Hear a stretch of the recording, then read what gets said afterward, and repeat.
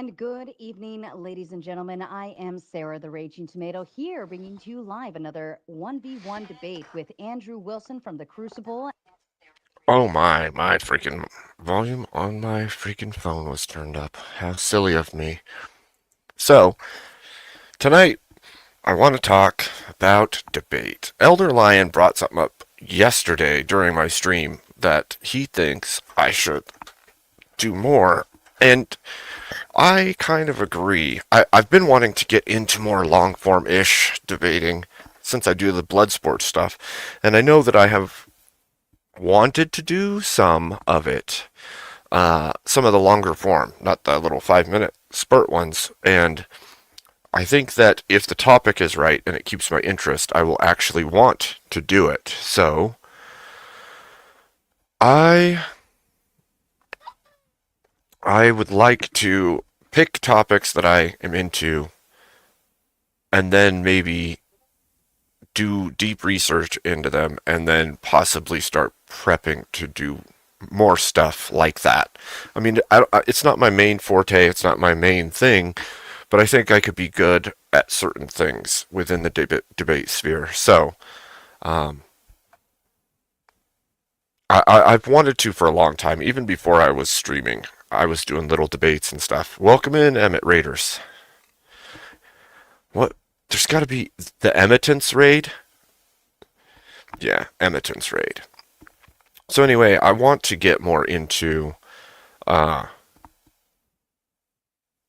debate, not as my primary, but as a side thing, because I think that if I have an affinity for it, I should do it. I think. Anyway, I'm going to play this for a second because it kind of cracked me up the night that it happened. Um, Andrew is a beast. I think we all already know that, but like how he opens oftentimes is he pre-destroys, and it's something that's worth studying a bit because depending on how well you do it, you can preset yourself in really good positions. So I'm going to play this for a minute here. And WIC TV. Tonight, we're going to ask the question: is Christian nationalism better generally for society than the progressive status quo? My apologies on the tardiness. Andrew, would you like to begin with your opening statement, please? Yeah. So first and foremost, let me point out that Wick won't really have much to say during this debate except der her jar opening and boxing match nonsense trolling because he's a fucking idiot. So let's get this out of the way right now. Yes, one time I couldn't open an olive jar. And also, yes, Wick will let you beat the shit out of him for money. Both of those things are true. Now to the meat of the debate. There are two positive claims here. Wick claims that the progressive status quo is superior to Christian nationalism, which is hilarious. So we'll start with what Christian nationalism is. Christian nationalism or Christian populism is the belief that Christians should be the dominant force in society in both government and the social order. It proposes that a population needs to be moral, and the government, which is in charge of them, needs to be a moral government, which means they adhere to Christian ethics. What? You can't hear the video? Wait.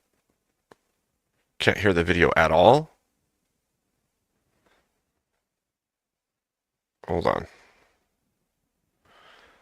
Let me do this. There. See if that makes a big difference.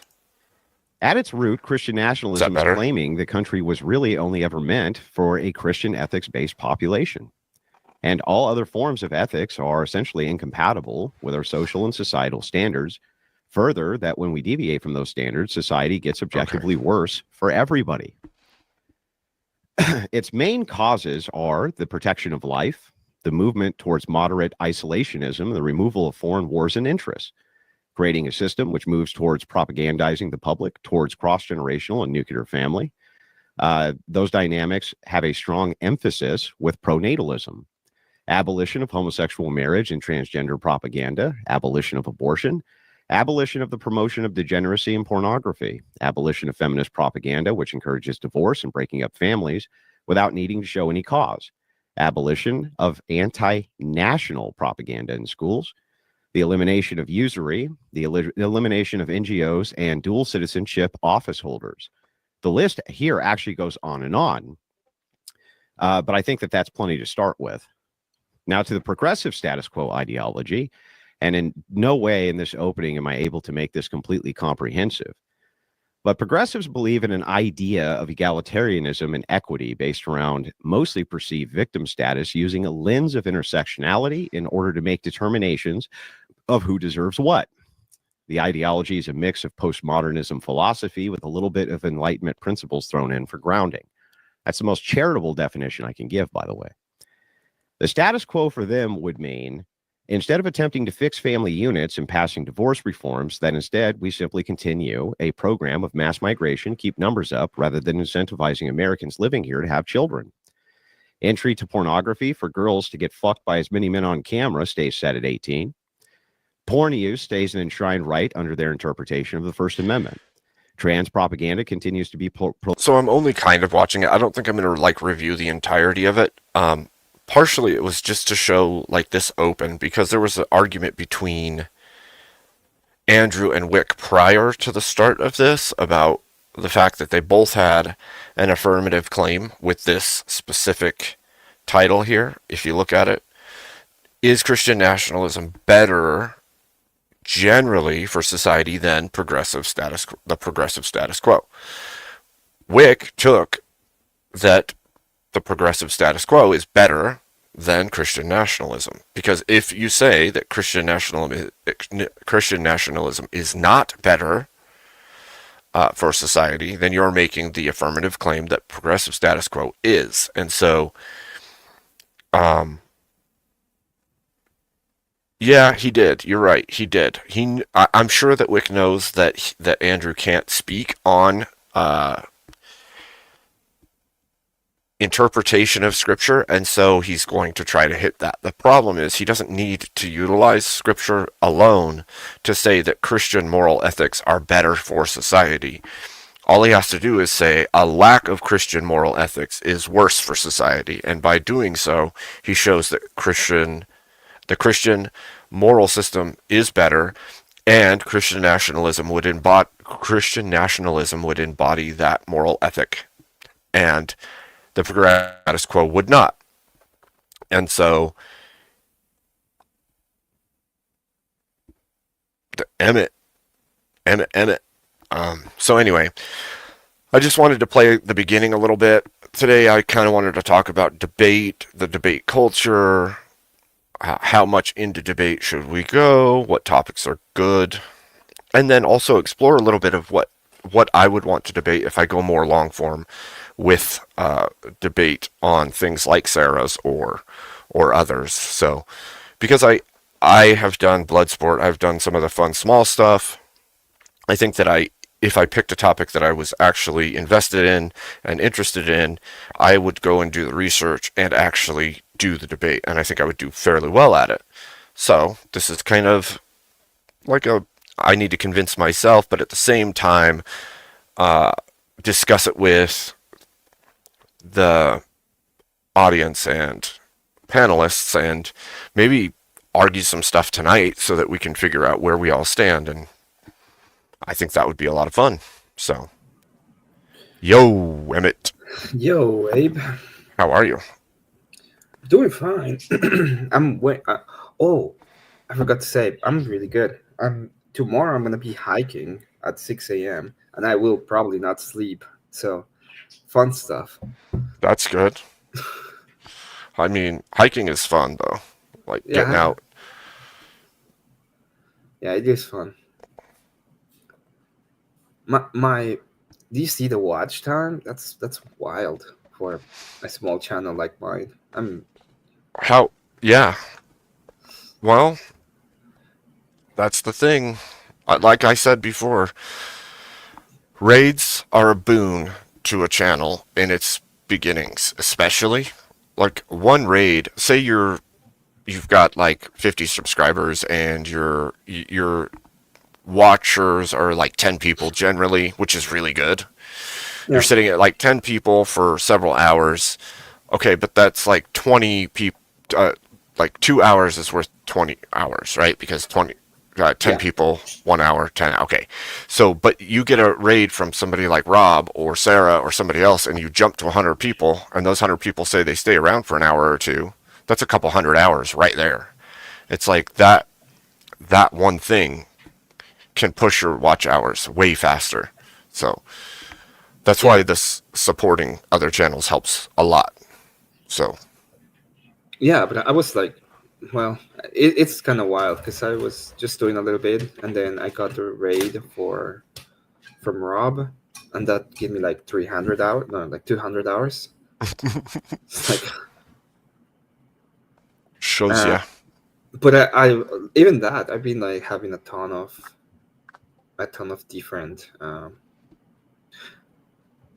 My view retention is pretty good. But even with that, so I'm really happy with how I'm doing. Good. Yeah. I mean, you're growing fairly good pace. And I think your community is forming stronger and stronger too. Like people that have a unique interest in your subject matter, right? Your projects, your art, your Yep. so I think that that's really good. Got to build the foundation before you can build the building, right? Yep. So, Are we watching Andrew versus Wick? I figured we could watch some of it and then like do more discussion about debate itself and what makes for good topics and what we're interested in, and if I'm going to do any long form, what topics would I dig into and find interesting enough to actually debate in a long form uh, format, like Sarah's or modern day or whatever. I think you would probably get a good start with Saris because you know her. She's it would be easier for you to set up there than with Oh yeah, absolutely. With James, yeah, it'd be with modern easier. database. Yeah, it'd be easier for sure. But I have to pick a topic that I feel strongly enough about, and then I'm going to be willing to dig deeply enough into. And then I got to figure out who I would debate on that topic. So I figure tonight we could like hash out ideas and debate ideas. And Yeah, that makes sense. yeah, so give me 1 second, Emmett. Hmm. I will be right back. You can tell a story or something. Like Yeah, explain. Oh, or you can shill.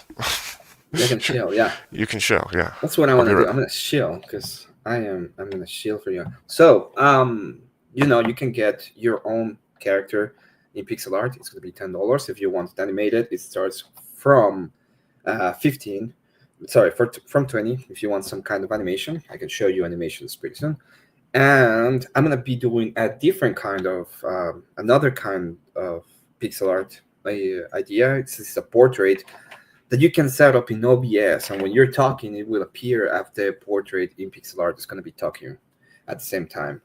So those are going to be 15, and I'll be doing. I will probably start selling them this Saturday. I'll be doing one for myself. I'll be testing it, and you're going to be able how it kind of looks like. And then I'll be doing one for Abe as well. And if you want one, you can ask for one. And even though Vibe says that it's boomer because he doesn't know anything, you can be cool because it's actually cool. Not boomer, it's cool. I'm gonna go ahead and do the crazy thing. Lower class, welcome, Scott. Nice to see you, Robert, Smoking Spaceman, one in. Moon Boots. Who else is on the house? Never Lucky, Scott, Buddha, fucking Bottom, John Cassell, the legend, obviously Vibe, me, because I'm here, John Bird, Mr. Beal, Jeremy Ryan. You guys are legend. Welcome, welcome every single one of you. Now Germ, Thank you, welcome. Emmett. Thank you, Emmett. Thank you. So, yeah, animated pixel profile picture that talks for you when you're using OBS. That's badass. You're right, not Germ. Get your own. I will post my link in the video because I am a shield, and you can catch me in one of my streams. or you can go to Abe's Discord and under it. Yeah, kind of like IBTuber. It's not gonna move with you. It's just gonna be like talking. It's gonna be kind of like what Root Concrab does. That's the idea. Okay. Yeah, it's a great idea. I know that I'm gonna get some from it. Uh, you said you probably will start doing them after Friday. Yeah, on Saturday I'll be doing mine on stream, and I will probably do yours. And if somebody comes in and wants it, I'll do it on stream as well. That's awesome, dude. Thank you, That's Don awesome. Germ. Yes, make sure you sub up to Emmett. He's gonna be something, right? You got to grow that cult, Yeah, my cult. my cult. Because my mushroom is better than your mushroom. Exactly. All right, I'm gonna keep this going. We'll see how this goes. Proliferated in schools, and children are lied to and told men can be women and women can be men. Socially alternative family units are glorified over nuclear and cross-generational families due to their perceived victim status and lack of equity. Prostitution continues to be pushed for as a legitimate female profession and pushed by progressive think tanks and LGBTQ ideologues. Of language in the nation will be treated as race equity in this ideology. Self Is it the stream or you're getting? It's already happening. Abortion becomes an enshrined right for all women as part of this ideology. Yes, Because you froze for like a second there, so and it made the video freeze too. Yeah, I made the video first too. Nabbit. Okay. Its main causes are the protection of life, the movement towards moderate isolationism, the removal of foreign wars and interests, creating a system which moves towards propagandizing the public towards cross-generational and nuclear family. Those dynamics have a strong emphasis with pronatalism, abolition of homosexual marriage and transgender propaganda, abolition of abortion, abolition of the promotion of degeneracy and pornography, abolition of feminist propaganda, which encourages divorce and breaking up families without needing to show any cause, abolition of anti-national propaganda in schools, the elimination of usury, the elimination of NGOs and dual citizenship office holders. The list here actually goes on, but I think that that's plenty to start with. Now to the progressive status quo ideology, and in no way in this opening am I able to make this completely comprehensive. But progressives believe in an idea of egalitarianism and equity based around mostly perceived victim status using a lens of intersectionality in order to make determinations of who deserves what. The ideology is a mix of postmodernism philosophy with a little bit of Enlightenment principles thrown in for grounding. That's the most charitable definition I can give, by the way. The status quo for them would mean, instead of attempting to fix family units and passing divorce reforms, that instead we simply continue a program of mass migration, keep numbers up, rather than incentivizing Americans living here to have children. Entry to pornography for girls to get fucked by as many men on camera stays set at 18. Porn use stays an enshrined right under their interpretation of the First Amendment. Trans propaganda continues to be proliferated in schools, and children are lied to and told men can be women and women can be men. Socially alternative family units are glorified over nuclear and cross-generational families due to their perceived victim status and lack of equity. Prostitution continues to be pushed for as a legitimate female profession and pushed by progressive think tanks and LGBTQ ideologues. Any standardization of language in the nation will be treated as racism because of the lack of equity in this ideology. Suffrage will likely need to be expanded to as young as 16, which we see in the European progressive model right now. It's already happening. Abortion becomes an enshrined right for all women as part of this ideology because women are also a victim class who don't have equity with men. Marriage takes the form of alternative values being just as legitimate, and a man and woman, all alternative forms of marriage are going to have to be under progressive ideology equally protected. I don't see why that wouldn't include polygamy, which there's already mass movements for, or why that wouldn't include multiple partners in marriage. If you allow 2 men to get married, I don't see why you couldn't allow 3 men to get married or 4. The list here goes on, but for the sake of time, I will just list some of the problems the status quo has that Wick here is going to defend as being good for society. Let me address most of Wick's pathetic objections up front. He will say which form of Christianity. He just needs to remember he's at the mercy of the same question: which form of progressive or liberal ideology? Acting as though because Christians debate social and political issues, we don't have many unifying ethics would be just as absurd as me claiming progressives don't. He'll say that Christians fought wars with each other. So what? They also fought wars with Soviet secular Russia under communism. Also, this claim is silly as it pretends secular nations won't ever fight wars with each other. He'll claim life is better under progressive ideology, but he's actually just conflating that with technology. Can you pause He'll it for a also second? argue that Christians will shut the door behind them, creating authoritarian. So I don't know if you saw the beginning of this debate before they actually started. Yeah, before you popped up, I mentioned it too, that we didn't get to see it on Sarah's side, but on Andrew's side, we could hear the argument between Wick and Andrew. Okay. I just wanted to be sure if it was mentioned. Well, we could do a rundown because there's a lot of new viewers in that weren't here when I said that. So, one of the things that happened that is important is Wick thought he was in the negative and he didn't have to. He was just going to cross-examine pretty much Andrew. But the way that the prompt was created, which is a question, puts them both in the affirmative. Even if you say no to an answer of a question, you're making an affirmative claim, which is a lot of people don't get it, but it is true. When you say this doesn't exist, that is an affirmative claim. You are saying that the thing does not exist. So you're still at the mercy of the same kind of thing. So he has to give. That's why he says that he has to. He's at the mercy of the same question: what kind of secularism in this case? Which there's like a bunch of them, and nobody can even tell you what secular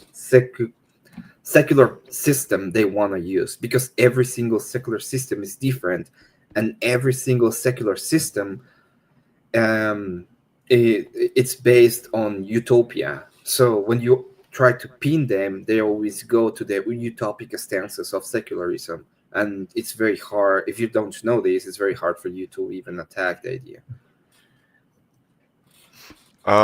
Yeah, I would agree with that. Like, this is the same thing we talked about kind of with Steerman yesterday, right? Like, there's no foundational guidance in a purely personal subjective standard, right? Like, if you're saying this is the way it is because I believe that, then eventually it comes to you believe it's one way and I believe it's one way and we can't reconcile. And then you just multiply that by millions of people who can't bridge the gap between what they believe should be and shouldn't be, because there's not a structural foundation by which we can all utilize to guide as guardrails for the system that we're looking to build or to function within. And I agree, like Wick, it got really crazy too, because Wick was like spurging out saying, do you even know how debate works? And I'm on the negative. I don't have to affirm anything. You have to affirm that Christian nationalism is better. And he's like, yeah, but in order for Christian nationalism to be better, that would mean, or for it to not be better, then that means yours is better, which means you would have to prove that mine is not better and yours is. Yep. So you still have an affirmative claim in this specific debate topic. So it was crazy, actually. Yep, like, it almost didn't happen. Like, this debate almost didn't happen because of the argument in the back. This debate almost didn't happen. And we had to agree at the end, but I think he pretty much was still in denial when he accepted it. And Zara was like really trying her best. It was kind of weird to witness a moderator trying to explain the debater how debate works. So don't be weak. Learn the debate ideas. Yeah, we can continue. I just wanted to know if people know about the behind the scenes. Yeah. If you weren't there, it was crazy. It was like a yelling match between Wick and Andrew about the debate topic, and Sarah was trying to smooth it over, but they just kept going at each other, and it did it. It sounded like Wick was just going to up and leave if it continued. So anyway, we'll keep going here. As if progressives can't be authoritarian or change the Constitution to their liking, which they do all the time. In fact, Wick is at the mercy of every single criticism he will make at Christian nationalism for his system. Let's start with a thing that he was criticizing recently, which is blasphemy laws. Progressives have their own dogma for blasphemy laws. What they do is they shadow ban people from participation in society. Okay. Marte can come up. Yeah. Why not? Let's do it. He's part of the Crucible, so I think it's a good idea Insight. to have him here. Mm-hmm.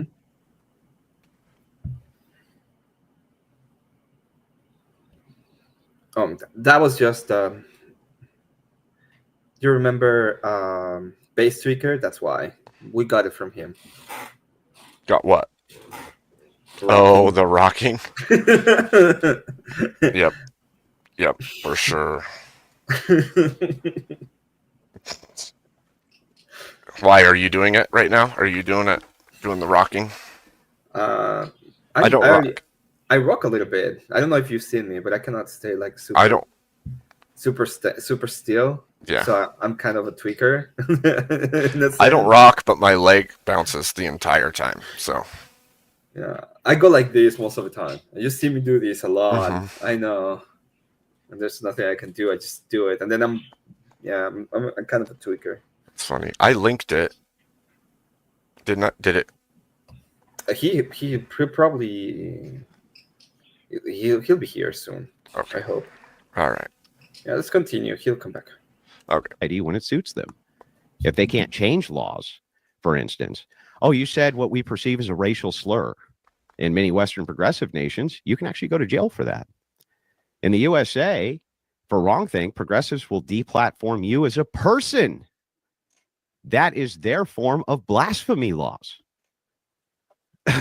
Now, I'll wrap this up. I'll wrap it here because there's plenty of meat here on the bone, and I don't want to gish gallop forever. I want to make sure that Wick has plenty to go after, but he can see I have plenty to go after as well, for the sake of fairness.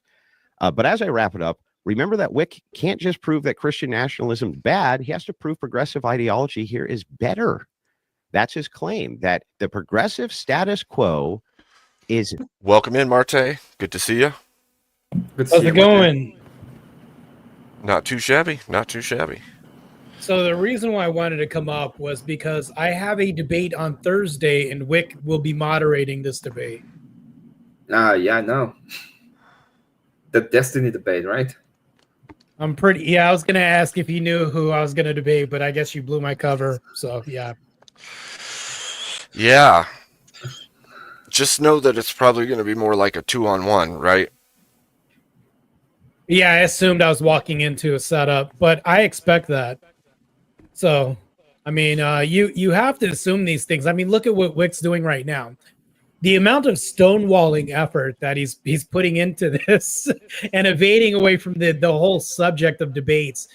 He's literally engaging in losing a meta debate before he even gets to the debate. That's what's hilarious about this. So, yeah. Do you know that is the topic set on stone? Because they like to change topics. The prompts, not necessarily topic, but they like to change prompts the same day. Well, there's several things that I'll address right now that are funny about this whole setup. I don't want to say too much, but I will say this. Hold on, let me put my power up. My battery's going to die almost to my setup. All right, got it plugged in. So here's the thing. I was supposed to debate Andrew Tate in Vegas at some point, which turned into an interview. But that's because of the new charges that were levied against him. And then the next thing that happened is this Destiny debate. Now, lo and behold, guess what's happened? This whole Mac thing happened, and now some charges are levied against him, and it's being blown up. So hopefully nobody pulls out of this debate either. So, like, there's a lot that's going on with this. So it's not only if the prompt changes, it's if he doesn't pull out because of the legal issues that are happening right now surrounding him. I'm not sure if you know what the debate is on, but it's January 6th was an insurrection led by Trump. That's what Oh the prompt is. Wow. Right. Again, we've already went through this road already. He's taken 2 L's. Rob Norris already destroyed him on this. Andrew Wilson has, and I will too. So I guess the whole crucible is just gonna beat this guy. Yeah. Yeah, so I I expect a will. 2v1. Okay. Just I'm gonna be honest with you, Martin. Okay. I don't say these because I think you're bad or anything like that. I predict that this. I predict that you're gonna go in and you're gonna be right about the ideas, but he's gonna gish gallop you in the rhetoric, and I don't think you're gonna be like He's super. not. So there's Listen, I'm I not. don't want to say too much. Yeah, no, don't say anything. In fact, don't tell us anything about the debate at all. But No, this I is will, just but I'm my- not going to lose anything for saying this. His strongest argument, you know what? Yeah, you're right about that. But I will say this: his strongest argument is not going to bog me down, and that's what Destiny happens to do. He'll bog you down on semantics and certain issues away from the issue, and then he'll stonewall, gish gallop. I already know this, but I'm already prepared for this. Well, the other thing So- is that he has Weak, and Weak is gonna go ahead and do Wow. everything in his power. I'm already to prepared for this. stonewall you. And I'm going to go ahead and take away his strongest argument away from him. And now it's going to. Abe, you've seen me in 2v1s before. You've seen me debate people, whole panels, and I destroyed this whole black panel on Fatty's channel. I'm used to this. Like I don't mind doing 2v1s. I actually like the competitive nature of having to battle 2 people because I don't think I've ever lost a 1v1 this year yet. I'm not trying to be super prideful here because anybody could lose, but I don't think I have yet. Unless Abe can tell me I've lost a debate that's a one-on-one with anybody. But yeah, I look forward can't to it. I'm think gonna of have one. fun. Yeah, my greatest concern would be just the fact that you're going into pseudo enemy territory, and with the 2v1, somebody else has got controls and they'll do what they have to. You know what I mean? Yeah, So Weak is gonna mute you at some point. As a mod, I've seen him do crazy stuff. He can. And here's the thing. I've been muted by Fatty. Fatty has muted me because he'll play this introduction music or this scenario. It's like some AI video, which mutes you in the process of day. And then he'll tell you he didn't mute you. So this is what he's done. He's the moderator was Fatty, right? We all can agree that he's moderator. I've debated people on his panels and also the detractor against me and had to debate Fatty numerous times. Even though he is the moderator, he'll ask me questions and then be the person I'm going to have to debate too. So I've literally like debated Fatty and my opponent at the same time. It's actually becoming a more comfortable territory for me to do this. yeah, I mean Yeah. that it's good because you've been training for it basically anyway. So Pretty much. Fatty, thank you for helping me train for 2v1s because literally I've had to battle you as a moderator and my opponent sometimes. And this has happened on, I think, you know what's funny? Sarah's been the most fair. I will say this. I don't care if you get mad if I say this. Sarah's been the most fair, firm, and consistent moderator I've actually ever seen. I don't think there's anybody who's more fair than Sarah right here, to be honest with you. She's least biased, more fair, more neutral than anybody else. If you're wrong, you're wrong. It doesn't matter if she likes you or not. So I would say that's true in most cases, at least. So There's been a couple of cases that I think she's been a little bit biased. I don't know if you saw the page debate, but she threw a big bone to Kel during that debate. For example, I know I'm not trying to attack Sarah, by the way. I'm just giving you an instance where I thought she was a little bit biased in the moderation. But yeah, like she's pretty good 99% of the time, so that's better than the other 100 people that I just bias all of the time. yep. I don't actually think throwing a bone to somebody is actually biased, and I can explain why. Let's say that somebody is losing a fight, but I need it more entertaining for my audience and my channel and a little bit more fair because they're getting mollywopped. I might throw a bone to say, okay, cool, let's see what you can do with this bone. It's up to the person to decide whether or not they're going to be good with said bone or not. Whether or not they are is like up to them. I'm just saying, hey, they brought up a good point. What do you think about this? Maybe that's throwing a bone, but it's like that person still has to use this tool correct. If I give you fire, but you use this fire to burn a house, then you're bad. But if you use it to cook your opponent, then it's good. But it's up to the person to decide what to do with this bone or this tool. It can be bad or good in the wrong hands, right? So Um, I don't really think that throwing a bone to somebody is necessarily biased. What I did do you think is watch biased. Did you watch the debate? No, I'm completely ignorant. I'll admit that. But Okay. I've seen cases where moderators threw bones, and I'm like, well, that's not exactly being biased. I think what is biased, what I've seen in debates I've been in, when the moderator starts debating you while the opponent is also debating you, fatty. It's like, so this has happened numerous times. Yeah, I yeah. think that's completely biased. Well, as I said, she didn't do that. Like Wick's probably gonna do. That's what I'm saying is there have been some times where Sarah has interjected herself in the way that the debate is going, and she's been. Um, it's not like only throwing a bone. It's like, hey, we're debating on these. These are the bases, and she goes through the sources, for example, and derails the whole conversation to the source instead of what they were actually talking about. And I understand that you will say, well, it's just like throwing a bone, and it's a little bit more entertainment. I get it. It's completely understandable. But if you're a moderator, there's a point where that can be a little bit biased, in If my you opinion. Yeah, if you bring up whatabouts in the middle of an existing back and forth, right? Mhm. That can throw it a different direction or change the direction of the debate instead I of can see allowing that. somebody to keep their semantic track or whatever. But like you've said, most of the time that's the case. It's she doesn't do that unless certain things get done Yeah. or brought up or so. So she's not like I said, 99% of the time she's probably the best moderator in the space as it is right now, and that has value in and of itself. It's like it can be a beat page for mine, and I'm not attacking Sarah. She's doing great, and her channel is doing great as well. Yeah, Yeah, I will say that because if like let's say Abe was a horrible moderator and he was biased and he had his favorites, I don't think I'd frequent your channel, Abe, anymore. If it was a matter of fact, I had a lot of fun in that panel, which was absolutely nuts. Not to detract from this conversation, but I will say this: I think that when you have a moderator and bringing it back to this point right here, I think she was most fair, most firm, and considerate because in this conversation, she tells Andrew to take a seat and to go play music or focus on his audience while she talks to Wick. I think she showed so much grace in this and actually so much neutrality. I appreciate her for that. Yeah, I well, would. Wig was about to walk. He Yeah, was that's like a lot of ready grace, to walk. right? I mean, I'm sure the three of us all heard it, like in the back end.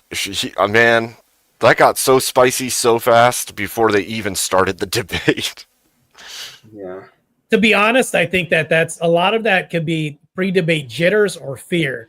I don't reckon it's anything else on Wick's part because here's the thing: I don't think he predicted any of this. I don't think any of this what he was doing was planned, but I do think a lot of this was ignorance and just being stubborn. To be honest, Right. Yeah. Well, even look at this freeze frame. What do you see? Andrew's still talking. What's Wick's face?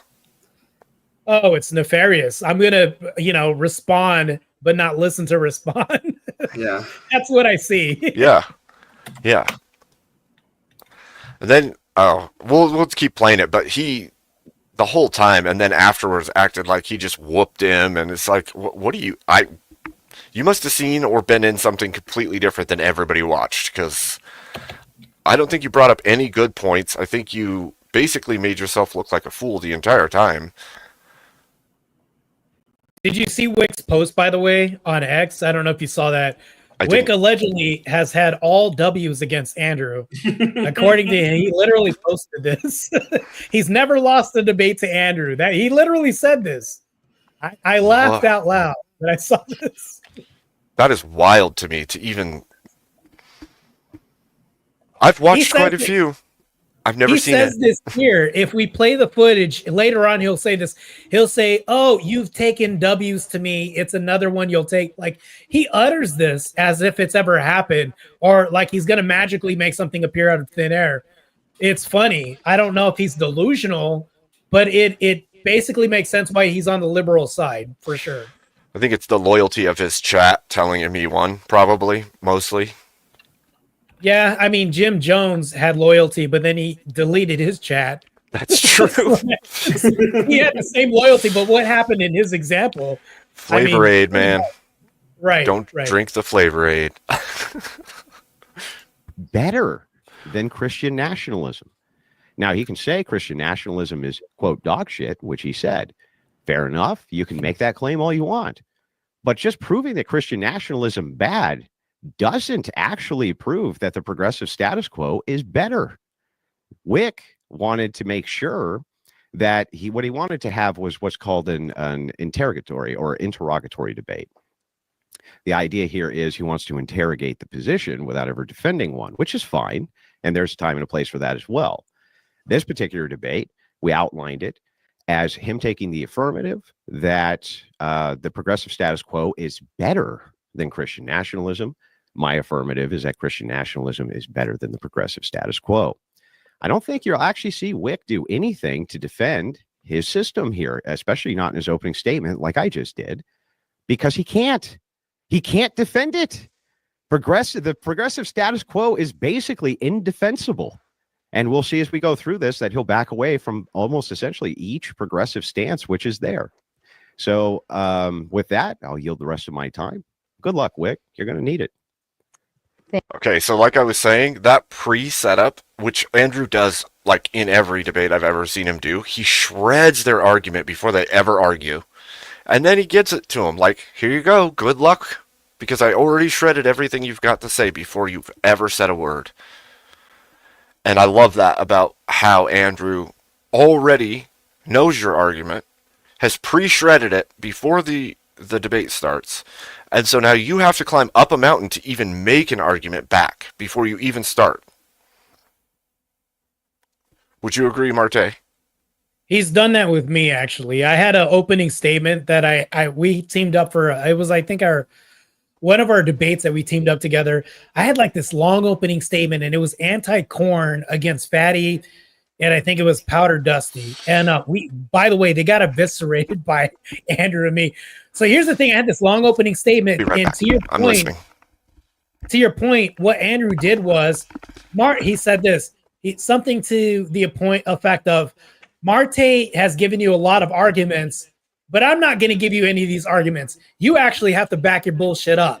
And then he went into their claims they made and then questioned this and said how stupid this was and literally turned their opening statements against them, throwing my whole opening statement out. So I thought this was funny, but I mean, he's damn good at what he does. So who am I to say opposite? We won, so.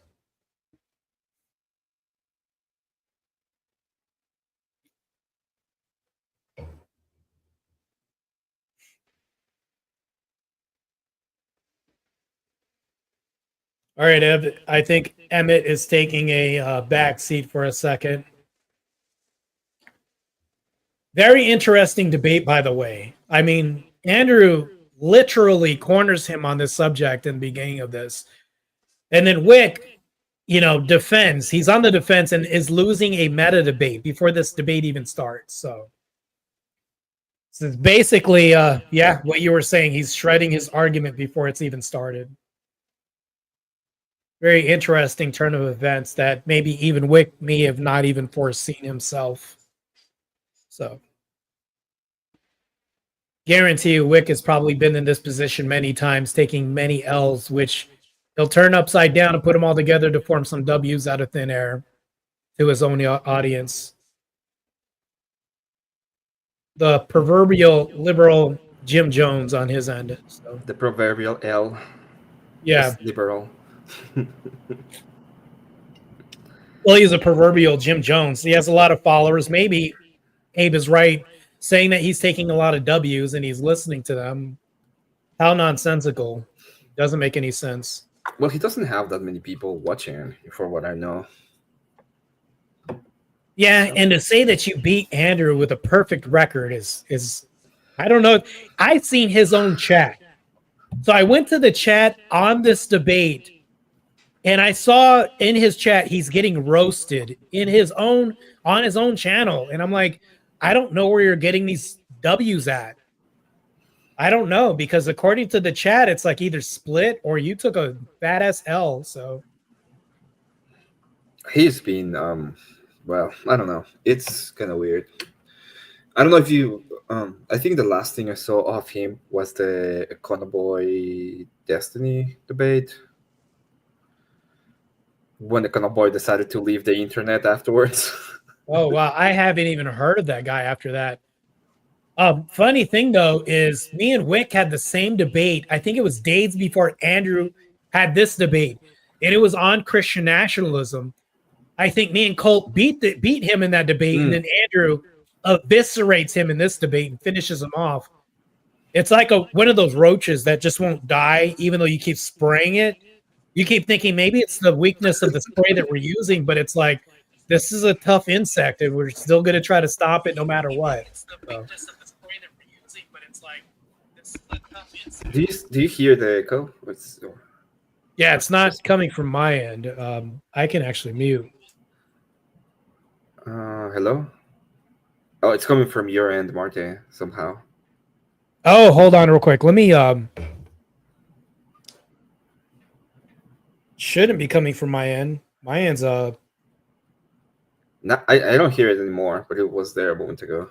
Oh, I think it was my phone. I think I was tuning into this, and that's how I found out you guys were streaming, and I left it on. So yeah. Yeah. So in this debate that we see, it's almost kind of reminiscent of my debate. Not that closely similar, but I mean, Wick was kind of I wouldn't say as bad faith in this debate. In my debate as he was in this debate, because I think there was a partner there, this guy who was a professor we were debating, who also had to share the load of his L that he took. So he couldn't monopolize the debate, so he could shift the burden onto his partner. So when we see him debate by himself, of course, he's going to feel backed into a corner, Gish Gallop and Stonewall everything to death. So obviously that's what's happening here. Yeah, I saw that debate. I saw a little bit of that debate. I don't know if it's Darko or that was his name, but he had a different name there. Let me check his name because I don't remember it. I think it's like Lynx, or I forgot his name. You're talking about my partner against Wick? No. Well, I'm talking about the Wick's partner. Oh yeah, I forgot his name. So yeah, it was that good of a debater. He was like a poli-sci professor of Christian studies or something like that. So well, it says Eucharist on the screen. So Eucharist, yeah, that's what his name. That's what he went by, Eucharist. Yeah. Yeah. And then Ellie Nix was your partner, which is an Orthodox. Yeah. Eli Nix, yeah. Well, do you know that we're no longer Orthodox? We're Orthodox now. Is that what it is? We're the Orthodox. You know, I can't even call myself an Orthodox Christian. You know that, right? I'm still a catechumen. You're still a catechumen, yeah. But I mean, you do believe in the Orthodox Church as a true church, right? Yes, I'm an Orthodox Christian ethicist. I can say that at least. I believe in the ethics of the Orthodox Christian Church. Well, you're still not like fully in the body of the church, but that doesn't mean that you don't believe in the church. I would say correct. So, and we're in the online space. I'm not saying I'm not taking this seriously when I say Orthodox. It's not like I've had people come at me because I've said, "Oh, I'm an Orthodox Christian," and then some woman comes out and actually, and I'm like, "Oh, here we go. Oh, yeah, I know I'm just a lowly catechumen. My bad." It's like, but so here's the thing, though, is that I think it's good for us to come online and to face our detractors in person. So if you see on the screen right now, You have Wilson looking at him, and then if you could see the expression on Wick's face, like the helpless rabbit as the wolf looks at him, like you see that what's going on right now. If we can see this, Wick literally looks like a caricature of prey that's about to get destroyed. As Sarah is just like, oh, I'm minding my business. There's no wolf about to destroy this rabbit right here. So we can see this right now. It's a portrayal of things to come. And Yeah, that's it is. literally what happens. Oh, I, as I said, I'm gonna be honest. I do think that you're gonna get a little bit of a nail this coming Thursday. I'll be watching because I'm very interested in the debate, but it's not because I think you're bad. I think it's gonna help you a lot to grow the rhetoric and all that it's needed. At the end of the day, that's why you're getting the ring, right? You need to go with the pros so you can get better at getting at beating the pros. Yeah. So when you say, I'm not saying you're bad. What do you mean by that? To be honest, I don't mean I don't think you're a bad debater. I think you can hold your own. You understand the rhetoric. You understand the points. So I don't think you're bad at debating. I'm just taking into account what I've seen of Destiny and off week, and I think they're gonna. Okay, that makes sense. So I don't think that we can go. So here's the thing with this whole battle with Wick and Wilson. Now I will say that we have. Even Abe can probably agree with me on this. There are people that do debate that are actually stupid people. Like they literally aren't really good at debate. They want to do it maybe because it could be a fad or it's cool. No, they're literally stupid people. So I think that there's one thing I'll say, and even Abe, you can agree with me on this if you think this is correct. I don't think we should underestimate the stupidity of stupid people to be ignorant and hard-headed to try to win, even in the most hardest times of being backed into corners. They'll fight like hell. Oh, yeah. And the craziest person to debate is a stupid person. Like, I'll be honest with you. People to debate. Yeah, because then they loop and they make connections that they think are logical that aren't. Then that throws the whole argument a direction that doesn't make any sense, and you can't get it back on track. Yeah. Yeah, I've debated. Well, I've interviewed and I've debated a little bit. For example, Steelman. Steelman is so wild. It's a wild card. He will say stuff that you have no fucking clue he thought. Okay, I thought you guys would be on the same side.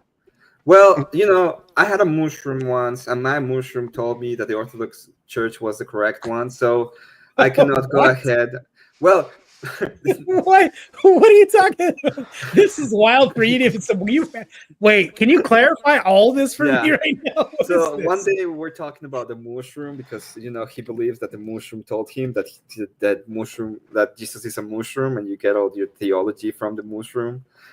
So I just said as a reply, well, I got a mushroom and my mushroom was better than your mushroom, so my theology is better than yours. Oh, I see what you did there. Okay. But I mean, I'm just saying, was he Orthodox at the time when he was talking about taking this? Or? No. Steelman is a Gnostic. Steelman is a complete Gnostic that believes in the mushroom god for some reason. I thought he was Orthodox. I thought he was not Gnostic. No. He's a no. They're a match made in heaven. Marilyn and Steelman are both Gnostic, and they believe two completely different things, but they both accept and help each other because they're both Gnostics. They're wild. Wild. They are wild.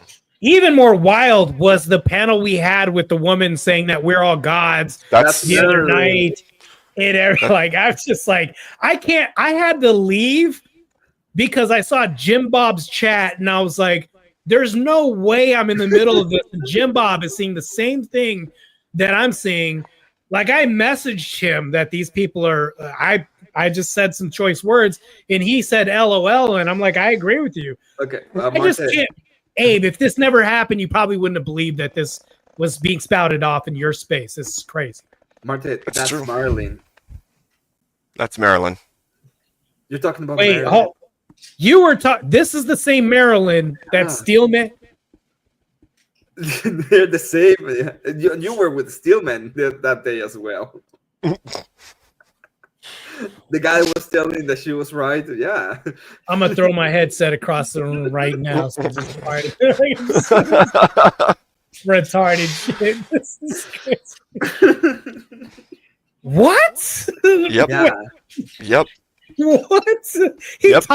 Anybody tolerating this is good. Okay. All right. Well, the idea Nothing is you about have to this cast crazy. down. You have to cast down the ideas that are bad. And so by allowing them to come up and say it, then all of the panels like, this is stupid, you are wrong, and here's why. And it literally went everybody on the panel one by one going through, like explaining why it's wrong. You know, it's crazy if people like Vibe who are really devout Christians got to step up and say something from the corners of the Ethernet and everywhere else that they're at. Like it's like Jim Bob's commenting, which you saw. Vibe showed up, and I'm just hearing this. I was literally I'm not the person that gets speechless or that say that. Does Marte ever get speechless? No, he just rambles on for. I was literally speechless. Marilyn shut me up, honestly. So. Well, that's one of the things that somebody else who came up said. He's like, it's bad because when the conviction of the person is so strong and there's no backing to what they're saying, but they believe it so wholeheartedly and they have nothing behind them. They have no organization, no teaching, but they're so grounded in what they believe, even though there's no grounding to it. It's like, I don't know how I'm supposed to even approach this. Well, wait, hold on. Here's the kicker. Steelman came and white knighted for this and said that the snake was the good guy. This is correct. Like, I was like, this is insane. By the way, Emmett, I thought you were talking about a different Steelman who is Orthodox. Who's been on the Raging Tomato. Now I remember Steelman was the anorexic Fabio guy that showed up, tried a white knight for the woman who couldn't dox herself.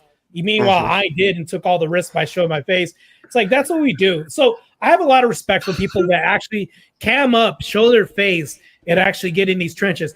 When you have a PFP up and you never show your face, it's like, yeah, you're not taking all the risks. Therefore, I can't really see you as an opponent like I do. It's like spectators that can talk crap about the gladiators in the arena. Meanwhile, you're still in the stands, not being visible to anybody, but you say you fight. How is this? That's crazy. It blows me away, kind of, actually. Yesterday, during the monetization celebration, Andrew showed up and Marilyn was on panel. He couldn't believe what he was hearing either. It was funny. Wait, Andrew who? Andrew Wilson. He was in the he chat. Showed up here? Yeah. He didn't come up to the panel, but he was in chat and he was like, what is like, this? I don't even know what this is. I'm just going to drink my beer. Like, okay. Yeah. That's fair. So I'll ask you, if you get monetized, is that because you have like 1,000 people or? If you break 500 and you have over 3,000 watch hours, you get the first tier, and then the next tier is 1,000, and it's 1,000 subs and 4,000 watch hours, and that one opens it up to like the ads in videos for monetization of each ad in the videos. So. Oh, that's cool because I'm at like 700 something. So I mean, little quick plug. If you guys are following Abe, my channel's not half bad either. I'm coming out with some controversial content. Some of the debates, I'm doing debates that I should be losing, like white people should get reparations from blacks and more. I'm literally signing the next debate I'm doing, which I'll accept, is that white people should also say that they have pride too. Why is this such a controversial thing? But yet somebody wants to debate this, I'll happily debate them on this. So I would, well, I always say, and this is something that I would not debate that because I always say the pride is seen, and I will continue saying that. So. Well, I'm saying the ideal of like, if you're saying that one person can say it's pride, but it's racist in 2025 when you're 5 generations or 2 removed from the people who are actually racist, is this really bad? That's what I'm contending with. I know pride is a sin and it's bad, but when we say this contextually right now, culturally, white people can't say that they're proud of their culture, let alone people thinking that white people have no culture. Meanwhile, we have Clint Eastwood, actors, like people who built America. We literally have presidents with wigs and weaves and braids. So black people can't say there's cultural appropriation because whites have braids when they've had braids as monarchs and everybody else in the infrastructure of England, like, and wigs. Like, you can't, like, so here's the thing, though. This is why I mop the shit out of like the black community is because when I go through my historical references, when I go over like my analogy, it's almost like they came to lose. Yeah. No offense to anybody. Like, but I'm just being blatantly honest. And that's why I do these debates that are set up for me to actually lose. There should be no way that I win. Whites get reparations from blacks, but I did, and I'm off the whole panel up afterwards. I'm thinking, what else can I set up to? Oxygen doesn't exist. I'll do that to see if I can actually lose a debate. Not that I'm being prideful right now, but I'm just saying that a lot of people do not have good arguments, and this is why I don't think I'm a master debater. I think I'm good at what I do because the left doesn't have good arguments. Their best arguments are why children should be transformers. You know what I'm saying? If that's your strongest argument, you guys don't have anything. You have nil. That's it. So. Yeah, that makes sense. That's pretty true. Like, if that's the tack you're taking, you're going to argue all of the most degenerate things you possibly can. That's pretty. I would say it's pretty easy to stand against, but there is definitely people out there that have eloquent argumentation for the most evil things in our society. But only the top tier people. Thursday? Yeah, only their highest end people, because the rest of them don't. Right? Yeah, it's not like it's not like there's 20 destinies. There's just not. Is your channel on the edge? Yes, that's my channel. Okay, so people, I just posted on chat. Perfect. Go Perfect. on and sub. Yes, sub up to Marte. God, I appreciate the support, man. It's all good. I'll also support your channels as well too. I'll plug you guys in my everything. Yep. Thank you. Martin, do you mind? Would you like to have an interview with me on my channel if you want to? Yeah, I don't mind. I have a really controversial past, really crazy past. I'm a pro athlete in 2 world-class sports. Have a really colorful past. Had a career in law enforcement. In recent events. Yeah, you got your work cut out for me if you want to do an interview on me. Well, I like to do interviews about debates after the debate happens. So I would tell. Oh, we can do that too. We can do a post-debate thing on the Destiny thing if you want to do that too. I will watch the debate. I'll find you, send you a link, and be like, hey, you want to have the interview? And I will just talk about the debate a little bit, and then we can talk about anything else you want to. So yeah, that makes sense. Yeah, it can just be about debate. That's fine. I don't mind that. Awesome. I love debate. Yeah, if you want to do like a full breakdown, just so the space gets to know you, you can do that here too. I mean, however you want to do it. But Emmett, did you know that the first time me and Abe met was during a debate? Well, that's how I met Abe as well. He was my opponent the first time. Abe, you could tell him how it went. Yeah, it was what was it? It was does surveillance work as an effective deterrent? And I took the no position, and he took the yes position, and he won. It was on VK. So yeah, it's pretty awesome. Yep. Yeah. I mean, I had a blast. It was fun. It was pretty fun. Yeah. Yeah, I noticed you in the back, and I'm like, Marte, what's up? And you're like, oh, you know who I am. Wait a minute. Yeah, I was like, you know who I am? I'm just getting used to getting into these new spaces and stuff. And yeah, it's cool, man. I kind of saw you before. I just didn't. I wasn't really. But when we started getting to know, now I'm here on your channel talking right now as we speak, and yeah, it's pretty good, man. This is a pretty good community. Everybody's almost like 5 degrees of separation. We've all been on each other's channel, and either debated one another before. I think me and Emmett may have had words. about something in a conversation, and it's like so pseudo debate. So we've all had tested each other, or I would say shit test each other at some point. Yep. Yeah, I we mean, had that conversation about whether or not we should enforce marriage. That Oh was yeah. that conversation. yeah, that was interesting. Yeah, Yeah. Yeah. I that think was it's a good. really interesting space. I like that. I like really I like solution orientated topics that lead to good outcomes. And maybe we can do a fact finding resolution through a debate to come up with some viable solution that'll actually work. And that's why I think debates are really impactful and important, because I think that if we flesh through topics, we can actually come through its solution. But I think that people in this generation, they're too sensitive. They don't want to talk about things. It's like the case in point where you brought, somebody to a dinner and you're not supposed to talk about the two things. It's either religion or politics, but everything in society is revolving around these two topics that we need to fix. Yep. They're leading towards this or adjacent to that, like OF models, things like this. There's moral implication. All this is tied to politics and religion in some way, shape, or forth, or adjacent to it. So it's like the fix is in there, but it's like we'll never find a fix unless we can come to some solution-oriented conversation, i.e., debates. Yeah, I think that there's two sides to it, right? So there's the debate side, which is hashing it out, and it forces you to actually fight out the positions. And then the other side is just meaningful conversation about the topics. And you put those two together, you end up actually finding good solutions to the issues that we're all facing right now, especially the cultural ones.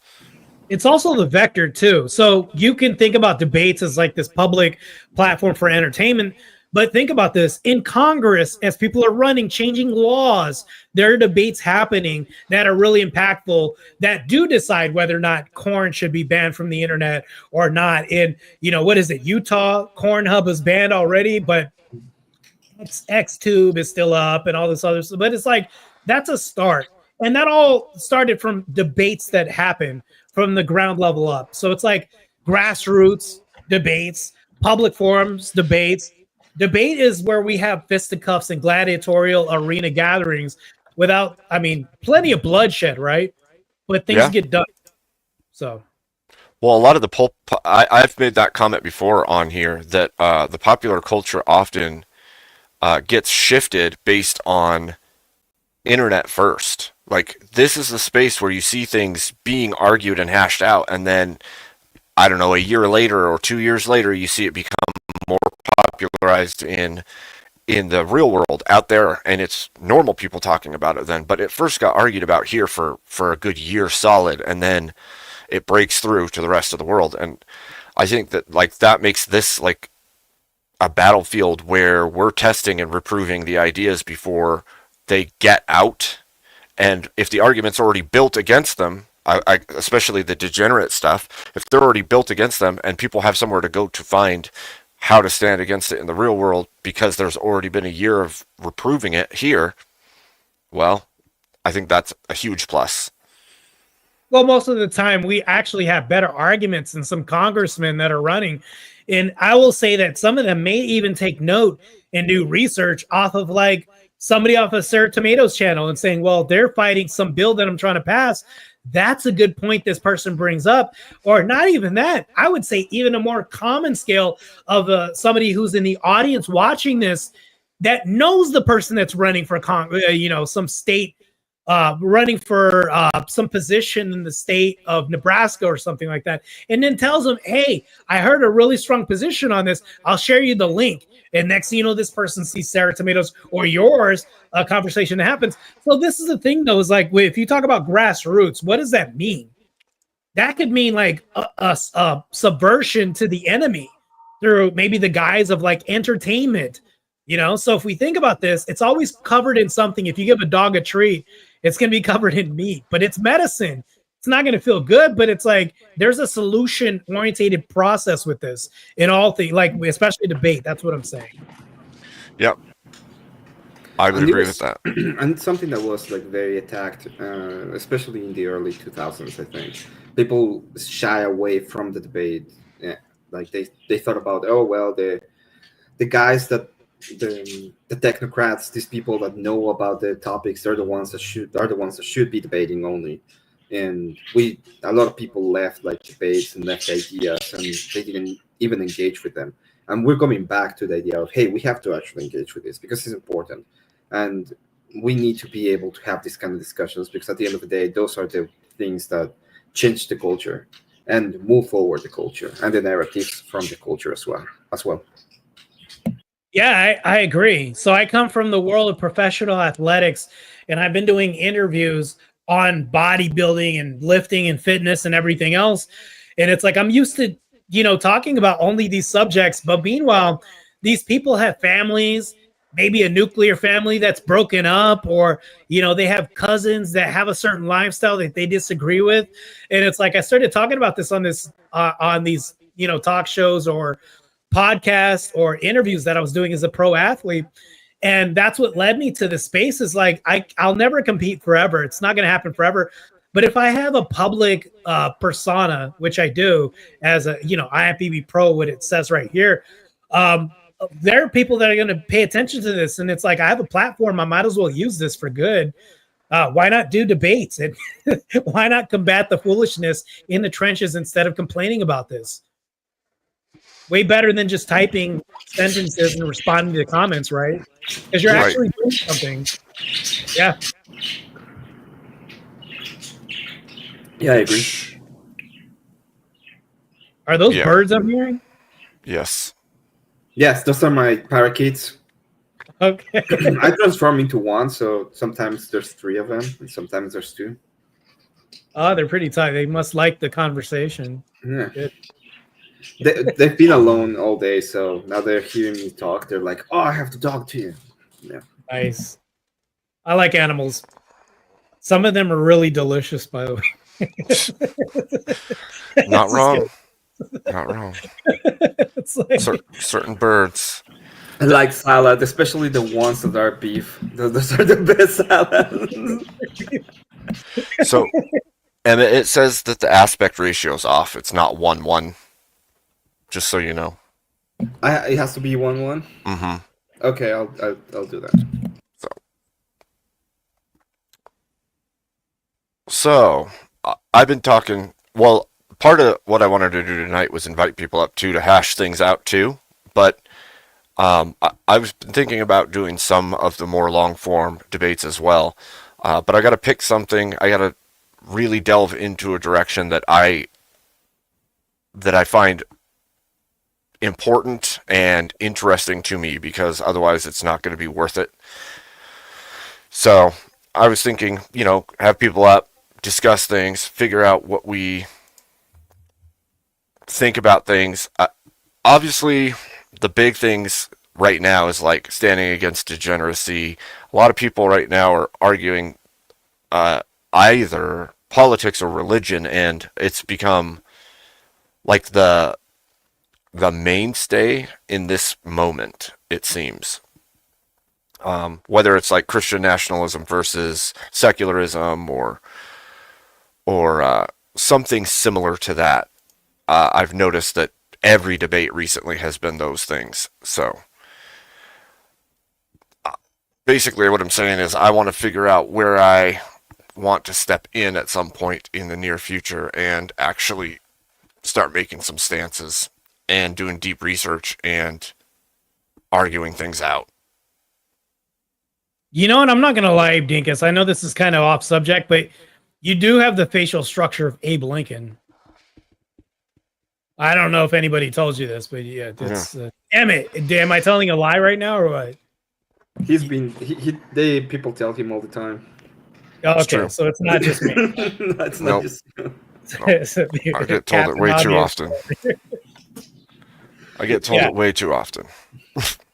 He even goes to the grocery store and he's told like, "Hey, you look like Mr. Abe Dinkus." Abe Dinkus? Oh, so Yeah. he's a celebrity now. I like it. Now he's a celebrity. Oh, Abe man. Dinkus is a celebrity. Is That was- the actual name of Abraham, like Abraham Lincoln? His actual name was Abe Lincoln. Is that Abe Dinkus? So, It's a secret. It's a it's well-kept kind of a secret. secret. It's a well-kept secret, exactly. Oh. You shouldn't have told people then. He's also like chasing vampires and kills them sometimes. Oh, you know what? That was a pretty badass movie. It was a. Yes. I still have that in my, saved in my files. So it's a pretty good movie. It is a good one. Yeah, a good it's one. not bad at all, man. It's a great So- concept for sure. I'm surprised nobody else wants to jump up. I've like thrown the link out repeatedly. People are welcome to come up and Talk to us, hash yeah. it out. Well, There's- I don't know if I should bring this up. So I am under fire right now on X. I don't know if you ever see my page. It pops up from time to time.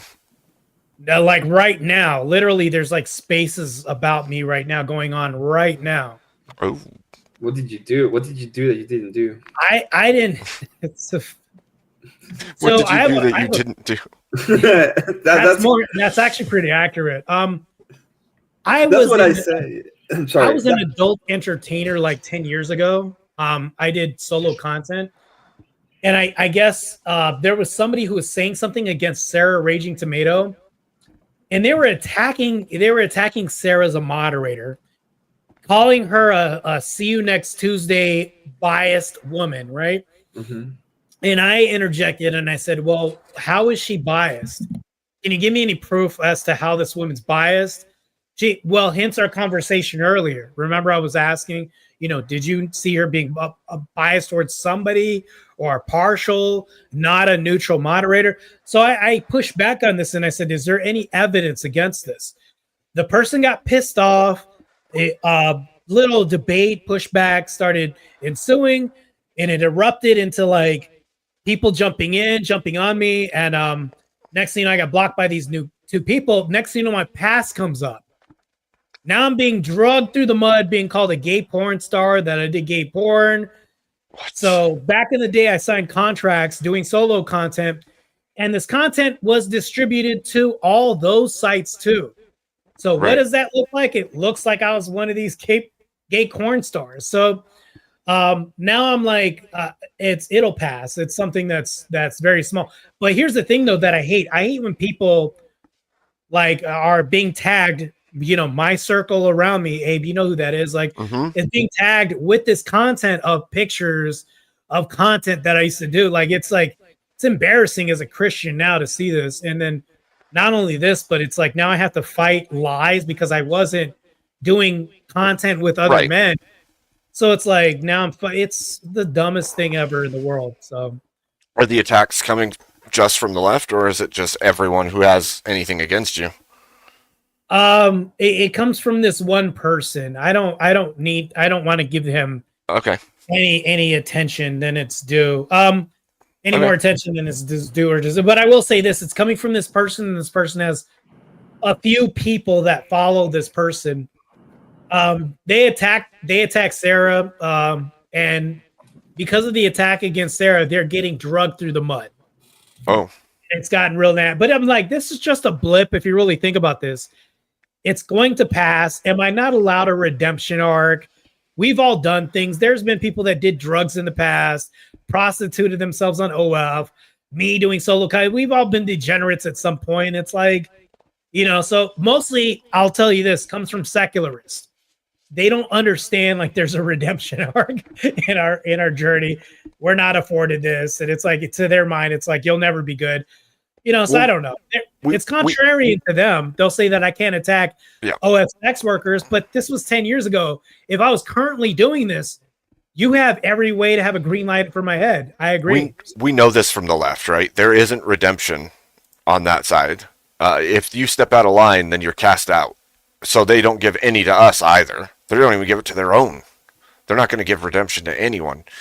If you've broken the rules, even if they're your rules and not theirs, then they're going to come after you for that. They'll come after you for any item they can latch on to use against you. Anything. Well, these people will burn bridges, meaning like this person, like let's say Emmett here, right? Decided to try to say, hey, I'm going to be an up and coming person. I want to have some relevance in the space of debates and YouTube or anything. But I'm going to burn the bridge with Sarah, who's very well connected and pseudo borderline celebrity at this point. So and I'm going to burn this bridge too and that bridge. What a very tough way to say I'm trying to come up by burning these bridges in opportunities that I could be afforded. It doesn't really make any sense to me to shoot yourself in the foot, which I wouldn't do. I'm very tactful with how I respond to people. I try not to use personal attacks, i.e., our debate with the surveillance. I was just attacking the argument the whole time. I didn't need to say, you top hat mofo. Like, I didn't need to. Like, this is stupid. I'm the same way. There's no point in taking it to a personal realm at all. Let the ideas decide. If you've got the right ideas and they've got the bad ideas, then you stay there. I have a specific way, and I've developed these over years when it comes to like drama or stuff like that, and I don't really care about. There's 3 things you can do, and this is gonna be this is my. Wait, are they? Did you say tree things? Are they gonna be like vegetation related or? No. There's 3 things you can do when you're dealing with drama. Oh, you're okay. Then I'll leave you to it. Go ahead. Thank you. Sorry, bad joke. Go ahead. I'm sorry. As I told Abe before, I sound. You're apologizing? Normal. Why are you sorry? What are you? I'm the one that should be apologizing. You know what? I sound normal. I'll let you finish, bro. Go ahead. Okay, I sound normal to me. You all sound weird. Whatever. The point is that I was gonna that you can do 3 things. One is you can make a reply, and it's a very short reply. You don't have to apologize. You say, "Hey, this happened." Whatever. The second thing you can do is you can never address it because it's not important. And the third thing you can do, and most people do, you can milk it. If you're gonna milk it, then be sure that all of the drama is gonna come, and they're gonna be all of these things are gonna be okay. But you're milking it. You're gonna make content out of it. So this is my recommendation. If you don't want that to be part of your thing, don't talk about it. Just let it go. Make a reply if you have to, and that's it. But if you want to be part of it, just milk it. If you're gonna milk it, though, you better make damn sure it's worth it. Yeah, that's pushing. So that's no pun intended. That's edging a little bit too close, and I don't want to do that. And the pun I meant was my channel name, not the corn. No. Anyway, yeah, I know. I know it's like a triple entendre here, but here's the thing, though: is like I'm saying. I wouldn't milk it. What I would do is I would make a quick address of the issue and then never mention it again. So that way, because if I make a long, which I actually kind of did on Twitter, but I needed to like just be really detailed and concise about this. But I couldn't just explain a little bit, but you explain it one time, move on. So that way, when people say, well, you're trying to hide such and such thing. No, because this post on this date, I did this. It shuts them right up. So, I mean, not necessarily, because if they really want to drag your name for no reason and have an emotional argument, you, Emmett and Abe, above all, like anybody have an emotional argument without reason, no matter what. So, yep. Yeah. But that's just what I would like. That's my idea. This is what I would do. This is what I would say. I never, if I have a drama, I've had drama before. And what I did is I addressed it. I never mentioned it again, and I will never mention it again because it's not important. Yep. But if someone wants to have drama with me and I find it funny, and I will milk it to the end of the day because I think it's funny, that's fine too. But you know what you have to do at that point. Like you're understanding what you're doing. So you're stepping into battle at that point. I'm just letting you know, just because it might come up. But if it comes up again, you don't have to address it. You're just gonna move on. Yeah, Emmett's three rules of logic right there. Address it, don't address it, or milk it. I got you. Yeah. The rules for drama. The 3 laws of drama. The 3 laws of drama. I like it. The 3 laws of. I like how everything is like some branch or tree to you. I like that. Yeah. That's awesome. You should call it the tree branches. The 3 branches. The tree branches of drama. That way you're not going to be misunderstood because you're talking about a tree branch, and also you mean 3. So I mean you're correct either way. If you could just own up to this, just milk it. Like you were saying, and then you can turn over a new leaf. By the way, you all have the weird accent. I sound normal. Fuck off. So fuck off. Hey, it's your own fault. It's your own fault. You don't stare at yourself in the mirror and speak more clear English every day. It's your own fault. Okay, I know. At least you don't get Oh called my Dracula as much anymore. You beat me to it. I was gonna say that. Every now and again. Every now. In fact, you know what? I can do it. I can do it for you. There it is. The whitest that is Mexican. Abe and Dracula. We have the movie. Yeah. Only there's some strange Negro in the mix. How did this happen? Oh, I didn't know it was like a movie about slavery. Oh, Abe Lincoln's supposed to free me. Abe, I'm at the bottom. Can you bring me up? Because I'm basically under both of you as a slave. Can I get free? I know you're fighting Dracula. We'll put the vampire below. We'll put the vampire below. Right now. The emancipation is real. He got emancipated right now, and he has usurped the vampire right now. Marte, who gave Vampire you has access been to a torn asunder computer? and is beneath us. Who gave you access to a Who the fuck gave you Look, access to? I'm free, no shackles. I like this. This is awesome. You need to go back to the fields, okay? We have some cotton to pick. Nah, I'm above you right now. I'm just, Shit. Paige. Paige, why aren't you up here? What the hell? Lincoln freed me. I'm here, and he's also put us under the vampires. I love it. It's awesome. Good. We just saw the movie right now. It's awesome. Only there was like Whole a movie version. Whole movie. Yeah, I like it. Holy crap. This would be a crazy clip. Hint, hint. No, I'm just Yeah. Man, I wish Andrew had jumped up. I would have loved to see him demolish Steelman. That would have been so fun to watch. Or Jim Bob. Or Jim Bob could have jumped up too. I told him when he was in chat, and he also declined. He's like, nah, I'm not in for that. I think it's just too stupid and beneath them. They're like, no, I'm not even going to play this stupid game. I think Marilyn is banned from Jim Bob's chat for a week. Oh, yeah. Forgot about that, actually. I didn't know what I was walking into. I honestly just showed up out of the blue. Abe, we should put the video of Jay Dyer versus Marilyn. Oh. Wait, no, that's a thing? Oh, that's a thing. She came on here, argued with me in my chat and my panel for like the whole night, and then the very next day she went and did a call in to Jay Dyer. No. Yes. He hasn't watched it. Let's put it. Okay, all right. Hold on. I'll get it out of the Discord. Yes, it happened. This is either a cluster or a comedic gold. Oh, it's amazing. A dumpster fire or a comedic gold. I'm just telling you, like it's either one or the other. This is definitely not gray area in between. That's what everybody's been saying. The Lions, she wrecked him. Yeah, with her stupidity, maybe. It's crazy.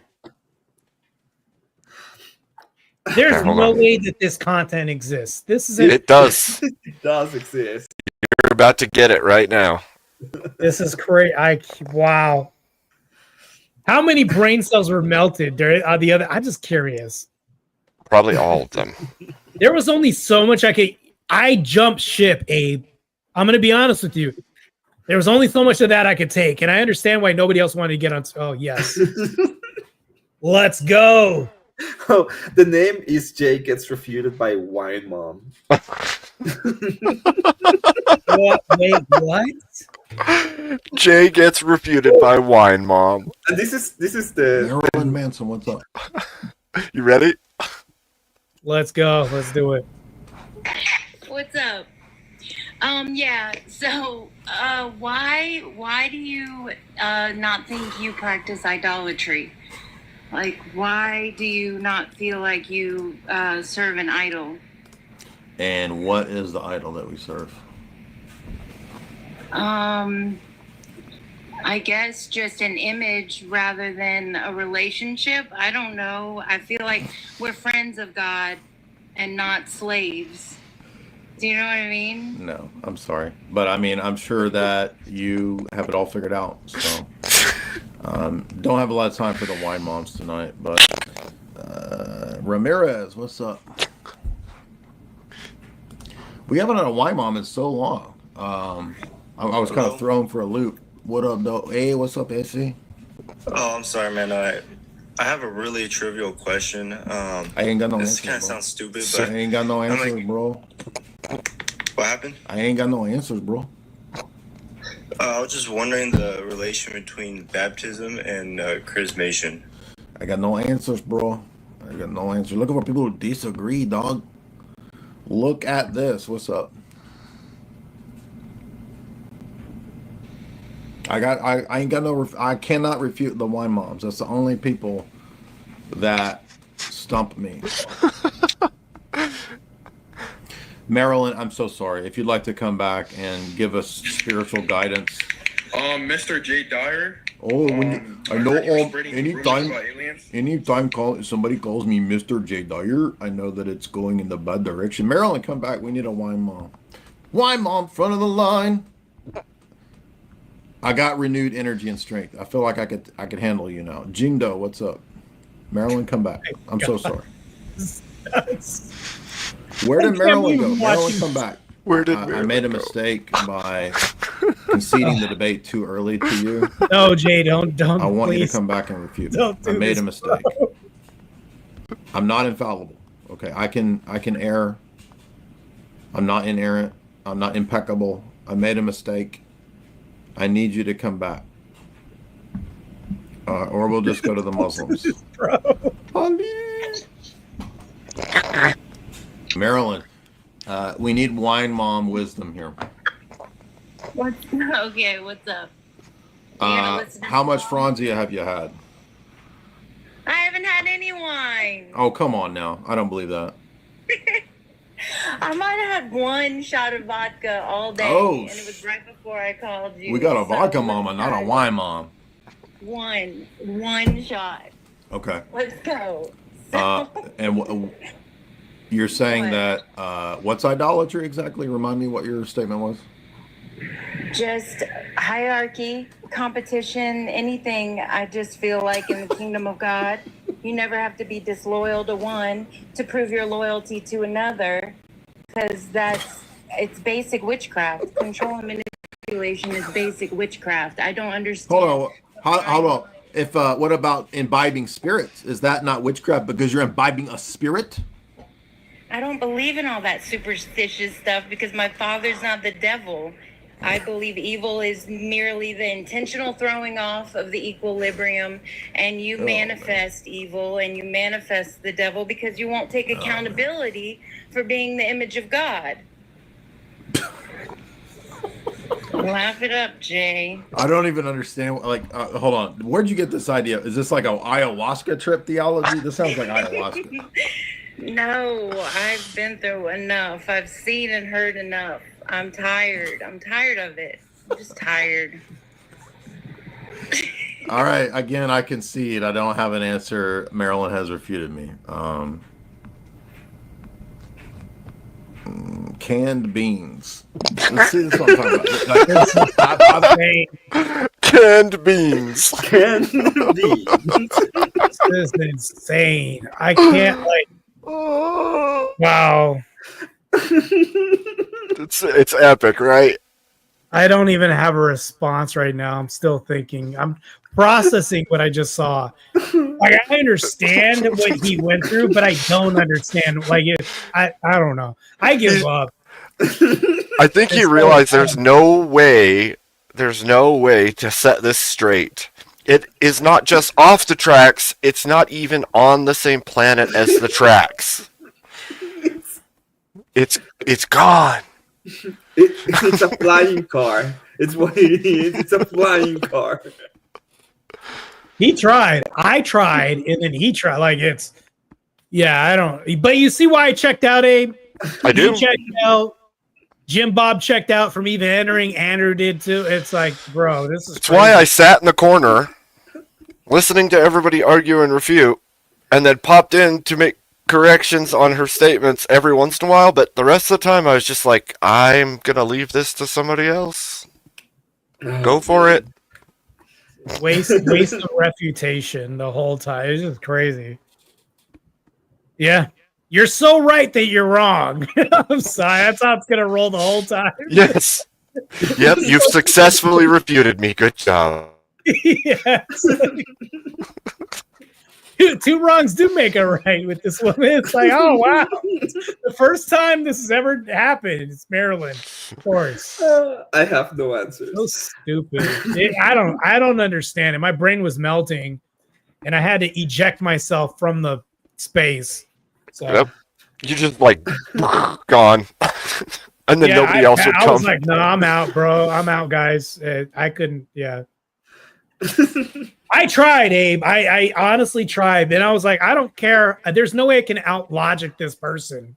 Well, the thing I would say is, she's like a nice person. She just spouts a lot of weirdness, like a lot of weirdness. Like I think it feels like a fantasy novel every time she's on panel. Yeah, but 8-year-olds are nice people, but they think Santa's real. They believe in all this other stuff, but it's like you're still an 8-year-old up here. It's like I don't get it. It's crazy. Maybe that's what she means when she says a dark night of the soul. We need. I don't know. It happened too early, and now she's stuck. I was gonna say K2, and we need K2. We need a weekend fixer, but he's sleeping. Yeah, he's sleeper team. I don't get it. I mean, I tried to tangle with her a little bit, and then I just started shutting down. So everybody else started coming in, and I was like, I've got nothing. I tried. It just... If we're being fair, everybody tried. So, like, you're not the only one that said, yeah, I'm good. Peace. Yeah. I bounced. I mean, I fulfilled my black duty. I went to go get milk and never came back. So it's literally what happened. Since I have you on right now, Marte, how do you feel about all this Raja Jackson stuff that's going on? I'll be honest with you. I saw the video. It looks really bad. Yeah. I don't know behind the scenes how much play was done, meaning like how much of this was consensual, like as an act, or if this was truly malicious, or like I don't know. It's wrestling, which is fake, not to offend anybody that believes in it. No, it is. But I'm like, how much of this was real? How much of it? I've only seen the video. I don't know any context behind this, by the way. Well, it looks bad. Just for the context, they met before, and he had like a propped beer, and pretty much like did a promo for the fight where he takes the prop and smashes it, but he doesn't even smash it on his head. But the kid wasn't in on it. The kid wasn't in on the pre-stuff. He didn't know what was going on at the time, so he was super offended, thought he was like actually trying to cause a problem with him.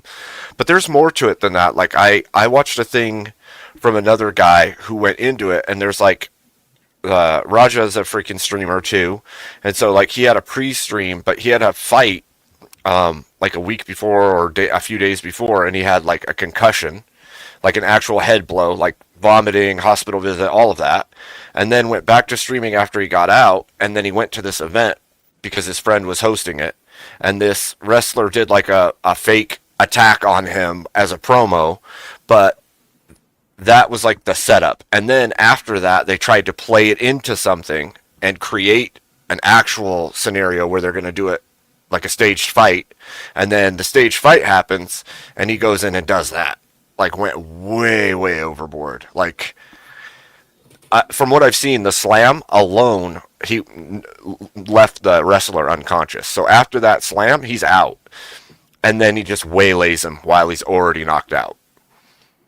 I think he took the slam I think he took the slam pretty well, like a wrestling slam. Yeah. But then the punches were that were over. Well, then that's the difference, right? Because Raja's son, the son Raja, is training MMA. He's a fighter. He's not a pro wrestler, and so the pro wrestling scene is phony, but for fun. There's still obviously physicalness to it. There's still actual stuff to it, but it's not beating the tar out of each other in real life. Well, Raja's used to actually fighting in like octagon type fights, so gets in there, slams him, and then just pummels his face in. People are asking for the link. Oh. Wait, I think I have the link. Yeah, it Very looked nice. brutal. I was watching that, and those looked like real punches. Those Didn't were look fake at all. So, no. I mean, if this is true, I think, to be honest, I think that if this was malicious and it wasn't an act, there should be jail time or lawsuits. I think there's Oh, I'm going to sure be a there will lot. be. Mhm. I'm sure there will be. From what I've seen, the road to recovery for this pro wrestler is going to be extensive because he did F him up pretty damn good, like real good. Yeah, this You is quite horrendous. don't care who you are. If you're in that position on your back and somebody's full on haymakering you to the head repeatedly, you're going to take some serious damage. Yeah, you're talking about possible brain. You're talking about Brain concussion, bleeds, yeah. all this stuff. Your brain's Yeah. getting knocked around, and there's probably going to be some lasting damage for a bit. That he'll claim for sure. And then, if you're talking about money, Rampage is, I don't know what his net worth is, Big but money. that's definitely going to be probably chipped away at a little bit, Oh, yeah. helping his son.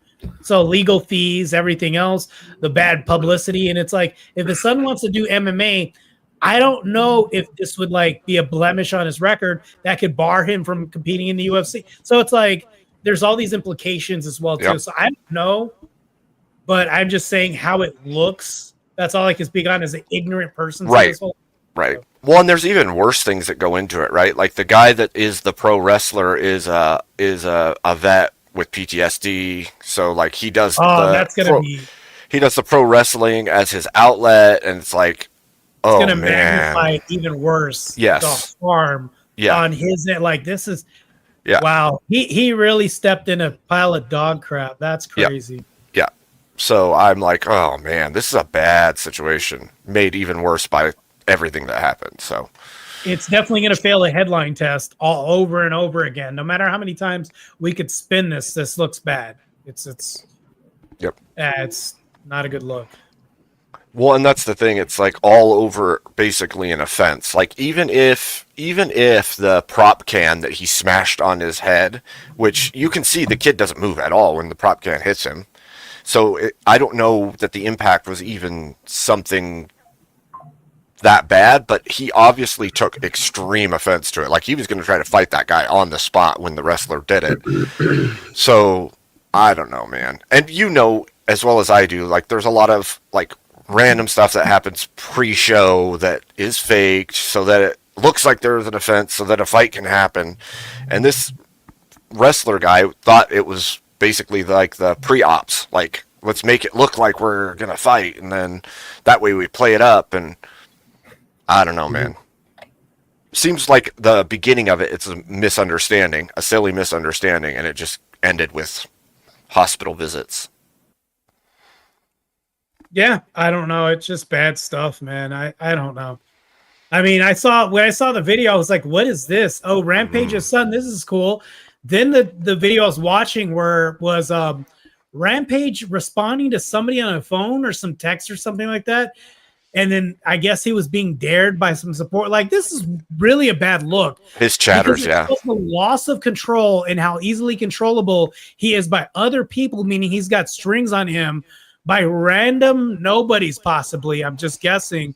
These are just random streamers or random people in the audience telling him, inciting violence, and then he's following through with this. This is very loose cannon rhetoric, and it's going to make him look bad. If this is indeed what I think it is, it's just bad. Thank you guys. What does that buy you? I drew a name change, Nuke. That's a name change. Mm-hmm. Sorry I missed it earlier, but you can let me know in chat.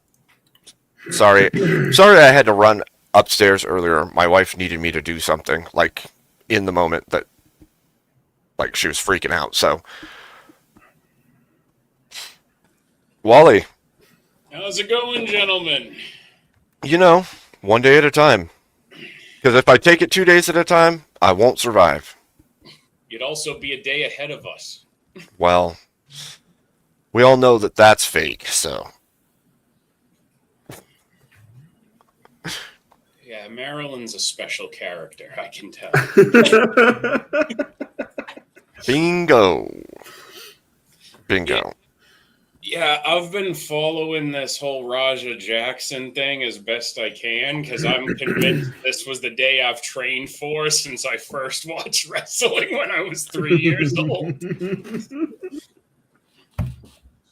But yeah, like it seems like he was well aware they had gimmicked that bottle, and like I think he knew they were working that original bit from the way it sounds. He was streaming this as well.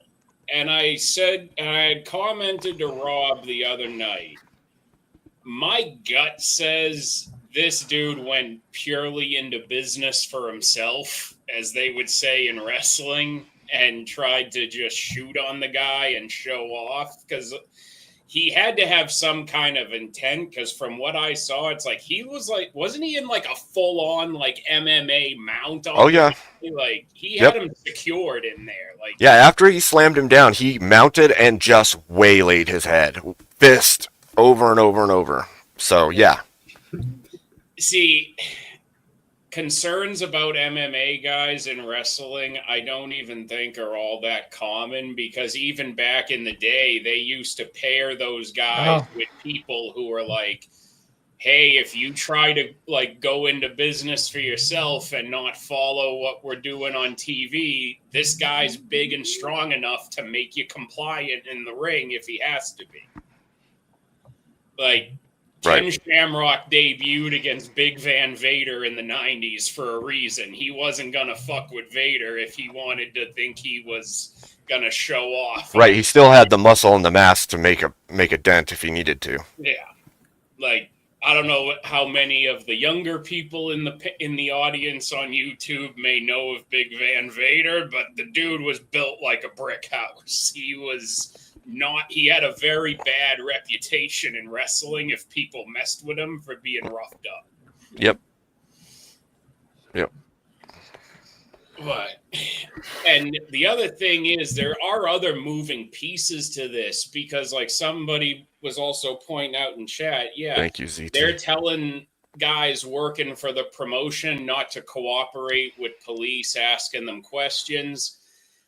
This particular promotion was also affiliated with the WWE ID program for independent wrestlers who are not currently like under a direct contract with WWE. And that's been removed from all the websites. So apparently they've lost their affiliation with WWE because of this immediately. Oh, damn.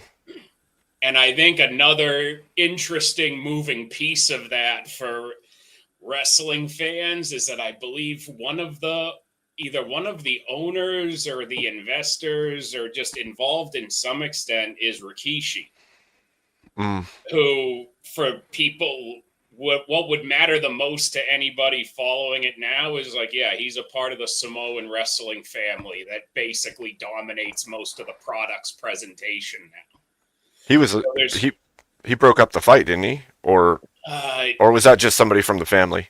Somebody else came out, but I don't know if he was in attendance for it or what. But I think there's definitely going to be some backstage business fallout from that, absolutely, considering he's got a lot of connections back to WWE. Oh, yeah. Now, if he had a stake in this company, like he's losing because of them having to be protecting the corporate ass over this situation. Yep. Because unfortunately for them, if WWE doesn't pull out from them at this point, they look like they're endorsing all the bad behavior. It's not good in any respect whatsoever, right? Like you've got the personal aspects of this, which are terrible. You've got the family lines that are all affected now. That's terrible. You've got the business on both sides, right? You've got the MMA is going to take a hit. The wrestling federations are going to take a hit. Like every which way you can think of, this is a bad situation. And you know what's funny is, and I won't be surprised when I see the take come from somebody in wrestling, because one of the old timers will pointed out eventually, and people won't understand it. But this is a point an old timer in wrestling would make. 30 years ago, the guy who got beat up would be the one in trouble. Mm-hmm. Because they would tell him, you're exposing the business because you didn't protect yourself. You made the business look fake. You're going to make less people come out because this MMA dude beat your ass and you didn't come out looking strong. He'd be 100% in trouble in the backstage for this happening. Mm-hmm. One, we've seen that even, right? Especially in the 90s, in the early 90s. So, I don't know, man. I can't imagine it's good in any way for anyone. And like Marte was saying, like the spin cycle is going to try to kick into overdrive for this, but the truth is, I don't know how you wiggle out of this. Like, you can say it was concussion, you can say he wasn't in the right state, but it doesn't really matter. At some level, you've got to. If that was the case, you had every opportunity to step out. You had every opportunity to not go in the ring. You had every opportunity to walk away. So it is very high, and I think anybody who has worked in pro wrestling to any extent will tell you it's very high risk to bring in outside people who aren't trained to do any kind of physicality spot in wrestling. Because even when you're doing stuff that's gimmicked, you still might get a little like bumped around here and there. I mean, even when they had Jelly Roll wrestling with Logan Paul, like Jelly Roll was actually down in Florida training for like at least a few months. Like he wasn't just being put out there and carried through the match. right, well, that's the name of the game. It's not real fighting, but you're still getting whacked. You're still getting knocked down. You're still flying off the ropes. You're still getting slammed. There's still damage. People get injured all the time. It's just high physical acting. As somebody who did spend a portion of his teenage years falling around a wrestling ring for kicks, I can tell you it feels really fun the first time you like fly around and you bounce on the foam and all that and you hear the noise and you're causing it. It ain't so fun the 10th time you're told to get up and fall back down again. Yeah. Well, impact still has effects. Oh, it's like somebody was saying, like no matter what size you are, it's basically a 30-mile, like a low speed car collision every time you hit the mat. Mm-hmm. Like 25, 30 miles an hour, like in a car hit by another car. Mm-hmm. Now imagine doing that maybe, dozens of times in a given night to get through that 20 minutes. And then the next night you might do that again. Yep.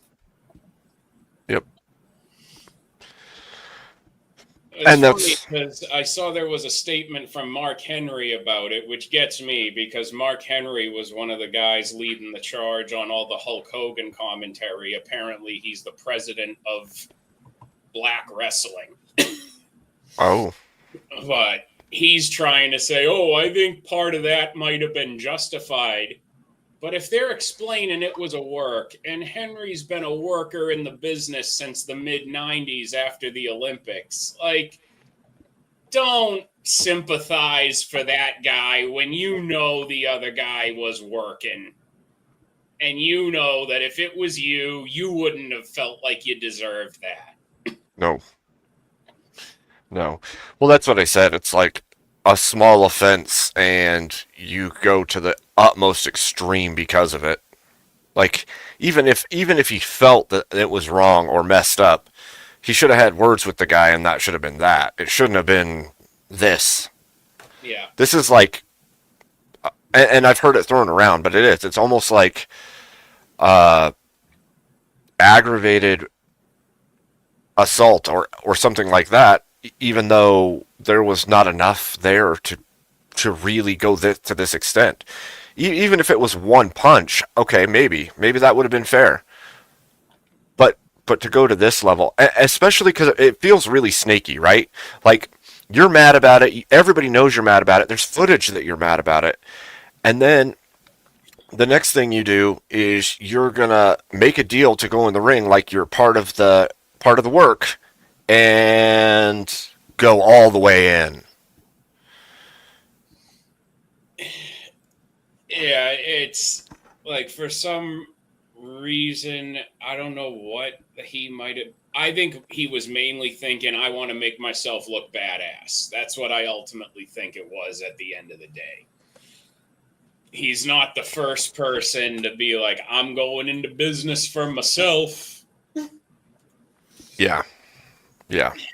Now, Well, it's interesting because WWE was in a very similar situation, and this shows you how at risk it can be working with people who aren't trained, because they cut ties with Travis Scott after he almost put Cody Rhodes on the shelf for a few months and cost them the main event they had planned for SummerSlam a few weeks ago, because he almost busted Cody's eardrum by giving him a slap in the wrong place. Yep.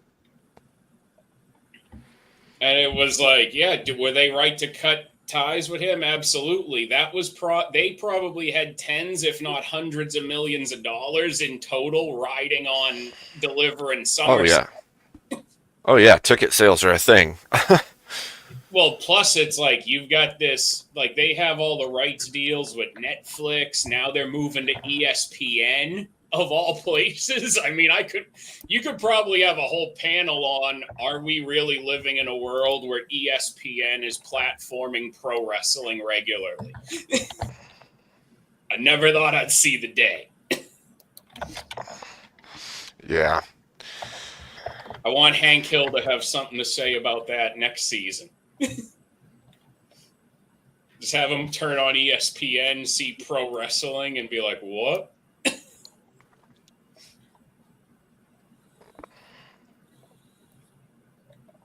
Brandon, welcome up. JS Urban Adventures channel, he goes on, he said.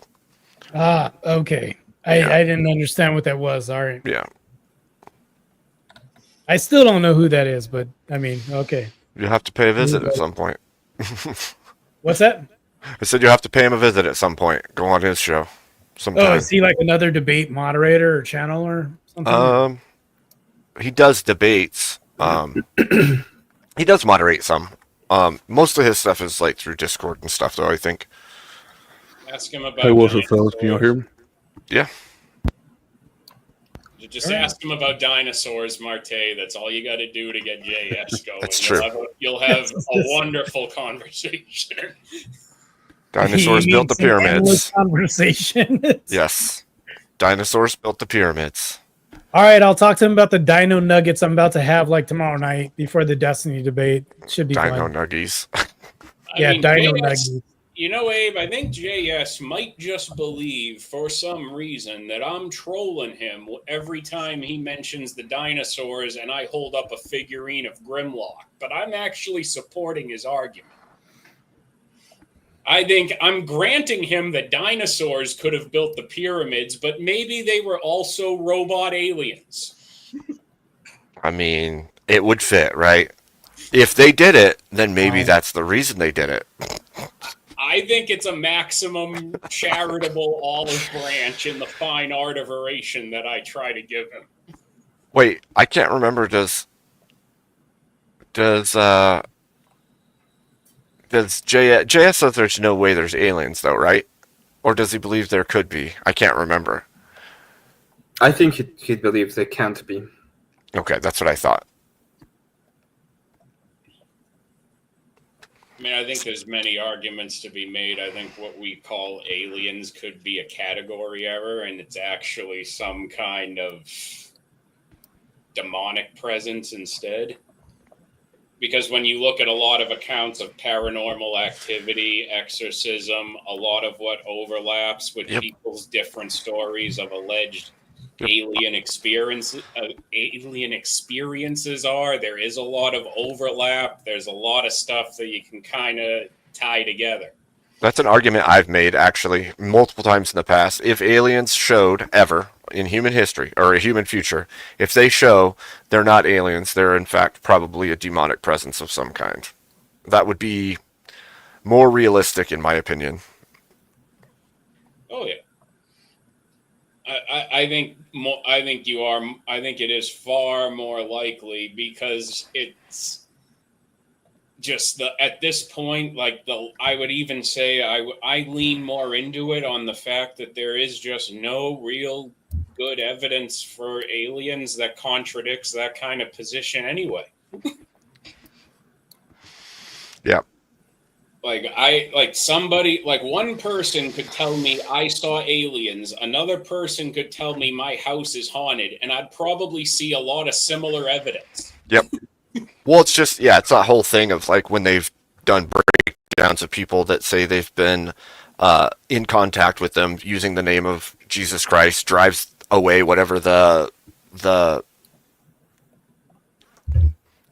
what is it, the abductions and stuff like that. It drives it away the same way that it would a demonic presence, like all kinds of stuff, and it's like documented at this point. So I don't. That doesn't mean it's true or that it's real or that it ever happened. It just means that those similarities have been documented, which makes you think, yeah, probably an interdimensional being of some kind that, like the fallen or demonic presence or who knows what. But I think that's more likely than it is some space alien that came here from some other solar system. I mean, ultimately, clearly, the best way to prepare for that is to have played Doom at one point in your life. Indeed. And we'll know what to do. Indeed.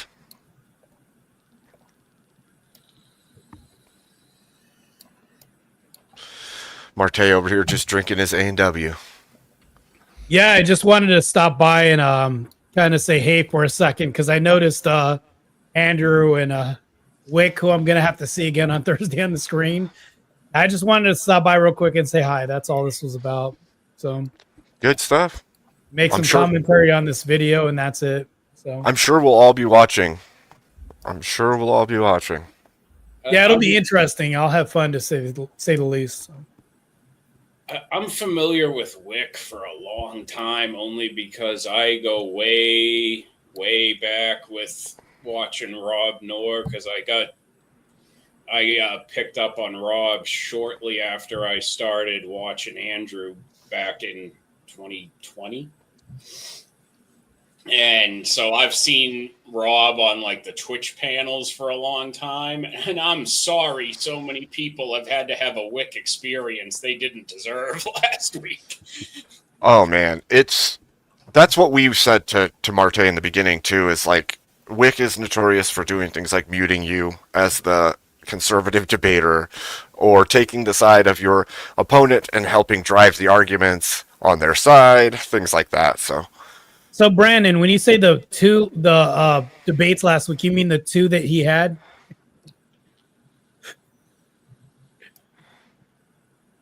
That was I'm referring to the debate I had with him and then Andrew had after that. Wait. So I think I've had I don't know how my experience was because it's not my first go around. I had Chuck. The first time I met Chuck was on his channel, and Fatty was teamed up with me. And I think I literally had to carry the whole debate against Chuck and some woman named Talibots.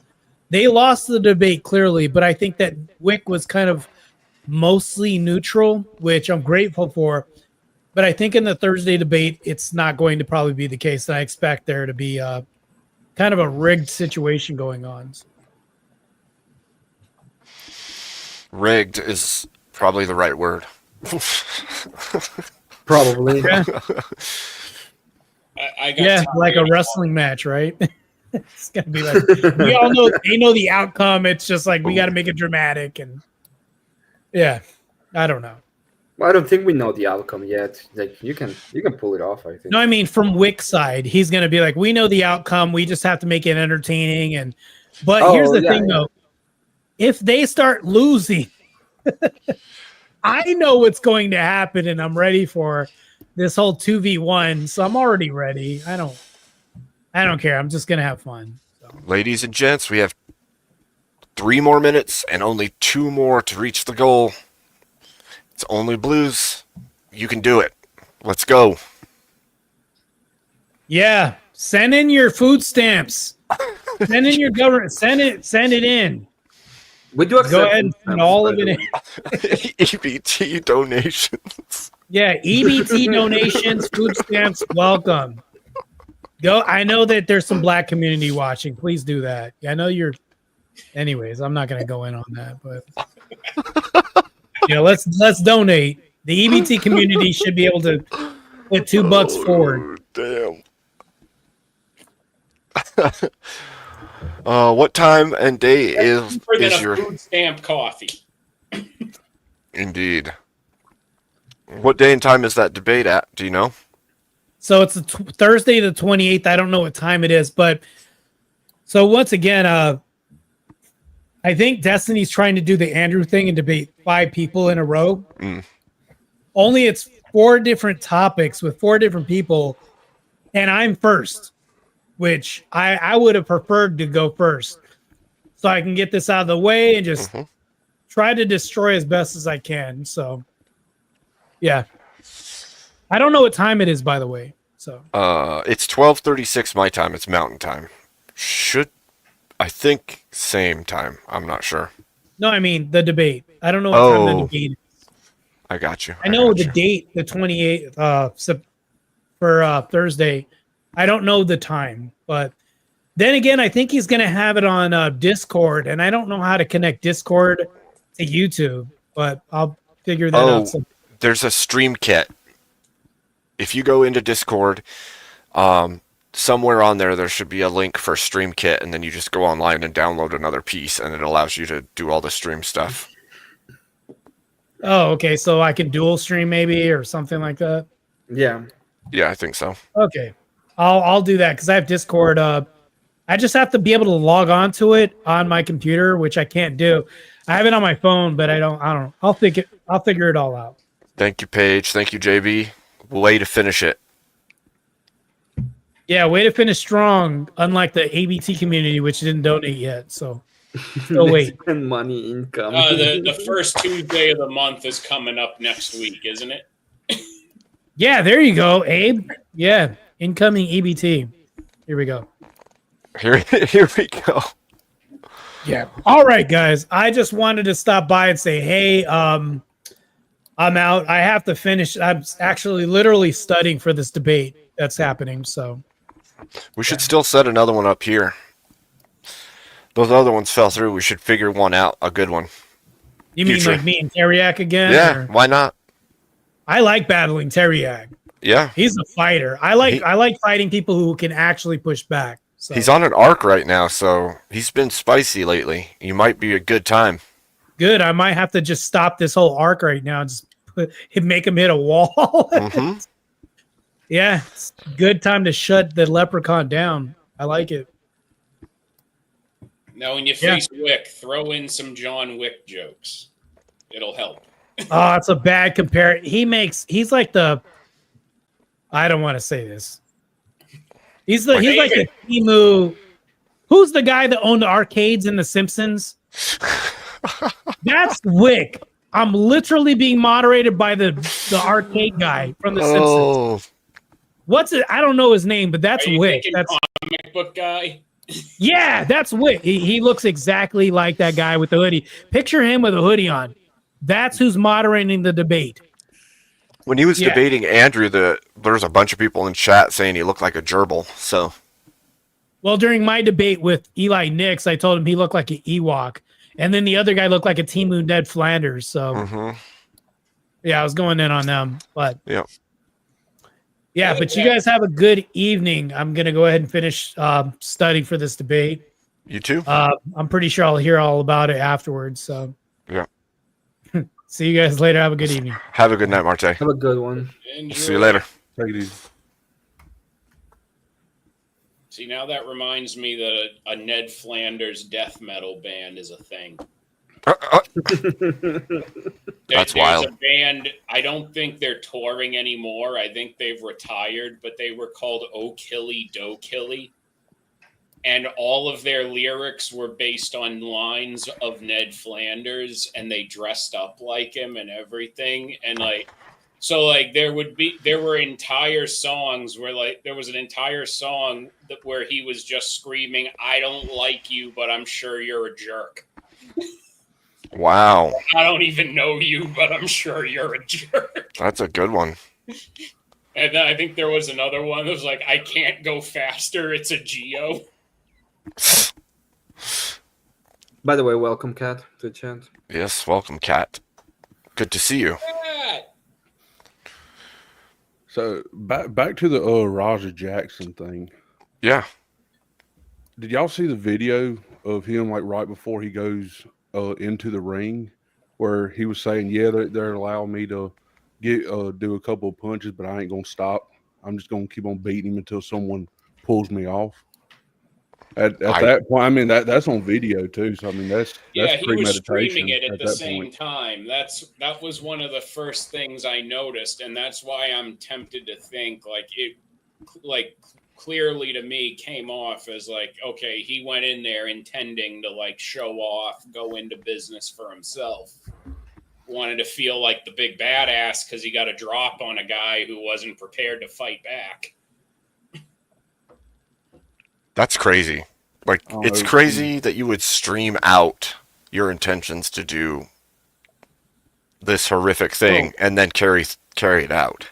He's grew up in the shadow of Rampage Jackson. I think he thinks that he's untouchable because of his daddy's money and what he's built. But I think he's going to find out here soon that ain't the case. I don't think daddy's money is going to be able to save him, especially if this dude decides to. What's the guy's name? Psycho Stu. Mm-hmm. Especially if he decides to press charges. Because I mean, I think he's gonna wind up having to have like facial reconstruction surgery, and he's done lost teeth. Like the dude was choking on his own blood in the middle of the ring. It was bad. They said they were saying originally, like I know Rampage was saying a statement, "Oh, he's stable and he's fine." No, he's stable, but he's still in a critical care unit. I think he's still in ICU. Yeah.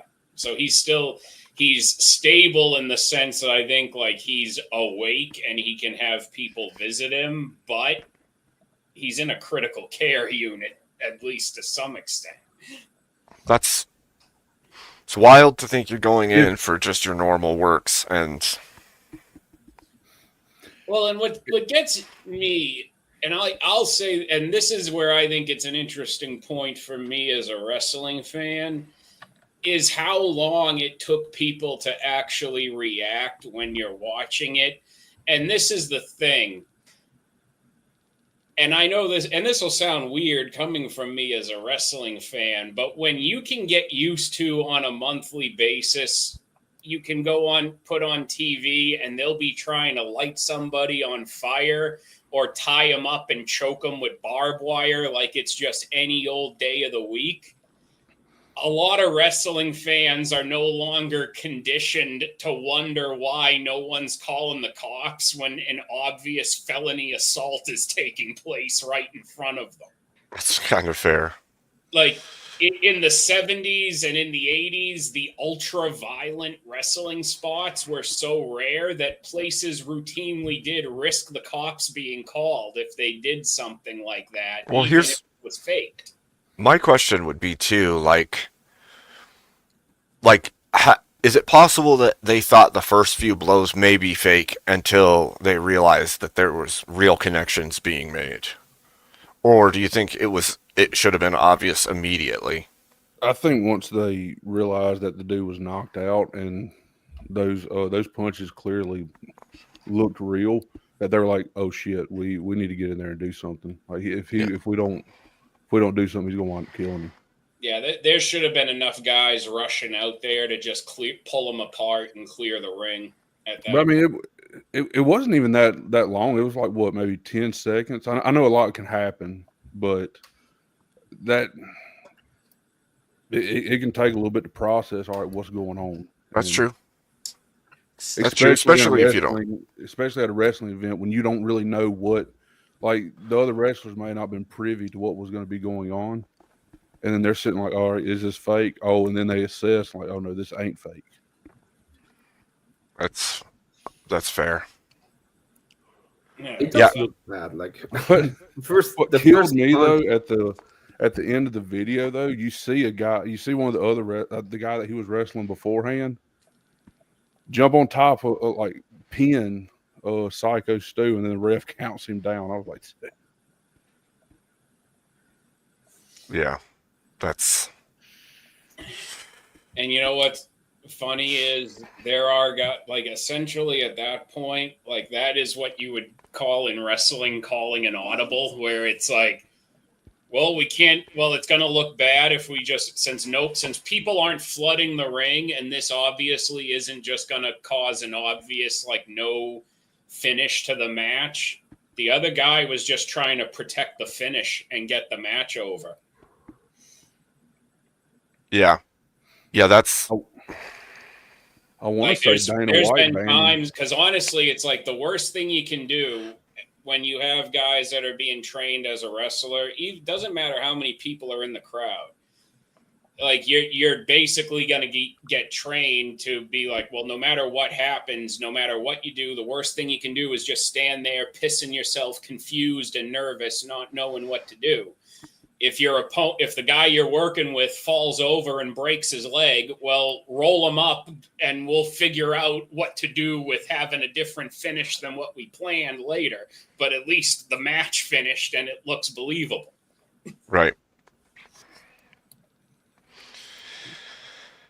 I think Dana White even banned Roger from the UFC. Damn.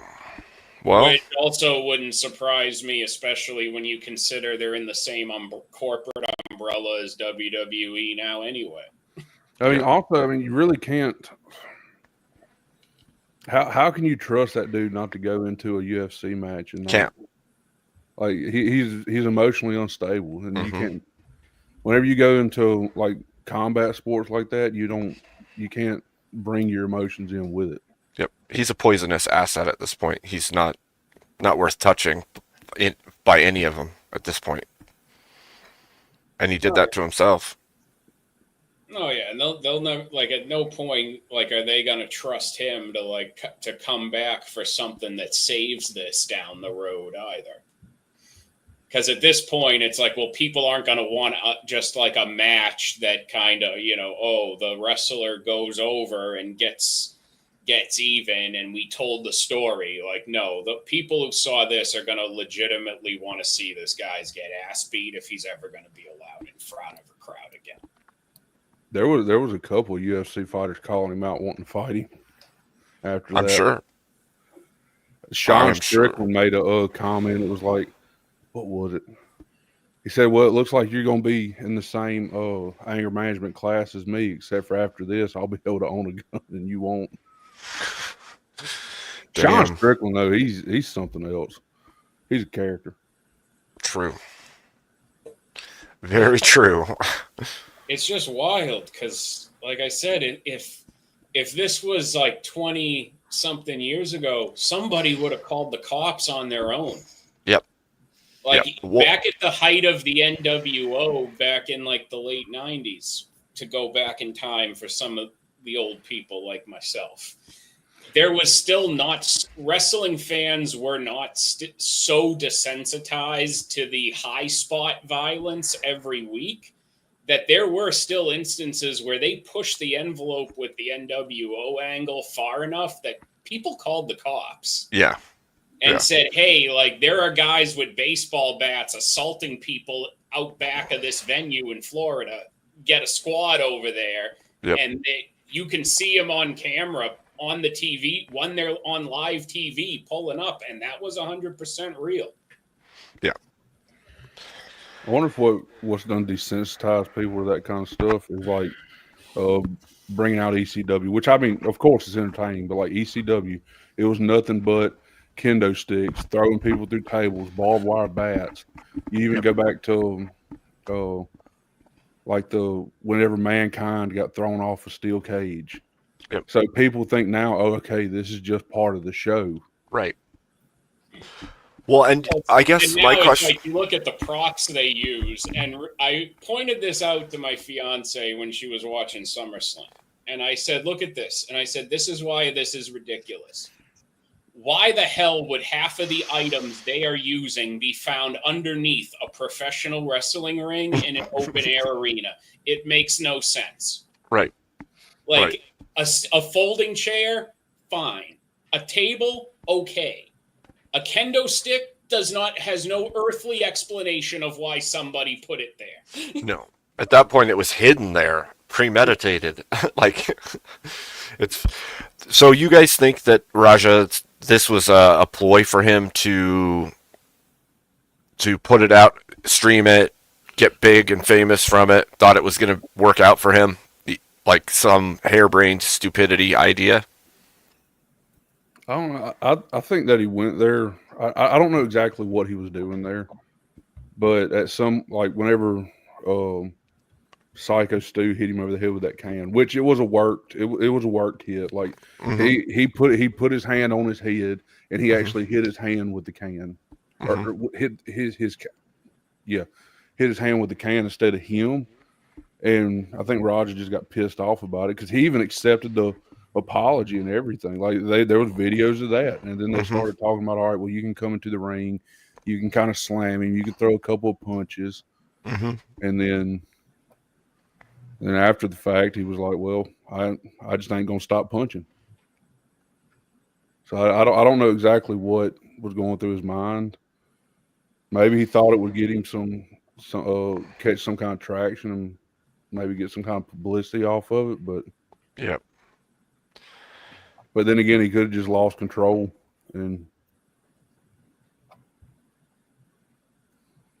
Yeah, it's like the worst thing I think they did, and I can see why they were allowing it because they probably thought it was extra promo, it was extra attention to have him streaming it. Yep. But what they should have been doing was his ass should have been backstage at some point for a while. He should have been kept out of the crowd and have it be explained to him very specifically what was going to be done and what was going to happen. So then, at least at that point, as soon as he deviated, people would have been ready to react. Right. And there have been so many guest spots, so many like celebrity involvements in wrestling even in recent years. I mean, Paul Walter Hauser does indie wrestling dates routinely. And he's like, what, an Oscar nominated at the very least actor? Thank you, ZT. Yeah. Man, it seems wild to me that this even happened. Like, well, and I say that because I think this happening just goes to show there's been a long streak where I think wrestling's gotten very lucky with all these crossovers, and a lot of the guys and a lot of the promoters just assume now, like, hey, we're bringing in these celebrity outsiders, these influencers. We can trust these people because so many of them have been cooperative and safe. It's going to be okay. Yeah, but that's the thing. Like, this is somebody from outside the sphere stepping into the sphere. It's almost like it's a calling card of the generational moral decay that's happened in our country, actually. Well, the other thing is, before there was like these rough-ish idea of wrestling, right? And people knew it was fake, but at the same time, it was kind of rough around the edges, and it's becoming more and more mainstream, and more people have been going through it. So I think that's pretty much it. Like, people are not calling the cops because they know it's not real, supposedly. So when you see something like this, it's kind of wild. But when you didn't have like this level, because I can probably find you an instance of something extreme happening on live television, streamed worldwide in pro wrestling from somewhere every week at the very least, if not every month. So I think that, and 30 years ago, people would have called the cops because instances of something this extreme were so limited that people still reacted to the extreme stuff like they would in real life because they could still earnestly believe that everything felt real. But when someone might get lit on fire every month or choked out on barbed wire every month, you lose that suspension of disbelief, and it just feels like comic book level violence. Yep. Yeah. Well, yeah. It's a part of it.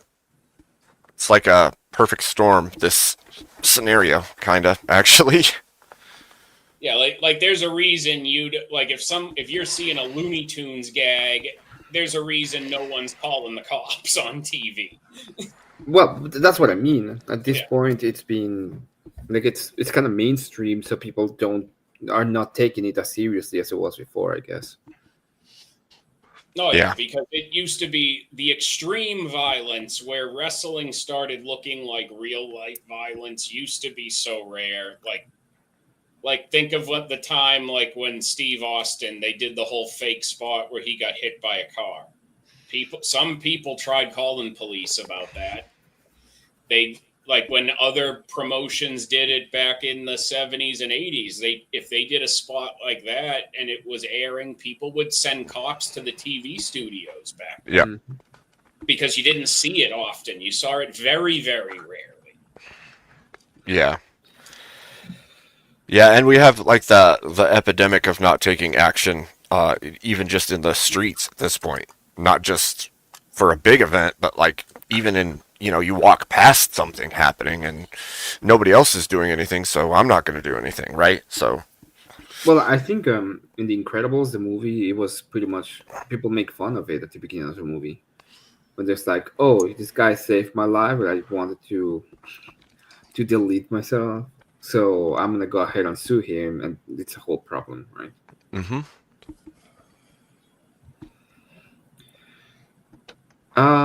Yeah, I was thinking about Nick Foley versus The Undertaker. That was a wild fight in the Hell in a Cell. That was so off the rails, and that was an example of we kept going because we wanted to protect how the match finished on TV. Playing it up too far. I think there was an interview where I believe Mick Foley even said the fall through the cage onto the ring hurt worse than going through the table. Yeah. Jeez. And he was not supposed to go through the cage, I think. It was just a badly built cage, so he was not supposed to actually go through. Yeah, then it became a regular thing where suddenly the cage would have a section meant to break away so they could all do a spot where somebody fell through the cage and looked cool. Yeah. Well, and there's something to be said too with this whole scenario with Raj. It is now it's calling out streamer culture because of it, as if it's the cause or a piece of the cause of this scenario, which I can see it, but also I don't see it. You know what I mean? Like an unstable person's an unstable person.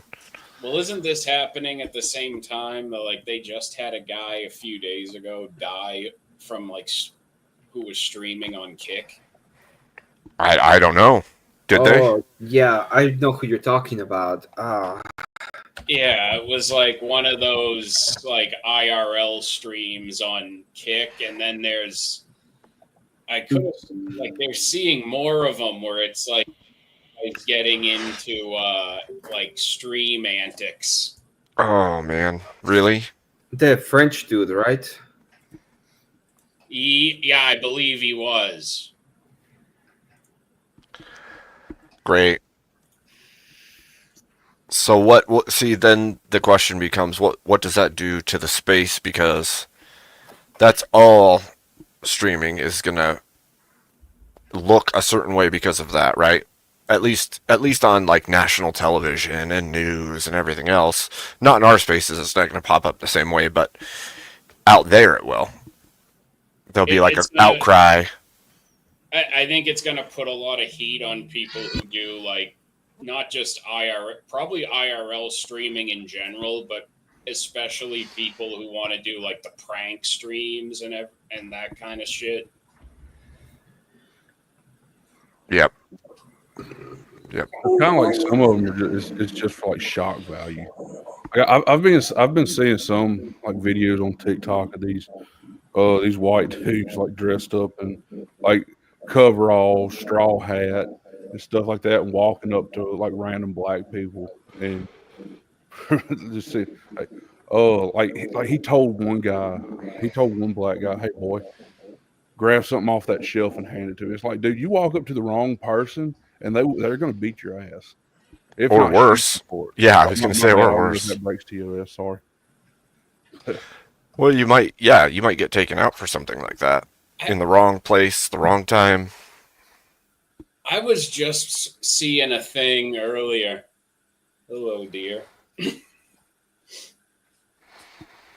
I was just seeing a thing earlier. There was some guy streaming on Kick. He was like at Walmart, and they're doing this thing where he gets a hold of like a hose in the garden department, and he's spraying these people walking by him, trying to feign it like it's a mistake. He's got like the vest on and everything, like trying to make himself look official. Turns out they realize, no, he doesn't work there. They start calling the police on him. And I think eventually when they do catch up to him, he tries giving them the whole sovereign citizen, like, am I being detained? Oh my gosh. It's so dumb. If you do wrong, you do wrong. And you know it. Just remember, like the sovereign citizens will tell you, always ask for a supervisor. Oh, yeah. Until the supervisor's the one arresting you, right? I don't know what they think that's supposed to accomplish. Does that mean they want a shift commander to leave the police station, come down and speak with them personally on the scene and take control of the traffic stop? That's a good question. That's a really good question. It looks like Rob is going to be coming in with a raid, according to ZD Dan. Oh. Ooh, the normies are coming. I'm surprised he's not sending them to Spiro. Spiro's going too. But that's awesome. If it's true, that's awesome. I'm open. Every time Spiro is speaking, and I like Spiro, he's hilarious. I remember him going a few years back when he used to super chat a lot of jokes into the Crucible, just like me. But he has a very funny voice, and I'm going to think it's someone else if I don't look at him when he's talking. Yep. It's the running gag, actually. Even here on my channel, it's the running gag. There's been times I've straight up thought it was Furby. Yep, it's happened. Then I've been like, oh, Spiro's on camera. Okay, I can't take my eyes off the camera while he's talking or I'll get confused. Yeah, it's kind of funny. He jokes around about it too. Him and I go back and forth. I'm like, you just have to talk from your diaphragm. Talk from your diaphragm. And he's like, Just keep those two to debate and confuse everyone. yeah. Sarah even hit him bad with it too. You've got such a feminine voice. He's like, okay, shut up, Sarah. And I still feel like I had the need to front load that with a lot of information because I've seen like the way I swear, people can never tell if you're just joking to have fun or not. It's true. It's true.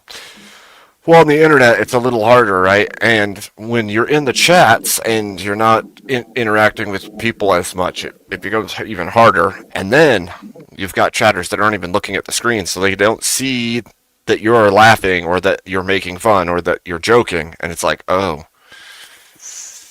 what did they pick up? What tone did I use? How did I sound? That's why I still don't know if Millie's used to me talking on YouTube. It might be weird for me talking on YouTube because I'm a lot more TOS friendly on YouTube than I am off YouTube. Well, for sure. I mean, you have to be. I know it's a weird intersection in life, really, because like my wife come into contact with my videos and she'll like watch them or jump in or check stuff out, and it's like it feels weird. It's like I'm on somebody else's screen in my house being watched, and it's like that feels so weird sometimes. That does sound weird. That's kind of funny. I didn't think about that. It's a weird feeling for sure. I usually pepper my. You start like nitpicking yourself. Yeah. I would get kind of self-conscious of probably. Yeah. I'm naturally used to peppering my sentences with more inappropriate language. Even if it doesn't make any sense, I'm just going to insert random cuss words into sentences when I'm off camera. It's part of the show, you know? Yeah, I would say I'm pretty sure I curse more off stream than I do on stream, probably. And it's because I am self-conscious of my speech more. Not like crazy amount, but definitely a difference. Yeah, you have a presidential image to maintain. Yeah. I don't know. Part of it's just I don't like putting certain things out there. Like, I don't want to... I know what you mean. Yeah. I definitely tone it down, too. It's like going to the store. I'm not going to go into the store and be cursing like a Marine in the middle of the aisles when there's people like, everywhere. Like some grandma with her grandson just next to you. Yeah. Just be like, oh my gosh, let's go out of the store as quickly as possible. Oh dear. Yeah. Sorry, Aunt May, I didn't mean to. And yet there's plenty of people that go out and do that without thinking twice. That is true. I really don't know what to do. I know I curse on here, but I think only when chat pisses me off or somebody on the panel pisses me off or I'm just pissed off. Yeah, well, it's not over the top, though. It's not like dropping the F-bomb every other word and calling people names. And it's not like you're going on a 20-second F-bomb rant. Right. Oh, man. People would love that. But there are times, Kat, where it's perfectly fine. Like, I remember when Millie told me like a week ago, she was like, the other day I was talking about something and I randomly just started saying it like you. And I was like, and this and fucking this thing. I'm like, I was so proud of her. Yep. It's heartwarming. Oh, Millie says she used profanity at mini golf. Look, I did not intend for one of our first uninterrupted Saturday afternoons together to turn into 6 hours of me cussing while I built the new desk, but she sat through it like a trooper and didn't judge me for all my failed repairman outbursts that we all know happen when you're a guy. As men, you gotta let it out when something falls out of place. You just if you were actively building something, that's fair. That's gonna happen. You're gonna swear during it. Yeah, like I'm gonna randomly I might randomly just want to just swing the screwdriver against the top of the desk a few times. It's gonna make me feel better after I stub my foot. The profanity's part of the toolkit, right? It is. It is. But that's when I knew she loved me, because she sat through all that and she didn't judge me for it one bit. Yep, that's how you know that it's a good one. The only time my dad ever cursed was when he was like trying to do a project, and he loved to say "son of a b." Yep. Did he say Did he say "son of a b" or did he say the actual? He said the real word. I was saying that would have been funny if he was just like. And he emphasized the b. Actually, that would be funny if you grew up and that's all. Fiddlesticks. Yeah. F. Oh, F. Yeah. A B. I've never heard my dad say the F word. I just heard him say "son of a B" and D. Oh man. That's it. I had a very different experience with my father. I've never heard my mom say a curse word ever. Wow. I was literally using just about every curse word by the time I was 3 years old. If that gives you an idea of like the swears that were happening around my house. So my brother was 4 years older than me, and when I hit 8th grade, like I was such a goody two shoes. My brother like sat me down. He was like, "It's time you start cursing." Well, we called it cussing. He was like, "You Yeah. need to start cussing. You're too goody two shoes." And I'm like, "I really don't like it." And so he like gave me a tutorial on cussing. Yeah. You Looking gotta back, swear that's at kind of least. crazy, but You have to swear at least a little bit, you know, because if like you just you don't swear ever, it's kind of sus, you know. See, I didn't cuss at all, like in childhood, because it was completely unacceptable in my home. Like, not at all. Not at. Like, I'd be popped in the mouth for it. See, now my brother would have never done it in front of our parents, but he's like secretly trying to corrupt me, like actively trying to corrupt me. Not even like he's like, "It's time for you to start cussing," and then I did, and it became a very bad habit for me. You know, not in front of my parents, but Sure. with my friends. Right. And I had to actually like actively try to make myself stop when I was like a senior. Wow, you guys had Because I was like, different. I was like, this is just very unbecoming. This isn't ladylike. homes. I had to make myself quit.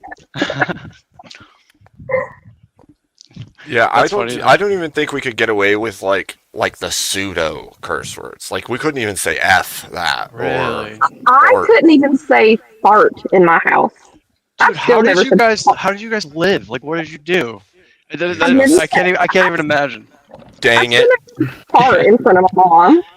Like I'm just imagining like getting slapped for saying like the word like flipping or something like that. I don't even. It's like what? I don't even think I said. Freaking. I don't even think I said crap until I was like a teenager, probably, because I was afraid I'd get smacked for it. No crap, no freaking, no darn it, no, none of that. Wow. No fart. You had to say poot.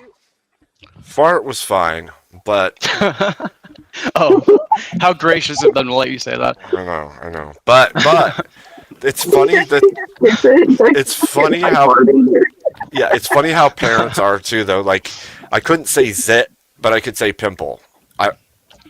Wait, what? Really? Zit? Why? Why was zit bad? I have no idea.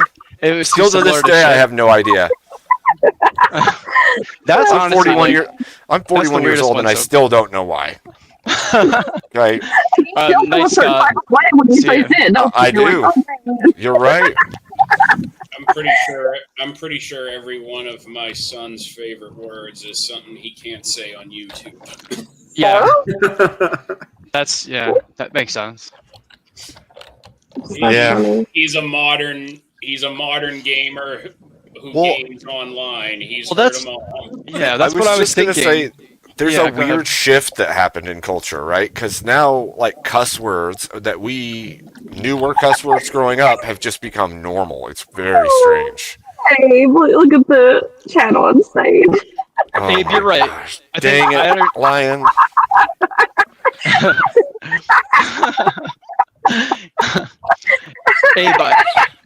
Abe, I'm picking up what you're putting down, though. We need to invent an entirely new line of new swear words that are worse than the current ones.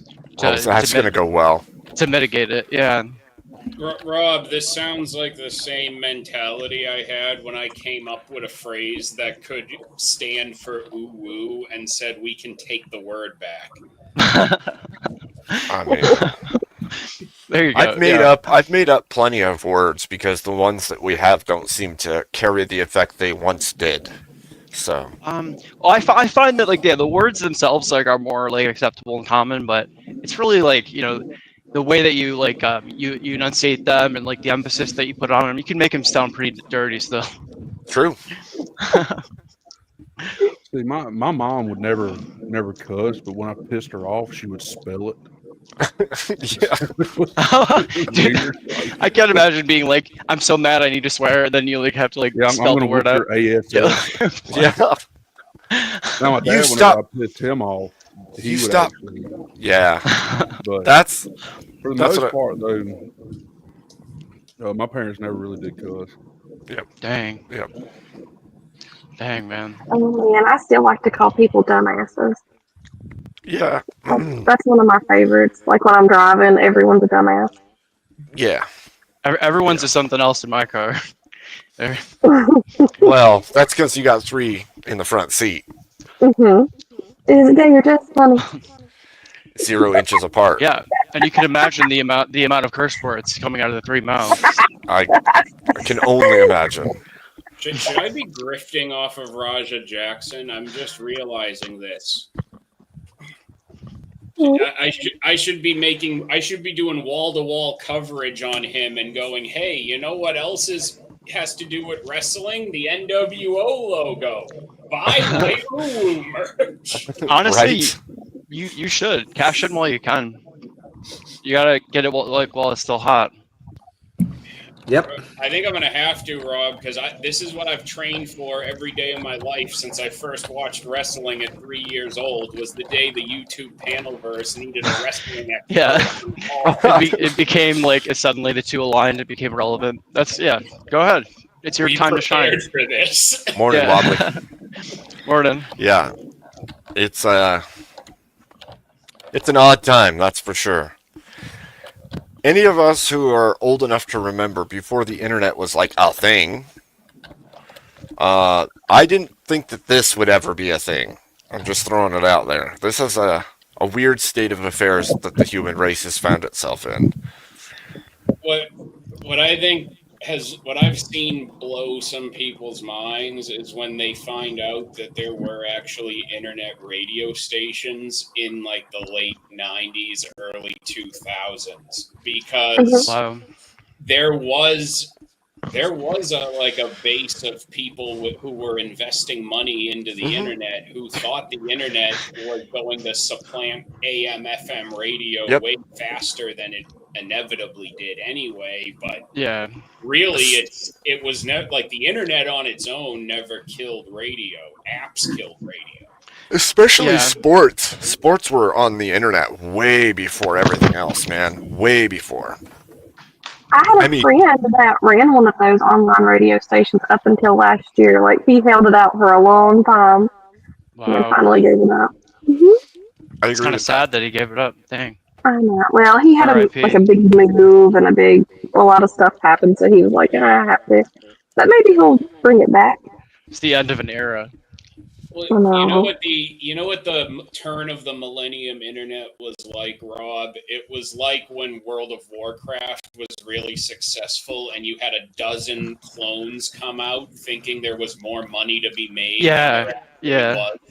Because for some reason, just the "you got mail" meme had everybody thinking there was so much money on the table to be made in the internet back then. Yeah, I was pretty young, but I remember the explosion of all of everyone's trying to cash in, and then slowly the weaker ones die out, and then the big ones stay. It was like the gold rush, but with the internet. I remember when Amazon just sold used textbooks. Yeah, I do too. Yeah, because my mom used to use it for school stuff. Yeah. And then I remember at that time there was a time when you could buy textbooks on Amazon and that was it. And all your high school teachers still thought Walmart was the biggest threat to small town. Oh, that Walmart. Yeah, Walmart's gonna take over the world one day. It's so crazy and hard to predict. It's funny, looking back, what people were trying to guess would happen. I remember there was a website called Chegg, CHEGG, and you could buy used textbooks on there. And I bought my calculus book for college on there, and they sent me the teacher's manual. So that was pretty cool. That's badass. Wow, that's serious luck of the draw right there. Especially with that course in particular. Dang. No kidding. You dodged a giant bullet. But you had the right answers. It's nice to know that you had the right answers. Wow. Before you turned in your assignment. Wow, everyone, Cat got 100 again. I did. I did, but I mean, I tried to do the work myself, but Yeah, I would check yeah. myself before I turned it in. Yeah, there's like some less anxiety to deal with. So that similarly, I remember there because Kat mentioned you still tried to do the work. So my Latin teacher in in high school. Guy was fucking based, but real old school guy. But he did a thing where if you got above a certain grade for a quarter, you had a written homework exemption. He still asked the people who had it every day, "Did you do your homework?" And if they said no, he gave them an X for it, even though they had an exemption. Wow, dude, what a dick. That's honestly, I kind of He's respect you don't that have to because it's so write bad. it, but you have to do it. Like, that was his joke, though. He's like, yeah, you don't have to write it, but you still have to do it. So did you do your homework? Wow. Yeah, honestly, respect Wow. for that guy. That's dirty. I would just say yes. Yeah, honestly, Every yeah. time. I would just say yes. Every time. Of course I did. Yeah, of course. Obviously. I mean, geez. Guys, I'm not gonna lie, I did not do any homework in high She's school. on her. She's on her phone, Dave. That's why Commander didn't come out right in her super chat. She's typing on her phone. Commander. The Commander is here. Is it Y'all- Gondomar? He's sponsored by Trojan. I mean, Commander. It's a new. Yeah, it's like an artisan. It's like an artisan, like handmade condiment maker. Yes. But you gotta make it sound even more. You gotta make it sound even more fancy, but also dirty, funny. Raw. Have I taught you nothing? You have to be like artisan prophylactic manufacturer. Yeah, yeah. In that case, it should have been. Rubber. In that case, it should have been the Commander. The Commander. All of the world's wealthiest people go to him for that. For prophylactics. Yeah. I made that even better just by getting out a thesaurus in the old. Oh man. Well, y'all, I gotta head out. Abe, thanks for letting me up. I Hey appreciate Brandon, it. thanks for coming up, Talking to dude. Later, Brandon. You're always welcome. Yep, nice seeing you. you. Thanks, man. I'll holler at y'all later. Sounds good. All right. So, Kat, what's your favorite debate topic? Sheeps. Sheeps versus the goats? Yeah, what's like the positive and negative? Yeah, it's just sheeps. Goats are more useful. Oh, you got a goats. Okay. That's meaner though. What? Goats are kind of associated with like demons. Well, we learned that they all are a bunch of bullies. Her sheeps are evil. Remember, they met her at the hospital. They changed color on their own. You know what? You're right. Both of I them had are pure evil. I had taken lambs to work with me before because they needed fed throughout the night. So I just took a duffel bag with 2 lambs in it to work with me. Well, I used to have goats, actually. I used to have milk goats. Okay. Is this what you're going for with the sheep there, Kat? You woo? It all makes sense now.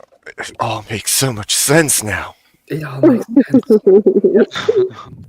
I think my favorite debate topics are more like social issues.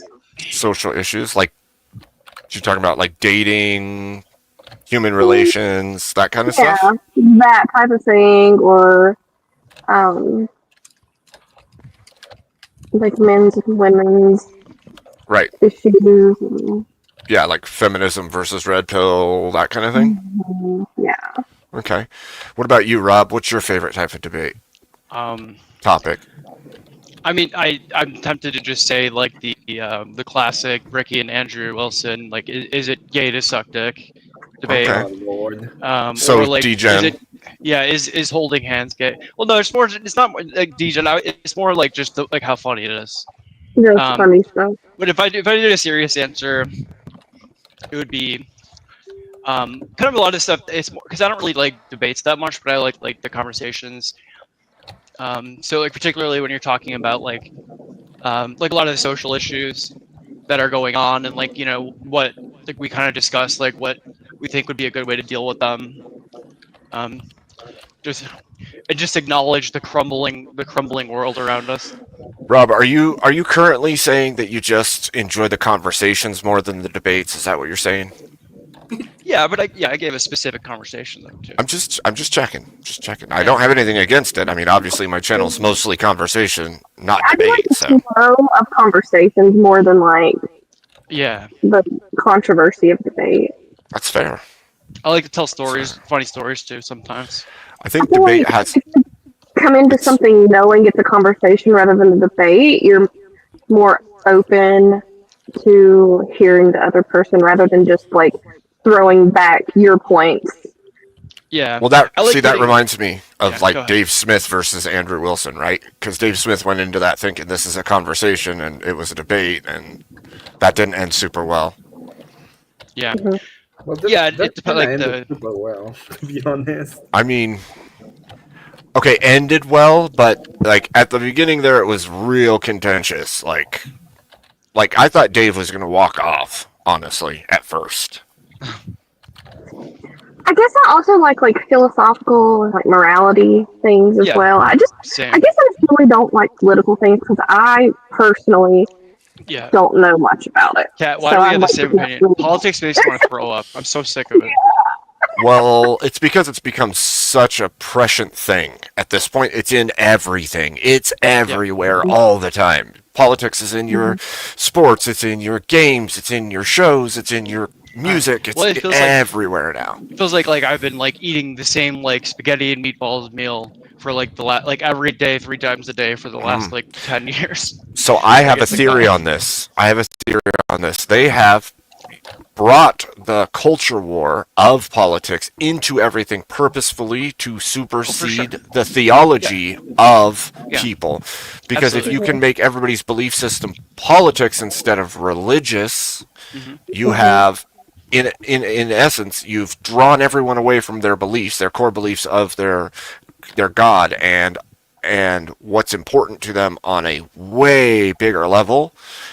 You've now supplanted that with a political party or a political idea, and by doing that, you kill culture. That's what happens. I can see what you're saying, but I'm also coming at it like they're oversaturating political stuff because people like me and Rob, for example, are just kind of sick of it, and you kind Welcome, of Raiders.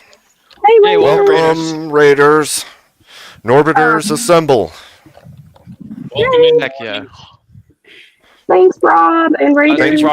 we brought out a bunch of extra folding chairs for everybody, so you should have plenty of room.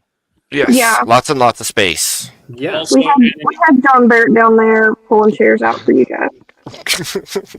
Also, in the spirit of Raja Jackson, feel free to toss the Thank you, folding Rob. chairs into the ring and start a riot. Yeah. But so back to what I was saying, like I think maybe they're, like you said, oversaturating it on purpose. But my opinion is maybe that they are wanting us to be desensitized to all of it. Maybe not care quite as much. Like people like me, I don't really know much about it. I'm getting it thrown at me so much that I'm just like, whatever. Right, but here's a real question. If they oversaturate everything with the politics, it also tunes people out to the theology side as well. Because there's a tie between them. Yeah. And it also guarantees that, politics is obviously like the most contentious thing. So if we're constantly talking about politics, then it guarantees that we're all going to be at each other's throats constantly. And look how good it's working. It is, in fact, working. Yeah, really good. And not just that, but But it's what's really wild is like the divide and conquer thing is 10 times stronger than it's ever been. Like people are willing to cut off everybody in their life over a political it's stance. sickening. Yeah, like just like And, people don't and we talk to as their the parents normies, over it, or we like as the normies, we don't really know what's going on anyway. We know what they're telling us. We don't know what is really going on. I have a lot of speculations. Yeah, I used to make an analogy that the people at the highest spots in government are like sitting on Mount Olympus, basically, and the rest of us down here are looked at and treated like ants. We're the workers. We're just supposed to keep everything going, make the money, do the stuff. And so long as we forget that we have a place in the system and power in that system, they can just keep doing whatever they want and we'll just keep on working and keep on doing what we're supposed to do. And like you just said, if they just push politics into everything to the point where we just say, oh, I'm done. I don't even want any part of this anymore, we lose all the power too. We're so we have so much anxiety and we're just overwhelmed constantly by all of the the shit that's going on that we don't have time to sit down and think like what's actually going on beyond that. And if you really sit and look back at what they're telling us is happening, like some of it is so sensationalized that you have to sit and think, what are they not telling us that's happening? Like why are they pushing this? Yeah, like, so is there something else that's going on that we're not supposed to know? So my piece of advice for that would be that if you feel like tuning out, it probably means that you need to press in. You need to pay closer attention. You need to actually. It's almost like anxiety, right? When you feel anxiety, it's not because something's wrong necessarily. A lot of the time it means you need to do something and you're having a response that you should be doing something. And your body is having that response because that thing isn't getting done. Well, and you're made to feel crazy if you do think there's a bit of conspiracy. Not to say I'm like a full-blown conspiracy theorist, but don't worry, I am. If you think there's even a hint of conspiracy, you're crazy. No, everyone else is crazy, not me. We're all a little crazy, right? We're all a little crazy. But yeah, Emmett's not doing inappropriate things. He's washing a glass in his tavern. Mm-hmm. Well, you can actually, by the bar. Technically, that's Amagad who's washing the glasses in the tavern. That is Amagad. Emmett's just somewhere in the tavern typing up a storm. Like maybe he's writing manuals. Oh my god! He's, I'm sorry. Yeah, he's like the financier or the accountant, like in a room back there. It's just so much. Like we've been selling so much beers tonight. Good for you, dude. Nice. Oh, Kat, you got a name change.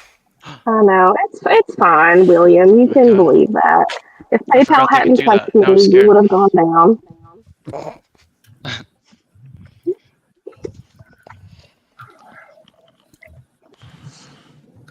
We all know. Do we all know, Kat? I think we do know that I would have gone. It's a reminder. Would have gone. I mean, you didn't win though, so like to say that we all know, I think is like oxymoron status. We would all know if you won. Past history, when I do win, that if PayPal hadn't cucked me, we can extrapolate that I would have won. Thank you, Miss D. Thanks, Miss D. Kat, this is enough of a woman talking about employment and money. This was a benevolent reminder from the patriarchy that you need to focus on pursuing unemployment. That you need to step into your. You notice I didn't bring it up either. Honestly, that's a way like just responding. That day sounds way more fun if your goal is like, how can I get fired? Like, and that's your goal for the day at work. Well, that's the thing that I've actually tried for years at other jobs. Yeah, I hated one of my jobs, but I was like, I'm not a quitter. Resign. Yeah. Huh. Yeah, you know what you do? Do what Homer Simpson tried to do that one time. Build a little wooden bridge outside, and when you leave your job, walk over it and light it on fire on your way to the car. Oh my It's gosh. the symbolism is too perfect. Well, have Let you him know ever you're just heard? literally burning bridges on the way out. Oh my gosh. Have you ever heard that song "Take This Job and Shove It"? Yep. So the last day of that job, I played that song on repeat for 8 hours Oh my over god, my. you must really hate your job. That It was sounds really familiar to something my wife did when she quit working. Finally, like all the way quit, no more jobs. It's very similar. And I'm pretty sure on that day she said, "You all are lucky I didn't burn this place down on my way out." So yeah. Same. I hated that job. I appreciate like the passion though. It gave me That's good. that job. It gave me a lot of anxiety because I had to like fire people and stuff, and that's just not me. I hated it. Look at what Abe's based wife said, saying they're lucky she didn't burn the place down. Notice badass. how when a woman benevolently receives unemployment from the patriarchy, the first thing she wants to do is spread it when she realizes how good it feels and take everyone else's jobs down with her. We should all follow that example. I don't think you're wrong. It was like 90% women working there, so. Yeah, she's really just telling them they'd all be better off unemployed as women. Based. That's one way of saying it. Yeah. You're not wrong. Well, this is how I choose to craft the narrative. Well, I like the narrative that you've crafted. Thank you. I threw out the link if anybody wants to join. And it's called Taking the Word Back, Rob. It's my new life's mission. Yes. Well, I'm happy to support you in any way I can. That's my whole life's mission, to take all the words back. I'm done seeding ground on linguistics and semantics because words have meanings and you don't get to just change them arbitrarily to whatever you want them to mean. That's a load of shit, and I don't accept it. Yeah, honestly, man, they're like trying to go ahead. Dictionary what the words really mean. Yeah. Yeah. Well, that's the thing. Like, look, we all know that language is pseudo-transient. It does change over time, right? Like, we're not using the exact same words for the exact same things that we did 1,000 years ago. But that's natural progression of language. When you turn and change the definitions in all the dictionaries of a word that still has a meaning that everybody understands it means to something new, you have forced that change, and it's unnatural. At that point, it's now social control. It's to change the way people think, because we use words in thought. If you change how words are used or what they mean, you change how people think. Yeah, it especially happens with like all the political buzzwords a lot.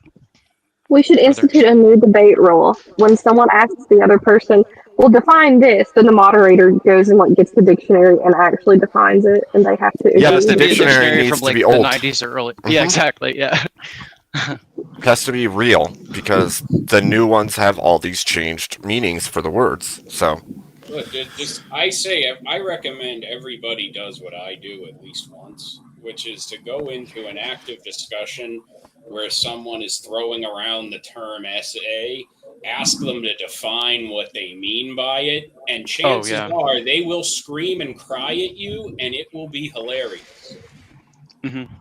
You're not wrong. It's used pretty broadly now. Well, that's the thing. These definitions have now spread to encompass all these things that didn't ever fit beneath that umbrella. It would be subjective. Like, well, to this person it means this, but to this person it means this.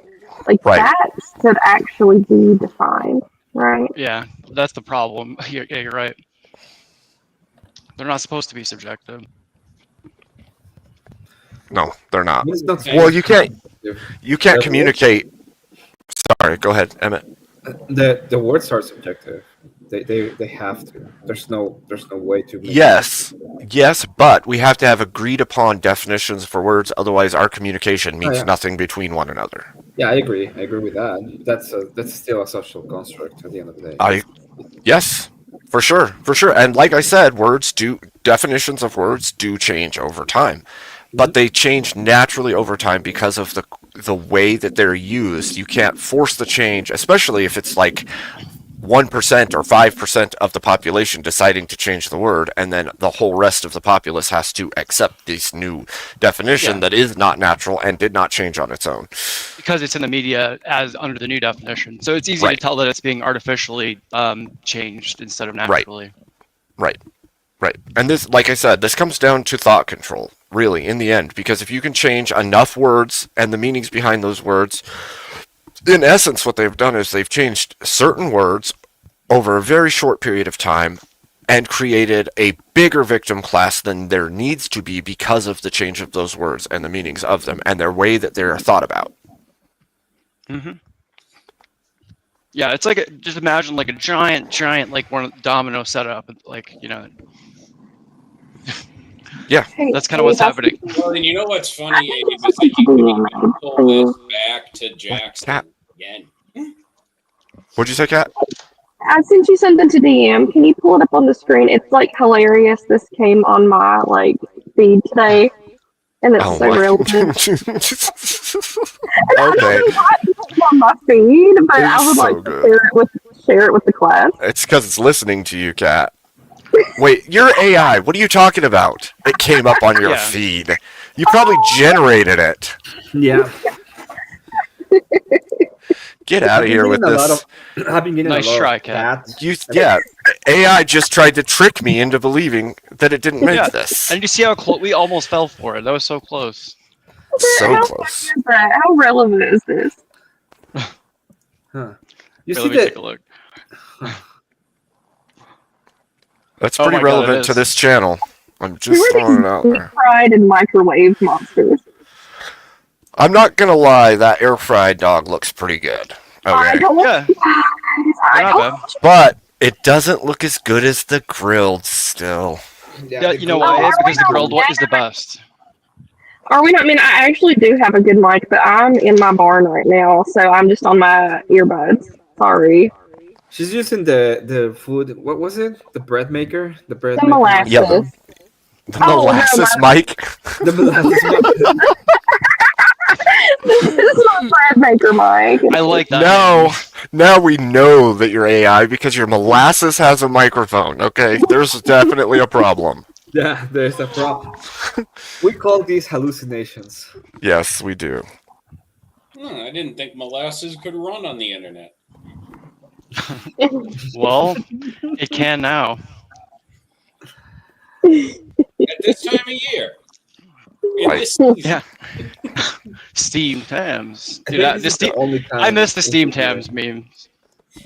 I miss when they made steamed hams an item in World of Warcraft. Oh my gosh. That's funny. See, now Screaming Beagle wants hot dogs. My job here's done. Now I want hot dogs. I think I might still have some of those and the Aurora Borealis beverage item in one of my character's storages. I don't doubt it. I probably have all kinds of things stored up, sitting on the account from forever and ever ago. A bunch of little memories. EOD, can y'all really not hear me? Sorry if it's an issue. No, we can hear you fine. We heard that, yeah. And yes, Robert, the flavor item text on the steamed hams in World of Warcraft did say, quote, despite the fact that they are obviously grilled. Yeah, perfect. Yeah, I knew it was going to be like some kind of quote from the scene. Of course it is. That's how it always is. That's how it should be. I saw a comic version of that got dark where it ends with Chalmers going, Seymour, you have to accept that I died in the house fire. It's over. I can't even remember the amount of alternate versions of that I've seen. Well, Wobbly, I had something similar happen a couple weeks ago. It was very, very strange at first and then felt so natural again all of a sudden. What was that? World without the internet. Most divided generation in history. Here's why. The millennial generation goes from 1981 to 1996. And within those short 15 years, there are 3 separate millennials. You have the first group of millennials from 1981 to 1985 that are known as Zennials. This Zennial title comes from the fact that they are considered both Gen X and millennials. Throughout generational history, generations lasted for 20 years. So originally, Gen X went from 1965 to 1985. But in Welcome, 1996, it was Spiro changed, Raiders. and those born between 1981 and 1985 were considered millennials. Thank you, Spiro. They changed it because true Gen Xers did not have the level of technology that these later generations were getting. There are even some Gen X members born between 1977 and 1980 that are considered Zennials. Because if the internet went mainstream before you graduated high school, you had different experiences from a full Gen Xer. Now on to what is considered early millennials, the people born between 1986 and 1989. These are the millennials that don't act anything like the 90s millennials. The vast majority of their memories are only in the 90s, but they did still have boomers as parents. So they were still raised in that tough way, with most of them still being latchkey kids. And then you have the 90s millennials. These are the millennials that don't remember a world that didn't have the internet. But the majority of them still did not have actual internet in their home yet. But the world around them did, making things a little bit easier for them. For the Zennial millennials, their young childhood show was something called the Elephant Show.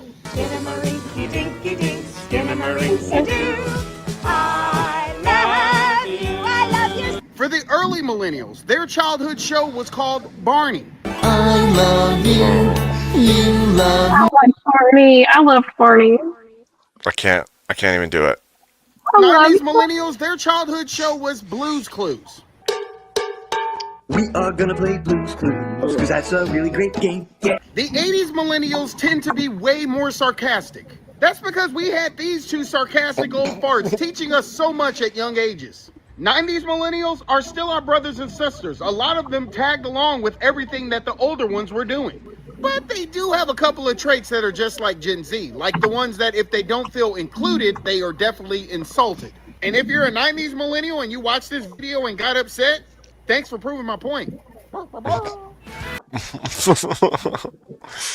That's good. It's a good one. See, I've brought that up before, how I was Gen X until I wasn't. It's a weird state to be in when you're in that bracket of the early 80s where you were Gen X your whole life, and then all of a sudden in the 90s they're like, oh, you're not Gen X, you're a millennial. And you're like, wait, That what? is really weird. No, I'm not.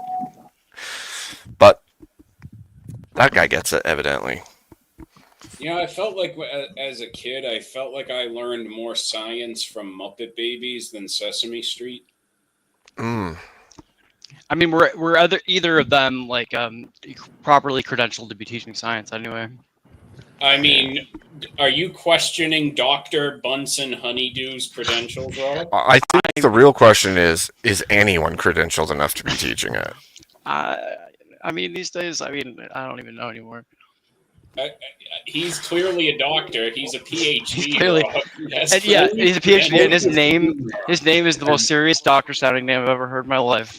Let's be honest. The only one who could teach science in this day and age is a Steelman. He's the only one. You know what? You're right. You're right. He does like talking about mycology a lot. Metaphysical science, you mean? Well, he has mushroom science. You know, do you know the nonsense? Barney was good, Elderline. Barney and Baby Bop. I love it. What did you just say, Kat? I was responding to Elderline. He apparently he was cool with Barney too. We were Barney peeps. See, I have younger siblings that liked those shows, but they came after my childhood, and they were the most annoying, stupid thing I've ever seen in my entire life. And to this day, I hate them. Oh yeah, my brother. Your siblings or the show? And I don't hate much, to be fair. So that's saying something. You need an answer. Yeah, my brother's your age, so he was in your shoe. He was in my shoes? No, I was in my shoes, Kat. He can't be in my shoes if I'm in my shoes, Kat. I mean, yeah, didn't your family have enough shoes for themselves already? Maybe not. Maybe that's why I have 350 pairs now as an adult. Oh my god, trauma. That actually makes so much sense to me now. That actually does make the entire room for only sneakers room exist. It does. It does. It does. Because when you don't have it as a child, when you're an adult, you go overboard with the thing you didn't get because reasons. Yeah, that's why I made sure that I'm really poor as an adult. Actually, more like because emotions. I'm just kidding.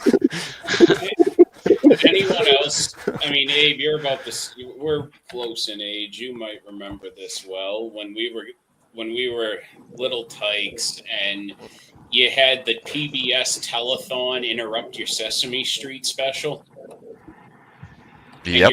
And I remember. We grew up watching old people grifting for public TV. Yeah. That is true. We should be great grifters, considering how much grifting happened on national television, public television, all the time.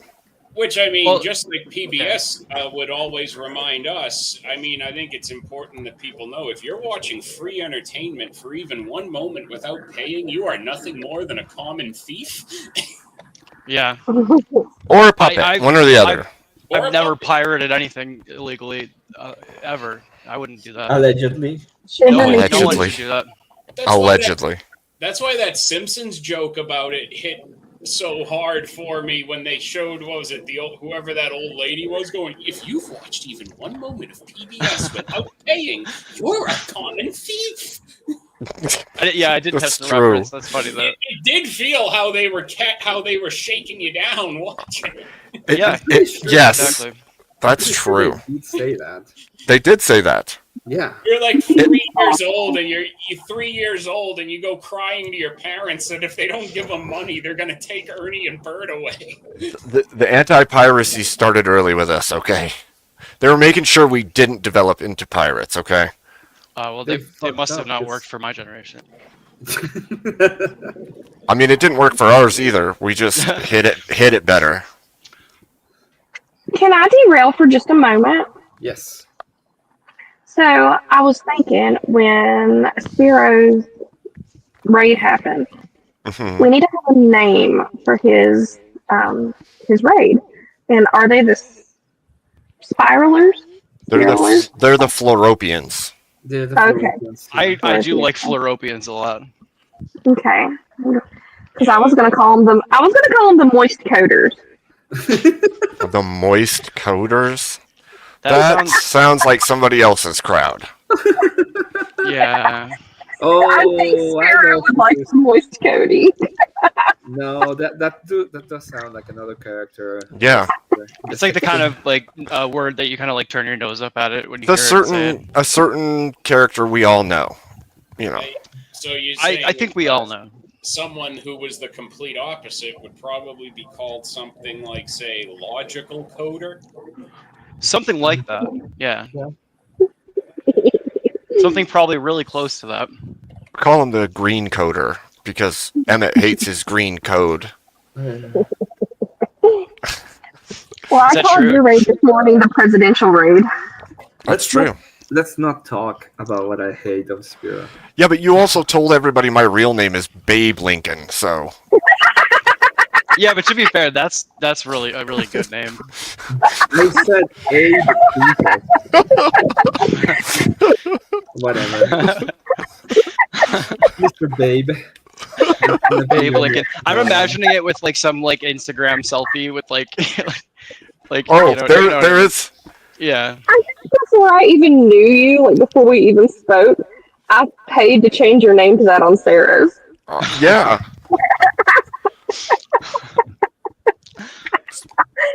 That's funny. I'm like, what the heck just happened? How did this happen to me? See, I've been following you for a all they long did was time. add a single B, and my whole life's ruined now. The things you don't know.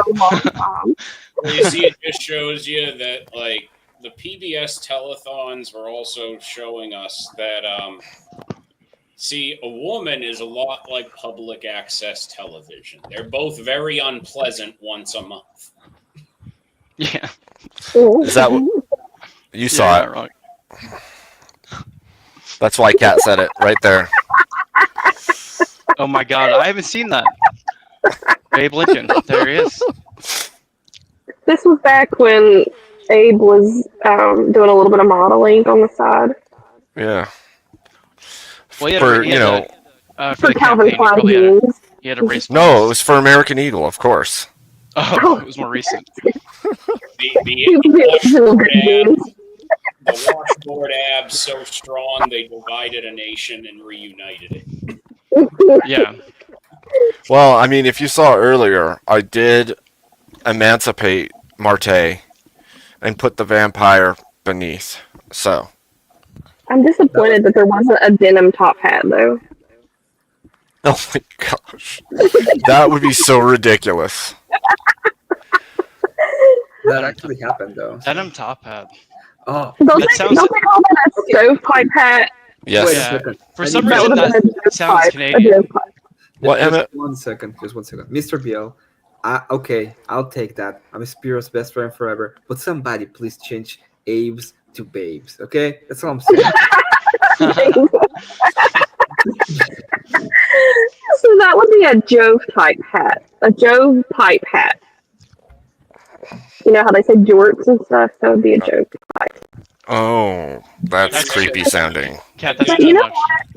That campaign you did for American Eagle jeans, it's not very American because you're wearing a Canadian tuxedo. With the complete denim top hat, but a denim Cat. hat works really well with a denim suit for denim formal wear events. You should save your jokes for your dad jokes because they're not as they really do call that the Canadian tuxedo. Jeans on hear top and bottom. They really do. I don't want to hear it from you. Cat, why do you always try to bully people by calling them Canadian when they're not Canadian? So you do that Well, to me too. well, I mean, that's a pretty good burn, honestly. Yeah, it hurts. Stop it. Get the elder. That is European coat. You know what it is, Rob, is I think Kat's projecting. I think she's a closeted Canadian. Yeah, that's what I think too. The only part of Canadian that I like is Newfoundland. You better not be. Yeah. Yeah, like we're laughing jokingly like about the fact that you might be, but if you really are, there's going to be a problem. Well, you know, I have really thought about buying a little beach house in Newfoundland, to be honest. That's not the same as being from there. How often do you think about it? Like once a week. Oh, that's way too much. Mm-hmm. That's not Well, I have a rotation. Like I'll think about buying one there, and then like at another beach. I don't know. I just haven't decided which beach I want to buy a house on. How's about that? I did it for Dave. You did it all for Dave? I did. It was all for you, Dave. It was all for you, Dave. I'm the little crew. Yeah, it was another quote from the whatever was that movie where the kid was the Antichrist. His name was Damien in it though. It's a famous movie. Yes, The Omen. Yeah. I don't know. It was a really popular movie. I know the movie. I'm just the Antichrist. I'm just giving you shit mostly. Okay, that's okay. Oh, Mr. Bill Roberts always nice to me. You know what? I'll be nice to Cat. I'm nice to everybody, you know. It's not just Cat. Oh, bartender, it's all in good fun. We love our Canadian brethren and sistren. Yeah. We have to poke fun because some of our friends are Canadian and they like to poke at us too. So yeah, it's just all you in should hear good what fun. we say about Mexico. If you think that's bad, You're trying to encourage better Canadian behavior of you, Robert. Oh, I see. Yeah, that makes sense actually. And I have to pick on Rob because he lives so close to Canada. Yeah.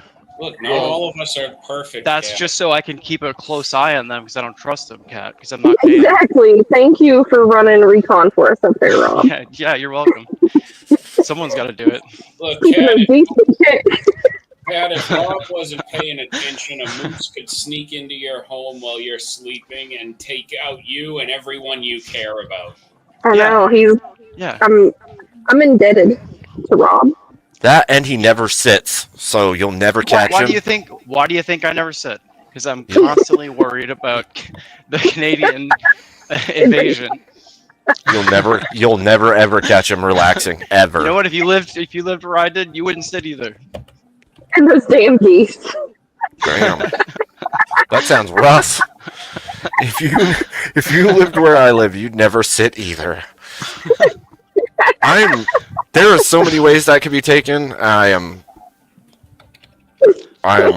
perturbed. I'm a little perturbed to be honest right now. All right. Well, to be clear, the context was what we were just talking about, not something else. That's what. But you're the guy that stands to drive. Okay, like you don't even sit to drive. Well, I cut a hole in the top of my car so I could stick my head out while standing. It's an Rob's just always ready. He's just always ready. Yeah, they're not going to catch me sitting down in my car. You're not going to catch Rob sleeping. You're not. He's ready. He sleeps standing up too, so there's that. He's fallen asleep on stream standing up. In fact. Yeah. That's not in my freezer. He is not in your freezer. Wait, yeah, I haven't heard from K2 all day today. Yeah, he goes in the freezer during the night, and then sometimes Cat lets him out and say something, and then he goes back into the freezer. He's resting. Leave K2 alone, guys. He's resting. Don't worry. He's resting. I just feel normally we would have heard from him by now, so that's why we were thinking about it. Whoa, Cat. He's resting in his freezer? He's resting. I mean, if that's what you call it. It's fine, don't worry. It's just take. It's fine. I just find it funny how happy she is, and then the moment he arrives, she just goes into chat and. Yes, that's exactly what happens. Oh, K2's here? Son of a bitch. Yeah. I mean, you know it's true. Having so much I fun. think This is so great. we all know And each then other too well at this point. Yeah, it's funny though. It's all in good fun. Right, Saint? You know. Saint, she's been scaring us for way longer than just right now. Yep. That's fine. See, it's good for people to have just a little healthy fear of you. Look, when my channel was first starting, Kat came up with a brilliant idea of hunting people. No, I did not come up with that idea. The people on my stream. It's funnier if we say you came up with it though, so just go with it. No, it's you guys. Y'all put that on me. Y'all put that on me. I mean, I embraced it. We're the ones who put that on you? K2 literally just came to me and was like, "Will you hunt me?" Oh my! That's a very like there's no context. Yeah, that's a direct way to say it. Will you hunt me? Oh. What do you mean? I mean, maybe. It just depends. Y'all put that on me, but I just embraced it. It's fine. Will you hunt me? Will you hunt me? Yep. Well, That's exactly what happened. Kat just came up on the panel, and K2 said, "Will you hunt me?" Basically. But you guys know Flow State. He is surrounded by insane people a lot of the time. And I was just there before coming here, and there was some really insane stuff going on. Well, yeah. You have a healthy fear of me. Look, when you have a southern voice and you're not showing your face, but you're with a lamb, and then you're talking about traveling the world, hunting all the world's largest animals with your extremely large caliber tools, people start wondering, is she maybe an assassin, or I don't know. Because the most dangerous prey of all is the ingredient she needs to make her woman dress. What's the dress going to be made of, though? Women. Oh, okay. Well, then K2 and I are safe. Well, I said she's looking for the ingredients to her woman dress. And, She- Flo's a little unnerved to come to debate con because he knows I'm going to be there. Oh. Remember? He said that. Yeah, he did. Well, He did then say that. You're right. He then did he's- say that. Then he's smart. That's good He's that he's watching. cautious. He's watching out. He is. He's gonna get there, and he's gonna be on the lookout the whole time, trying to avoid. He'll be like, "Where is she? Look for the gleam on the buildings. Where is she?" Sweating as he opens the door, like, oh god. I'm wearing one of those funny disguises that has the fake nose and the glasses, and just walking around. The thing about those disguises is that they're too obvious. They stick out way too much now. You need like But I want to wear one. I think it'd be funny.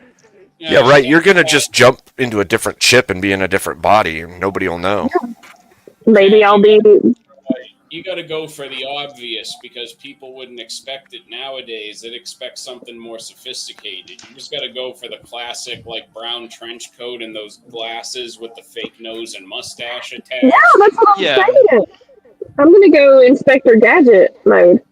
See, everyone else will be stupid. People would be looking for their not suspicious stuff. That's blending true. in and shit. Blended in. Yeah, if you walk into it, They're gonna be you walk looking in for a blonde somewhere, girl with a lamb.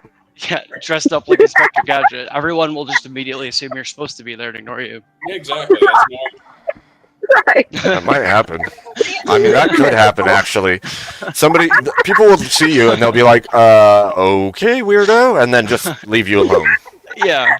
It's like you're definitely conspicuous, but like they don't want to talk to you about it. They get They don't want the embarrassment of talking to that person. Yeah. So it's likely. There's nothing about trying to be inconspicuous or being nonchalant about that. That's why they wouldn't be looking for it. Yeah. See, I think that's the plan. See, Kat could have a guy in a nice business suit with a top hat and a briefcase next to him, and she's gonna look and be like, "See, you're an idiot. They're gonna be looking for you." Yeah, exactly. That's funny. Well, I know it's coming up, but can you please do all the things that we said when you go? For sure. We gotta make a list. All right. Wow. Thank you. Thanks for the cryptic.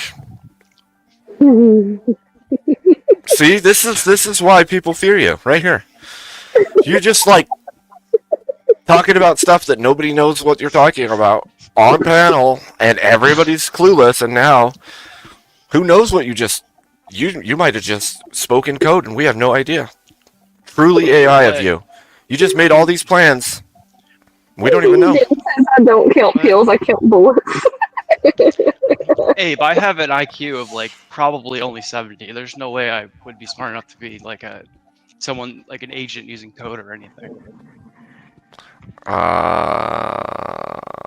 Yeah, that's what you would like us to think.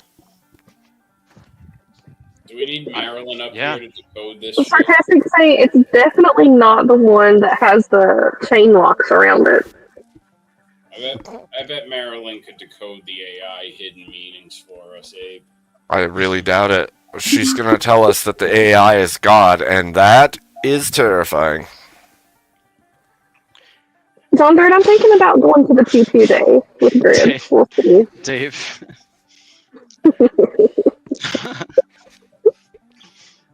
Oh, I've got a name change from Crusader.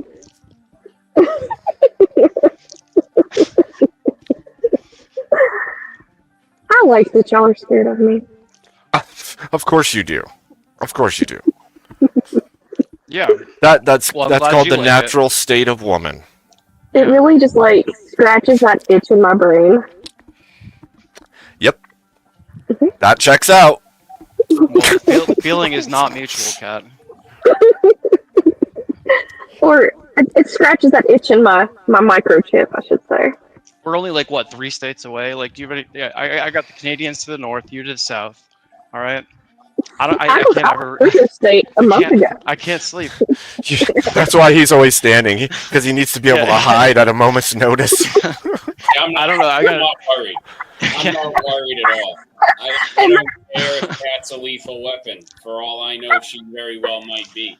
But I don't concern myself with that at all because I'm just going to keep Millie next to me at all times because if there's one thing social media and the internet have taught me is that the safest way for me to defend myself against a woman is to have another woman available to do it for me. That's See, true. really, really sweet. I couldn't hurt you, Wally. I could really sweet. So that's a good plan. Yeah. See, I think Cat's perfectly safe for unrelated reasons. You see that? See that right there, Cat?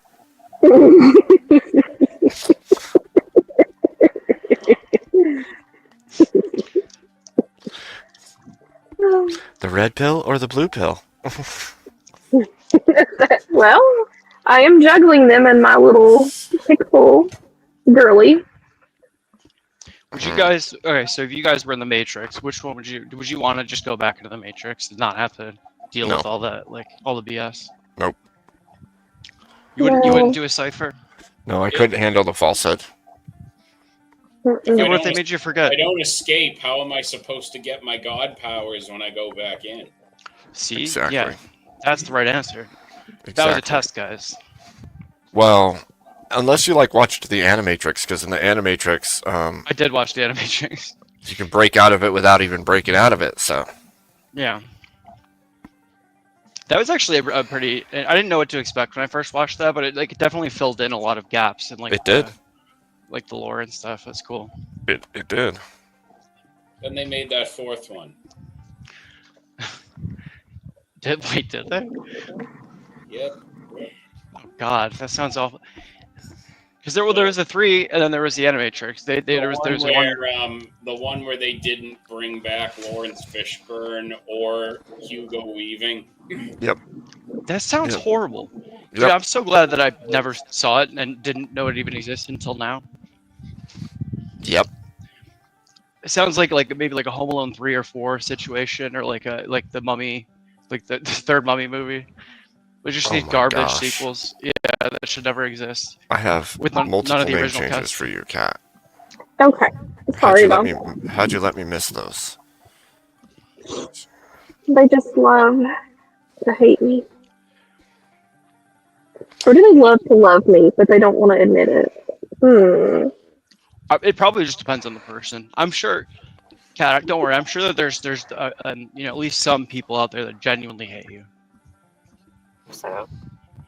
No, I said I really hope so, but my earbuds died, so it went over to speakerphone. Oh, all we heard was so. Yeah. So? I was wow. That was a tough response. I didn't expect that. So? I'm sure there's people that don't like you. So? I don't care. Kat, when you do all this traveling you mentioned, do you by any chance happen to go to hotels where you're using mysterious gold coins as currency? No. It's better to use coinage than cards for there to be a paper trail. Okay. So what are the coins, like gold coins with the same kind of engravings on them? Yeah. Cannot confirm. Like a hotel chain where you're not allowed to conduct your personal affairs upon their property. We're trying to find out if you're like John Wick right now, just for context. Oh my gosh, this store. Cannot Stay. confirm or deny. All right. Well, then I guess we don't know the answer, Molly. I guess we hit that end. I'm gonna have to reevaluate my notes. Hey, dead end. Hey, Kieran. Hello, Kieran. Hey, what's up, Kieran? Hey guys, how you going? Hey Kat, thanks for posting the link. I appreciate that. You're welcome. Just got home from work. Got no idea what you're talking about, but just sort of pop up and. Oh, we don't know what we're talking about. We are we're being like maximum goofy and silly right now. We're just trying to be funny. There's not any serious like specific topic. We can make one though. There used to be one, but everyone forgot it. So, is there a limit to the goofiness? Like, is there a bar? No. Like, no. No. Oh, cool. It's like absolutely not. Perpetual, exponential goofiness. Yeah. What time is it over where you just got out of work? What time is it? Yeah, it's 6:15. Oh, okay. AM. I didn't just get out. I had to come home. We had a we had to put a cat down today, so that was a little bit. Oh, I'm sorry, Kieran. It was a bit rough on the ladies. I didn't really know him because he was my it was my stepdaughter's cat, but Still, though, that's rough. I remember. Send I had, Katie and your stepdaughter love for us. That's well, sad. Katie's right here next to me, so she heard you. Thank you very much. Yeah. And, the stepdaughter's gone on a bit of a little road trip with her friend, just to take. That's it's good to keep it right off it. That's tough. I had one like 4 years ago that I had to do that with too, and it was it's brutal even as an adult. Yeah, but you sort of brutally life goes on, so you've got to exactly. Yeah. So you sort of pay your condolences and you do what you have to and you carry it with you, but you carry on with life around you. Yeah, I'm sorry about that, Kieran. Yeah, thanks, mate. Is that Emmett? Yeah, it's me. Yeah. Yes. Oh, Emmett, I still got to get in touch with you about the pixelation. I forgot about it on the weekend. That's cool. Just send me a message. You have thanks. me on Discord. Send me a message. Tell me what you want. If you have any references, send me the references, and I'll get it done. I'll get it done as soon as possible. Yeah. I like yours. Like a bartender. I really like that pixel art thing. I made this for Armageddon. I'm always astounded what you can do with like a few pixels because you haven't got a lot to work with. My favorite thing about it is it reminds me of like that era of like video games, like when I was really young. It was awesome how much they could do with that technology. Kind of reminds me of the original Commander Keen, although the graphics in that were more advanced than what the sort of pixel graphics. But yeah, this would be more like actually. Maybe like a Sega would be the closest. There for a second. What? Was that actually Snake Eyes, or like a Snake Eyes looking ninja? I just Hey, saw. Romano. Hey, what's up? Thank you. Oh, that is. I think it's Snake Eyes. Everybody. Yeah, before this one that's up there, like the blue hat guy, there was like something that looked like a ninja. I thought.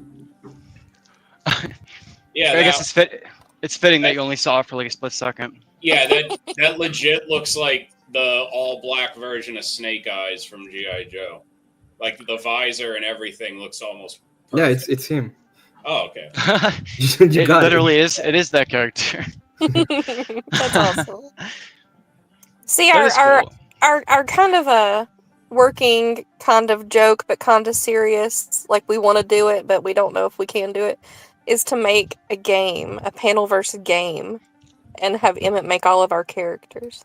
We would need to like kind of like crowdfund it though, but just think of the idea and how cool it could be. Crowdfunding a video game? What could possibly go wrong? I've literally never seen it go wrong once. Yeah, me neither.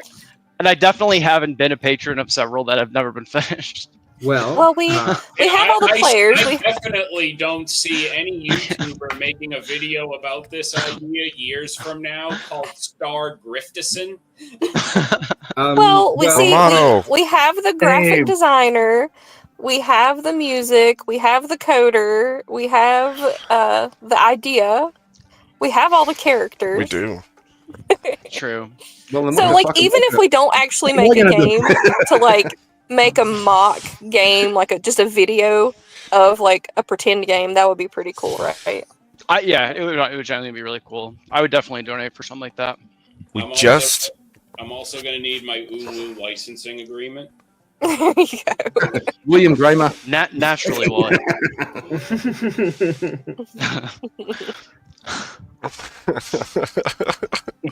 That's good. That was the first really rude name change. So congrats, Karen. Thank you very much, sir. Abe, is it time for you to do my second name change? Yeah, I changed you back to hello Clarice, and then I'm going to change it back to William Gramers. Okay. Yeah. Oh, somebody did get you his Babe Dinkus. That's hilarious. Also, Graham is whoever like did a- that, nice Graham silence is to the like a Lambs reference. Go ahead. Sorry, Robert. No, you're good. Graham's like a chat sniper, but I have to say he's improving his pun game. He is improving his insults with practice. That's good. That's good to see, especially when he's sniping so often. Well, it's cost him $120 and $2 name changes, but he's getting there. There's growth there. There's growth. Yeah, it's encouraging to see the growth. That's what she said. Oh gosh. That's a weird Wow. way to say that about that. That's what she said. Gosh, that was pretty good. That's something. See, okay, look at the chat. There's K2. He's not in my freezer. I mean, he could Cat, be texting cat, from the calm freezer. down. All it is his profile. Okay. Listen, We're not K2. dumb. Wait. Okay, how are the sheep? Way worse. This makes you. They're good. Thank you for asking. K2, uwu twice if you're safe. He would say uwu, but Cat also does know that he would say uwu. Okay. Say something Cat wouldn't say. Yeah. Or think that you would. What wouldn't Cat say? Nothing. I mean, nothing's off the table. That's a low bar, right? Exactly. Yeah.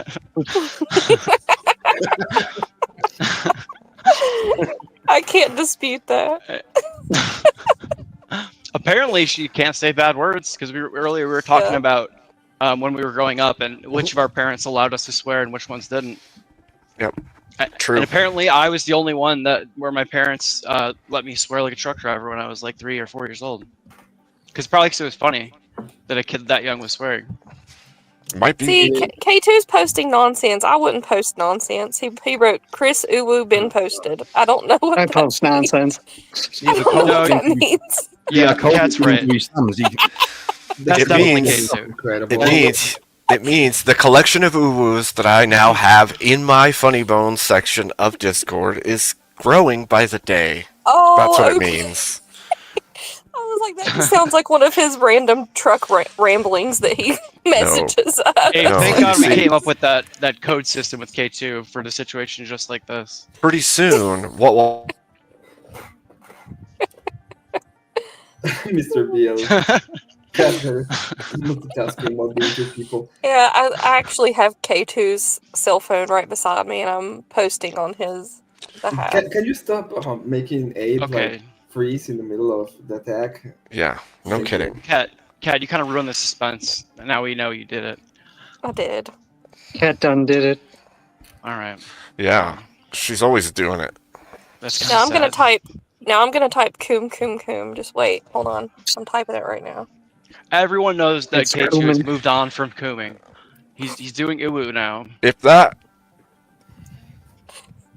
would freak me out, actually, if you said that and then it happened. Like, immediately, Yeah, like that the would be moment weird, of, yeah. I'd be like, okay, wait a minute. Maybe I you was looking do at the have him chat in the too. freezer. Yeah, I don't know why I expected it to happen like that. I was hoping he was listening and would like play into it and actually type it. Because that would have been funny. That would have been extra funny. Yeah, too bad it didn't happen because K2 didn't do it. Too bad K2 actually is like, no, I ain't doing that for her. Well, we know that K2 is not listening because you can't listen inside of a freezer. So That's true. I don't know how you get a cell phone signal strong enough to be in chat from a freezer either, but he's doing it. Oh. Oh. Coom uwu. Oh. Coom uwu. Oh. Coom uwu. He'll To start you to, too, buddy. Soon he'll start to type gibberish because his thumbs will start to freeze up. He won't be able to Yeah. articulate That's properly. true. It'll look like pocket texts next. Yes. Yeah. He'll be abbreviating everything. Yeah. I gotta go, guys. I gotta go. I What? hear something. All right, I hear Cat, some- I just I hear- got here, and you're I hear going. something in my basement. It might be me. Well, It might be me. Do you need help? What is it? Can we help you with it? Daniel is like, I want to be me. I think K2 got out. Hold on. What? She's like, wait, there's not supposed to be K2 messages in the chat. Wait a minute. He's loose. Cat, what kind of dungeon are you running over there? It's not the fun kind. I've It's shown it a this. few times It on might be. stream. Look, Rocky and Bullwinkle know. Okay, they're on the wall. They are. K2's waiting to be put on the wall, evidently. Well, no, he's not being put on the wall. He and Rob are going to be taxidermied in a loving embrace, holding on to each other's cake. Remember? Right. Oh, that's true. Okay, well, that can I opt out of that and maybe No, pick someone else remember instead? that was the deal. We talked don't- about No, this. I on- You don't get a choice if you're no longer with us. I mean, But your I'm choice is here. gone at that I'm point. still here. Well, you won't be. I mean, Damn. There's a hell of a way to find out. damn. You guys will forever be immortalized in a loving embrace. At least Yeah. everyone will know you had a close friend at one point. We don't even like each other that much. Oh, why are you doing this to us? Well, see, you guys just need to be super cautious when you finally do the friend meetup, because I might be, in those bushes or on top of that building, or Cat's mission is to just bring people closer together. yeah, Rob, that's all. for see, this is like, eternity. This is giving me sort of like Buffy the Vampire Slave vibes, right? It's Yeah. like Well, Something like my that. AI Except- song like a is digital- Buffy yeah. vibes, isn't it? it's an internet version where she gets a whole bunch of people on the internet to feel safe and friendly and lures them into meeting up, and then all hell breaks loose. Yeah. Exactly. One by one. That's basically the exact story right now. Yeah. Well, I think that's So she's like Ted Bundy, a female Ted Bundy. Yes, yes. Mhm. But I think that's what DebateCon was all set up for, and everyone just doesn't know it yet. I'm actually modern day debate. Yeah, she actually booked the entire event. She's the AI that set it all in motion. Somehow, the fact that the serial killer in this case is an AI, just like an extra layer at this point. She's Skynet. She's the beginning of Skynet. Just so you all are aware, I'm telling you right now. This is your warning. It makes And sense. Spiro is the actual John Connor. So that's why he's not here. He did a raid, but he didn't come on panel, did he? Yeah, because he knows better. Came on. He knows to stay away. I think. Cat's got a whole bunch of microchips ready to implant behind your ear. Right. She does. Yeah.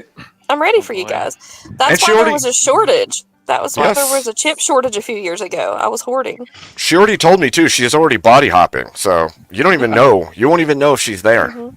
She's Oh already my got God. a bunch of She's got bodies. those sleeper agents around. Mm-hmm. Mm-hmm.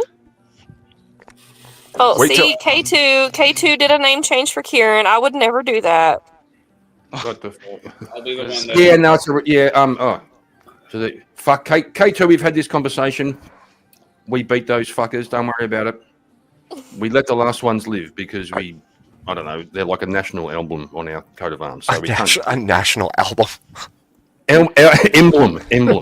I don't know. They're like some important Emblem. bird or something. I We think- killed almost all of think, them. We got- I think Australia is the only country where we actually eat the animals that are on our sort of national coat of arms thing. Like, Oh, is that what it is? It's that. yeah.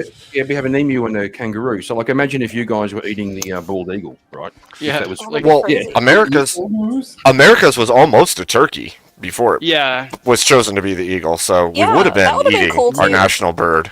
For some Yeah, but reason, they have Benjamin Franklin was like, "Guys, how about the turkey?" And then everyone's like, Well, "No." to be fair to Ben Franklin, Robert, we didn't start a war against turkeys and lose. Yeah, that's we true. didn't lose you, motherfucker. That's a Wait, is dirty that- lie. what That's is a our- dirty lie out of the people who weren't But I'll here. tell you, if we did fight that war, we definitely wouldn't have lost. I mean, Considering What is I our national mean, animal? Is it the saying black that- bear? I mean, saying that the The eagle, eagle. was put no, on it's the the national cat. flag It's the bald eagle cat. No, that's the national bird, right? But don't we have like a Um, national animal as well? I don't think so. So states, every state has its own national animal and flower and everything. I don't know that Not that's a national, nation. state animal. That wouldn't be a Yeah, national that's what I meant. animal, Rob. Yeah, I know. Well, it was just the Okay. equivalent. Yeah, I made I misspoke. I'm sorry. Well, we have rules here, Rob. Oh, Yeah, no. I know. I'll go stand in the corner. I know what to do. Oh, we're such dumbasses. The national animal, Uh-huh. Can y'all hear me? Yeah. We're Okay, so- waiting. We're would a bird such, not be we're an animal? such dumbasses. The national animal is the American bison. Okay. I mean, All right. I Well, just that, Googled I it. haven't Cool. seen many of those around lately. We ate those. Yeah. Oh, we see, did Steven- definitely eat those. Steven and Crusader. In Put it fact, in the chat. I who lives Googled in a it, but city they. called Buffalo. I still have no idea where they are.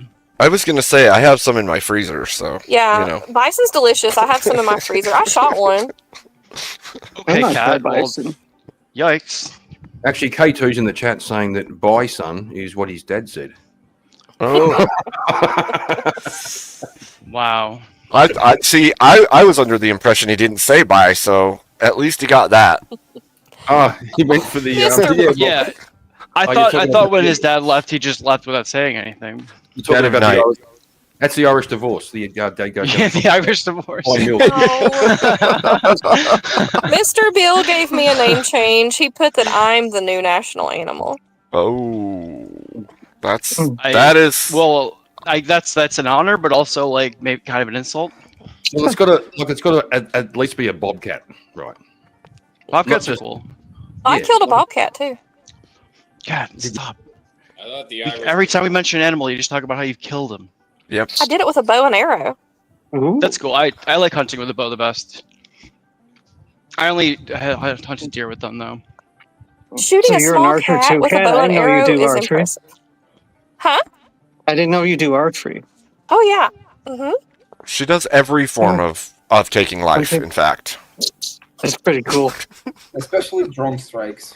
especially Yeah, she has an A10 Warthog too. you know, it's that AI capability I coming in want to see handy. Cat in a tank. Which one? She has two of them. I believe it. You know, I definitely don't have a killdozer, guys. Stop. That would be cool. You should. Yeah. Someone Get needs your to bring back a killdozer, Kat. killdozer. Yeah. So, Kat, the more you tell us about all the things you've killed, it just makes the story get thicker and thicker, right? Yeah, I mean, if you're trying to like detract suspicion, you're doing a bad job. It's fine. That's fine. Typical woman. It's fine. It's fine. Everything's fine. When she said it's, It's not- fine, everything is not Yeah. fine. Stop saying it's fine. It's not fine, Kat. It's The so definition fine. of not fine is women saying it's fine. You gotta think past just doing another killdozer, Rob. You can't just retread the same thing over and over. Yeah, you know what? You're right. Effed up, Yeah. insecure, neurotic, and empty. We gotta move on. Fine. Effed up, We insecure, have to neurotic, yeah, we have and to empty. we have to lay our own set of tracks and Are you and follow describing those. me? No, I'm saying that's what the word fine means. That's all. Oh, Effed up, insecure, neurotic, and empty. Fine. I've never heard. I like I mean, the, all of those would be true for me except for the empty. I'm not empty. the recent That's name what- change for Well, Kat is a it good can- one. It can also be changed to emotional, so it could be effed up, insecure, neurotic, and emotional. That works. Okay, too. yeah, that's me. That's a woman. As far as anagrams go, that's Pretty right much. up there. That's right. How do you up guys there know with so much about my childhood? How was your childhood? That was fine. That's Fine. Yeah. We've got another name change for me. Yeah. Oh, Rob's Oh. got a name change too. Oh no, you Oh, got no. it. You got it. How was your childhood? Oh, it was FUBAR. Yeah. Yeah. Oh, that sounds well. Good. I'm glad. Not me. I'm talking about you. My childhood was fine. Fine. Mine was fine too. We just talked about that. Oh man. What childhood? What are you talking about? I said Kat because she's a robot. She didn't have a childhood. I had like a beta testing period, right? Did you, no, though? There was a previous version of you that did that. I think that's called MS DOS. Jeez. Jesus Christ. Yeah, so it wasn't like a beta of this program. It was a Did you precursor. just call me old? It wasn't- Yeah, No. Cat Windows 91 version. I'm an Hey, XP I was girly. born in Hush. '91. I'm a Windows XP girly. Hush your mouth. All right. Yeah. No. Everyone. Yeah. Kat, you're right. You are XP. Right. I'm more Everyone? of a kind of a Real ones machine remember code. Windows I'm a 95. machine code kind of guy. Oh, If that's going to age me. Not that I did machine code. My that's a brother good did. point. My brother did. Hey Foobar, Rob, insecure, I'm not neurotic, and empty. only That's good. not only XP. I'm OP because I'm overpowered. Well, that's not a No, computer. no, So no. the You're operating wrong. system. You're overclocked. There's a difference. Calm down. Yeah, that's just the Yeah. machine. The cat. That's just the machine learning talking. Yeah.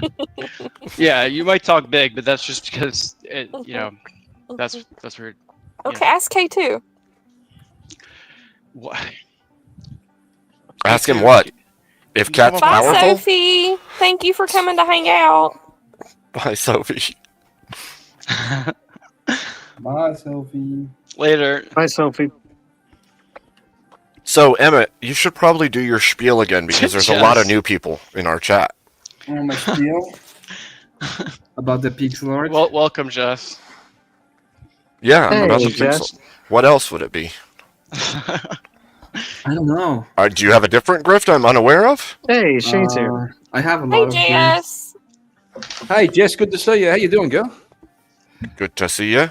So for the grift, I'm doing pixel art characters. You can get your own. This is your own pixel art character for $10.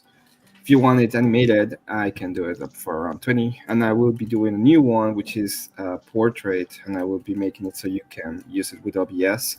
And when you talk, its mouth would open and close so that you have that.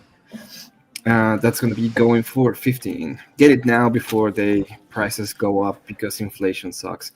So yeah, Because inflation sucks. Get it now Don't we- before the don't we rush. know it? Get And it now inflation. before the rush. And I can vouch, I haven't even got mine yet, and it's fucking awesome. It is genuinely really cool. Like it's we have there's obviously like a lot of people in the community, so that'd be cool to like see a bunch of like, It's- pixel art things kind of spread around. It's awesome. I'm going to make the argument, Yeah. though, I think $10 is too cheap, to tell you the truth. Well- for the book character, I think it's fine, but That's for cool. animation That's is cool. gonna take. Just For He does now. put a lot of work into it. Especially, I watched how he was doing the animation. Because he'll even do them on stream if you want to watch him make it. Yeah. And It's one of those so- things that, like, it's a bit like coding on the computer. When you do it really well, it looks easy, right? Yeah. That's true. Right. It's Yeah, so true. So, Yeah, you're right. If you People do that are it really while good I'm at things. streaming, I'll drop anything I'm doing at that moment. Open up my his name is Sprite, which is where I do them, and then I just do it for everybody to see. Yeah. Yeah. Cool. Yeah, she. I'll think of one. Yeah, maybe I'll get one after Are everyone you not else. gonna get has some or Shaggy? something. I'm so sad. No, we need you to make a Lumina. Yeah. Yeah. With him standing out of the top of it because he can't sit. Why are you guys like, shoehorning me into an expensive version of one? I'll pay for it then. Yeah, I'll cover the cost on that I'm one. just kidding. Everybody wants to see you standing out the roof why of your why does it have to Lumina be so complicated? with It has two to be a random Lumina dudes on with the a bench guy, seat with you.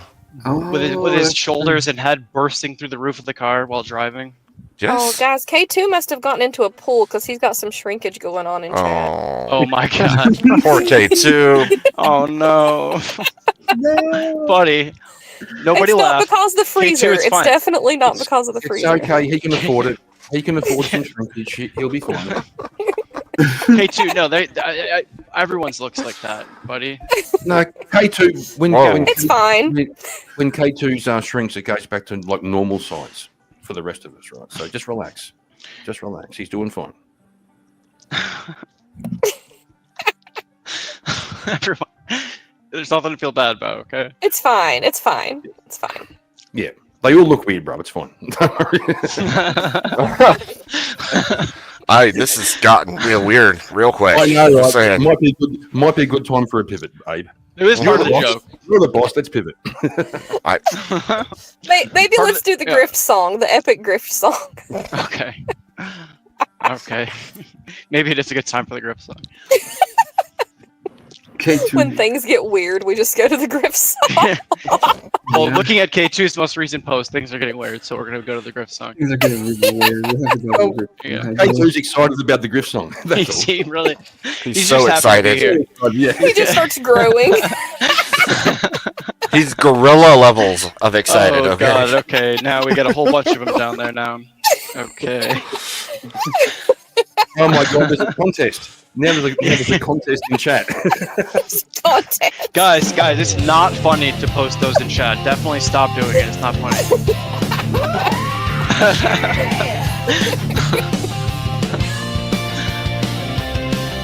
Abe stands tall with his hand in the air.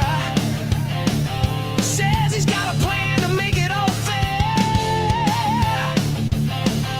Promises go, but he's got no shame. Reaching for your wallet in democracy's name. Rock the ballot, Abe's call you out. Empty your pockets, scream and shout. Freedom ain't free, it's a toll you pay. Give it all to Abe to save the day.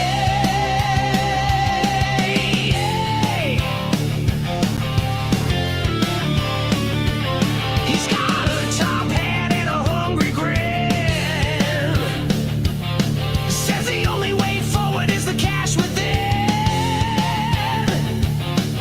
Lists of hope on a broken string while the choir of the desperate begins to sing. Rock the ballad, Abe's calling you out. Empty your pockets, scream and shout. Freedom ain't free, it's a toll you pay. Give it all to Abe to save the day.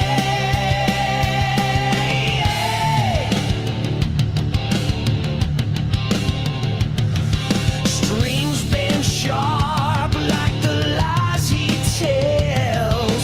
Echoes of promises ringing like bells.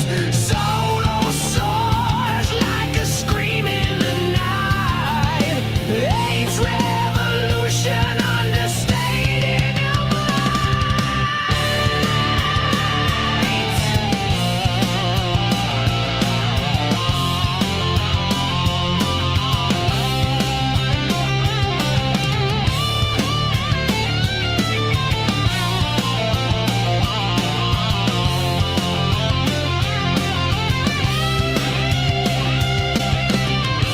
Rock the ballad, Abe's call you out. Empty your pockets, scream and shout. Freedom ain't free, it's a toll you pay. Give it all to Abe to save the day.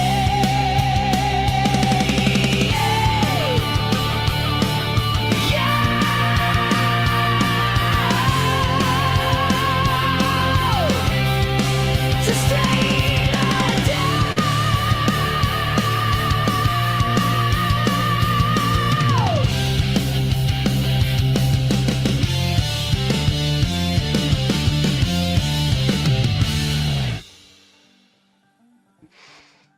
I reckon that little Abe Dinkus pixelated guitar player in the top corner just topped that whole thing off. You see what Emmett does? You see, you too could have a little dancing pixelated thing in the corner of your Griff song for just $10, or maybe more for anime. Animation starts at 20, but For just $20, you could have a little pixelated character in the top. Yeah, of your or Griff even song. dozens of them. Or yeah, all over the screen. a whole screen of them. I have a bunch of them on my stream. Yeah, And you can different sizes and everything. Like you could make them all kinds of ways. Giggity. I just Like saw this. Grumple. God, a Grumple snuck into the panel. Yeah, that was. I just heard Grumple's voice and I didn't realize he was here. Welcome. I Grumple. know. Again. You heard Good those, evening. you heard Welcome. those silky tones of our favorite. You're looking all youthful and stuff today. What's that about? You look like younger than normal. Is that? Did you sleep? Oh, I found the mermaid tear and drank the cup, and it was a whole thing. It's fucking working because you look awake. It's been a long time. Oh well, thanks. No, yeah, that was a compliment. Yeah, it was. It was encouragement. Yeah. Yes, indeed. Well, hopefully he's encouraged. He's encouraged. look, Grumple's a master of the. He's a master of the poker face. You don't give much away. So That's true. If Grumple makes even the slightest facial expression, it really means something. So like you have to pay attention. You have to look close. True. Yeah. He doesn't give much away. No, you're right. Yeah, I've noticed that. I give nothing away. I'm very expressive, like when I talk, but my face is not visible. So. Well, it's hard to give much away when you're an avatar, right? I know. Yeah. Well, I mean, Shaggy's not giving much away. That's what he's saying. He's puffing on a cigarette. I mean, he gives everything away. That's not a cigarette, bro. Well, I was trying. Manner of speaking. I was trying to make it a cigarette in case there were children in the chat, but I don't. There shouldn't be. It's not set for children. I know there's none. It is a cigarette if you look at it closely. How can you tell what's inside it by looking at it closely, bro? Yeah, I guess if there's a cigarette filter on it, but he could have rewrapped it and just put the filter on. Yeah, it could be a spliff, maybe. Maybe it's a spliff. It's a menthol. A menthol spliff? Menthol spliff. There's a marketing idea. Grumple, you give me another marketing idea. Wow. Man, it's a clever that one. actually sounds pretty nice right now. Actually, over here, we can buy some filters to roll your own. And I do know somebody who does use menthol filters when they make a spliff. That's cool. Yeah. I don't go for them that often, but it is a nice little yeah. I do think that menthol is mostly for women though, like guys. Yeah. shouldn't smoke menthol, yeah. I get Marlboro Reds whenever I get cigarettes. It's like my main one. Oh, so you are well. The only thing harsher than Marlboro Reds is Camel non-filtered. Oh yeah, I don't really like Camel, but yeah. I don't know. I've been smoking them since I started, so I guess I don't really know like how different other ones are. I think maybe Daniel. Sorry, Abe. I was going to say maybe we've exhausted the value of tobacco and filters at this stage. I don't know. Daniel, I love seeing your pictures of you with all the Power Rangers. That's freaking amazing. Oh, thank you. It's freaking cool, dude. It's like nostalgia every time. It's like that's freaking cool. Like that's everybody in the age bracket's dream. Like that. That's freaking cool. Thank you. Some of them I've known decades now. It's pretty wild to think about. It's bizarre. Because they all went to your high school when they defended it against Rita Repulsa. Oh, that was your high school? That's that was sick. 93. I was 6. I was a kid then. But So it's they just wild to gave you think a bunch about. of grades. Oh, weird. Cool though. He was just in training during that time. That's all. He was ready to become one. One Power Ranger? Yes. Or the All Power or Ranger. one. Yeah, maybe he was waiting for his chance to become all in one. Wait, is that a thing? It wasn't. There was like 5 or 6 of them, wasn't there? Yeah. Yeah. No, till all are one. Yeah, I mean, reference. Why is there so much emphasis on a singular one? Then it was a team, right? Did you ever see like Kyle Rayner, Green Lantern? He like got all the colors of the spectrum. It became the White Lantern. Like, no, it could happen with racist. Power Rangers too. Okay, just saying. Yeah, it could. No, I was just asking. You guys, I think, know more about Stop it. Stop ruining my headcanon, Rob. I'm sorry. I was really young when it came out. I don't remember it very well. Well, how dare you be young? Get older. I'm trying and going as fast as I can. How dare you? Don't speed it Don't- up. More yeah, than don't- You need to, don't How- speed that up. How dare you? Oh my God, that was too good. That was that made that. I was going to say something inappropriate. That made certain parts of my body retract. That was horrible. Okay, well, the Doom Goblin. You sounded just like the Doom Goblin. Yeah. Yeah. I've seen that clip way too many times. So you've got it on repeat, haven't you? You sit and watch it. You go, It haunts me. It haunts me. Well, you've haunted me now because now your face is attached to it. Good. My gray face is attached to it. So now you'll be haunted forever. Fuck you very much. I do find it odd that I look as gray as I do, in fact, actually. It's weird. You don't look that grey on. I find it weird I look grey. That kind of happened overnight. But I'm a bit older than you. You know, my hair was falling out early. That just happened, you know. I mean, but the grey sneaks up on you, and then it's a bit like someone said, "How do you go bankrupt?" They say like slowly at first, and then all at once. It's the same with going grey. It's slow at first, and then all at once. Dang. I think that it sounds like a lot of things, actually. Probably true. Yes, stuff creeps up on you. Yeah. Age is quite the beast. So. It's like for the longest time, you have a little bit of a sore back when you try to stand up, and then one day you just go, "Oh fuck, it's my back hurts." One day you sneeze too hard, and then you can't walk right for a week and a half. This is true, Grumble. But the worst one is when you put your back out trying to put eye drops in your eyes to fix up your eyes. Are you just starting to scare me? Or you just go to sleep and you wake up in the morning and you've thrown your back out, like you did it in your sleep. You slept wrong. That's amazing. And then the worst part is even after however many decades you've lived on this earth, that you still don't know what to do with your arms when you're sleeping. Yeah. Yeah, it's also like who knows?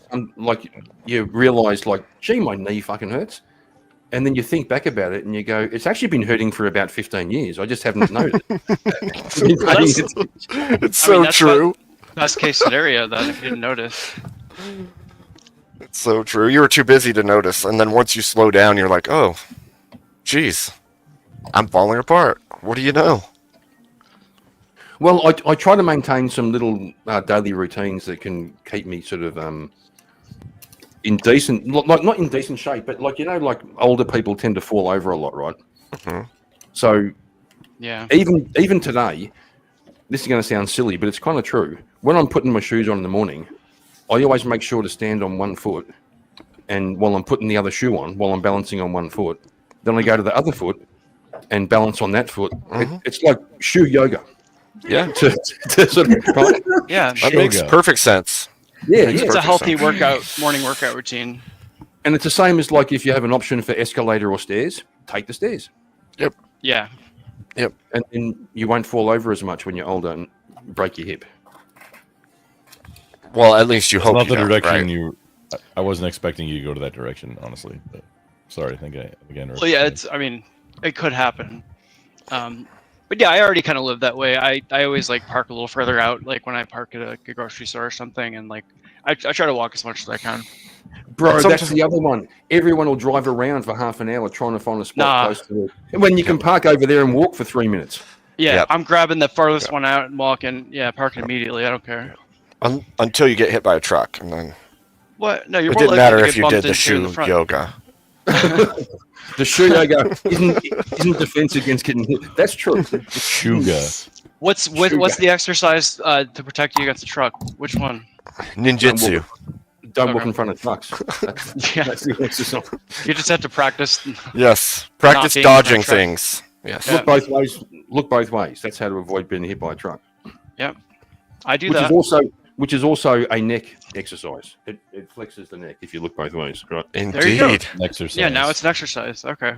Also, don't hang on one because I did that once in high school.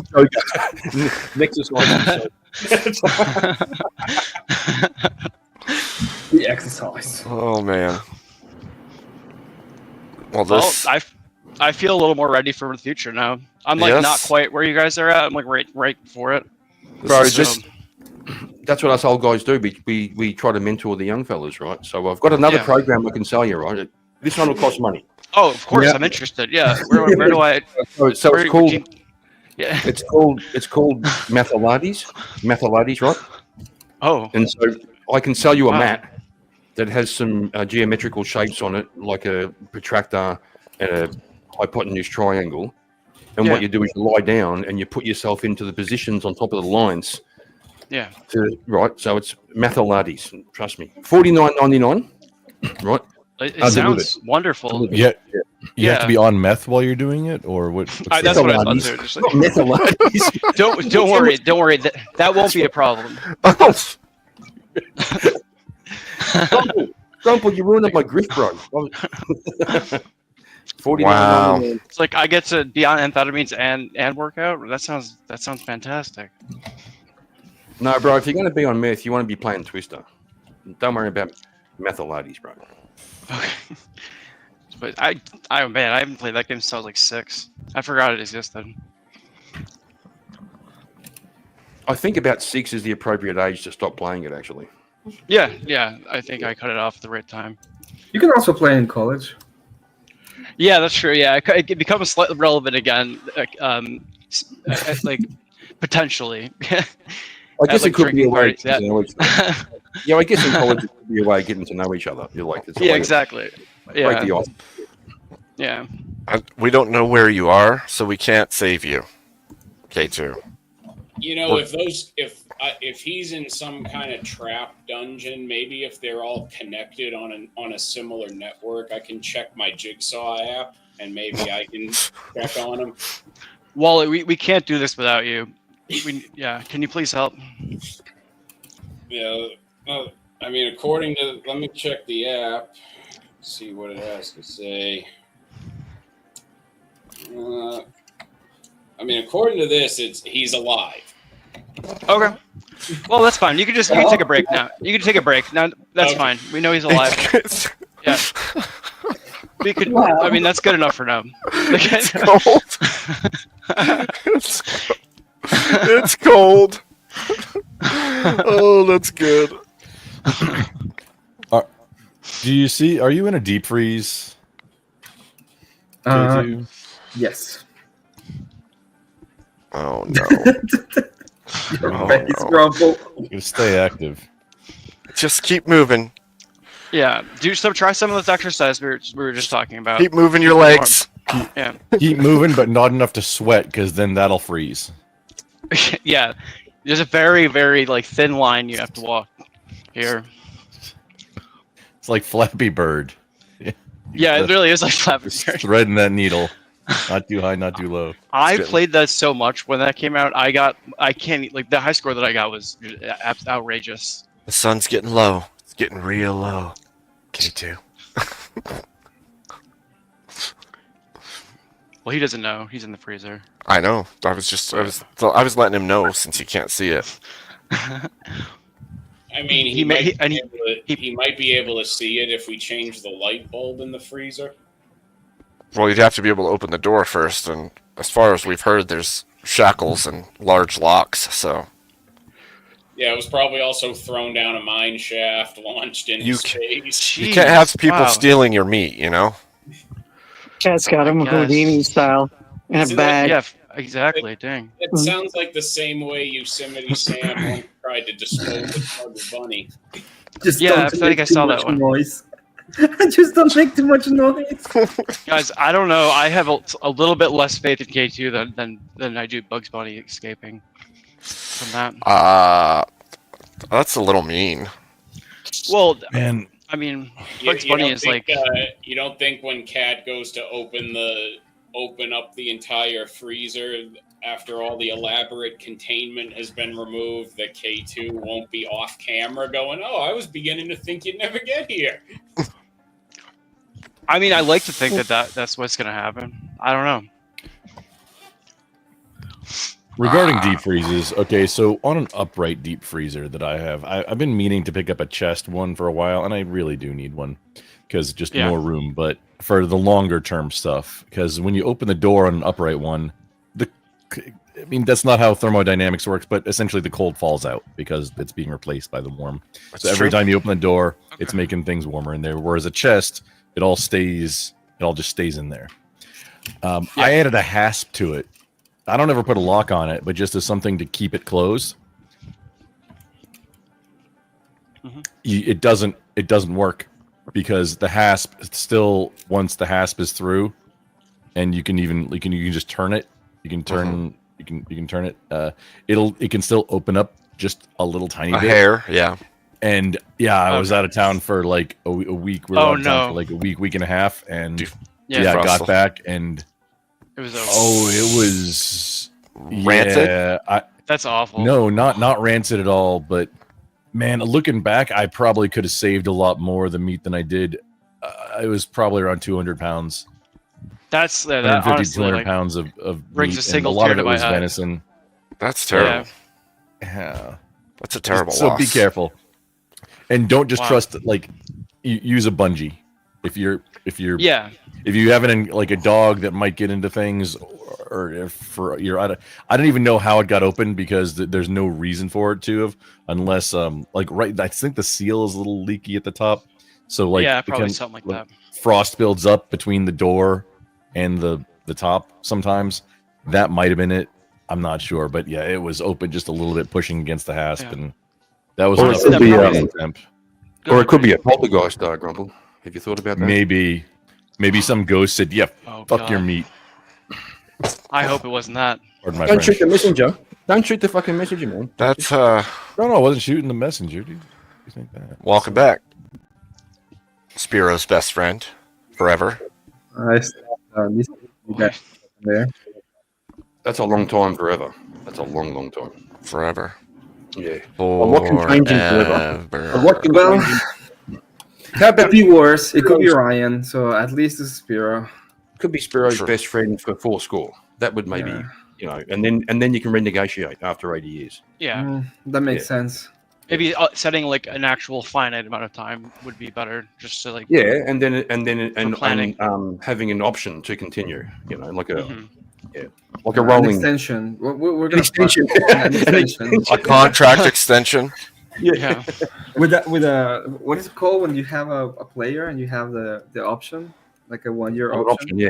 It's called an option, yeah. Like a re-subscription or like Resubscription. This is not Something like Netflix, that. okay? Emmett's I don't friendship know. is a subscription I'm trying. service. I'm trying. I'm doing my best, guys. You know what? I'm gonna put that as Come on. part of my grid. If you, I'll be your friend. You'll be my friend for a day. I'll be your friend for this long, Good. for this amount. It'll be $3 idea. off the next year. It is a Sign good up now. idea.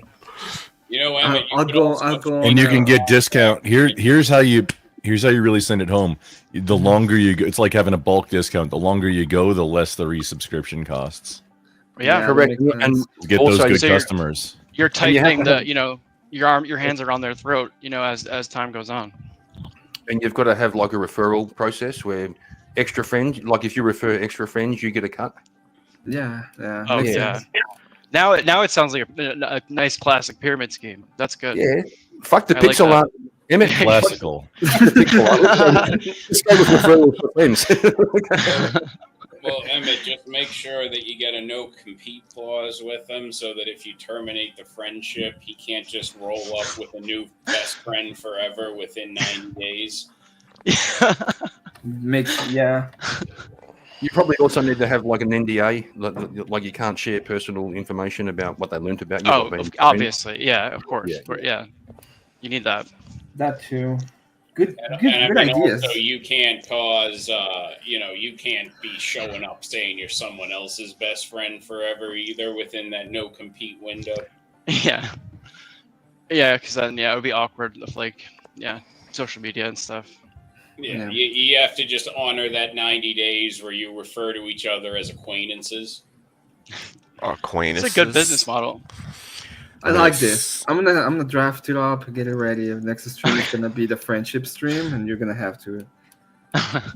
Pro tip. This is a freebie, Emmett. So Uh-huh. you get a discount on the friendship service.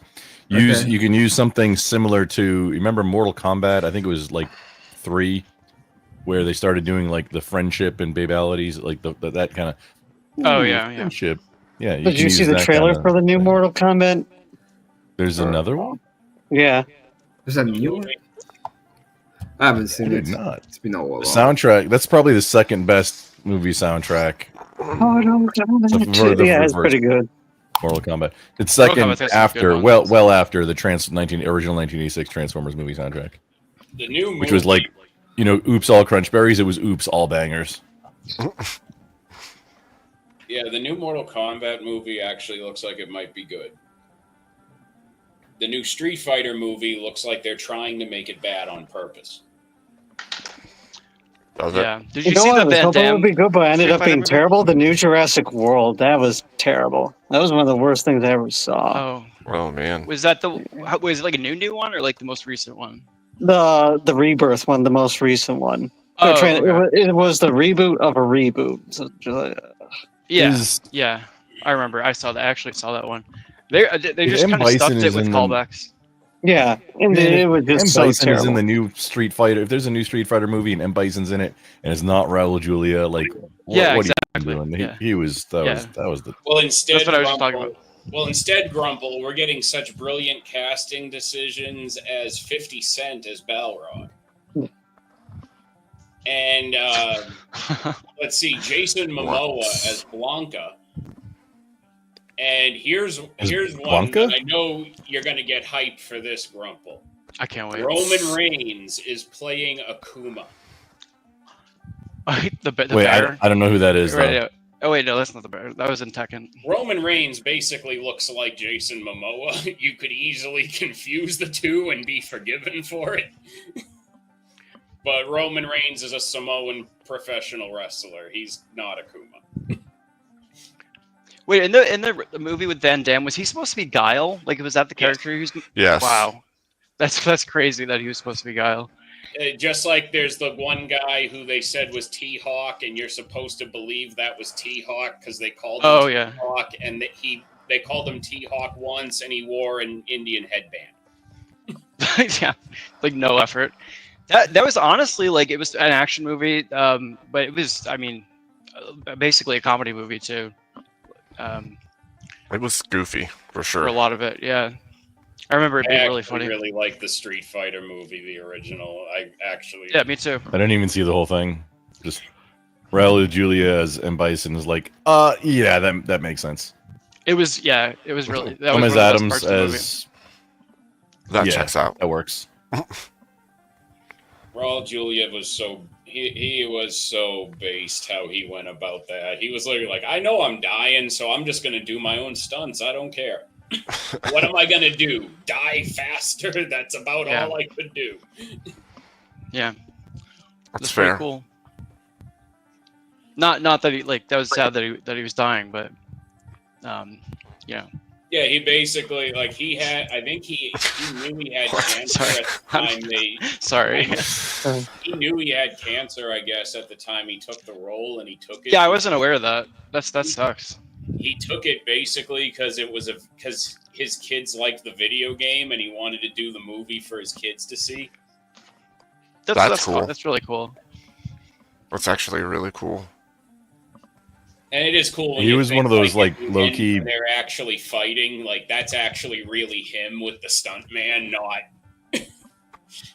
So like Wow. Van Damme wasn't doing his own stunts for that, I don't think, and he was actually doing all of his, and that looked like a very bulky suit to be wearing. And Yeah, it was massive. Yeah.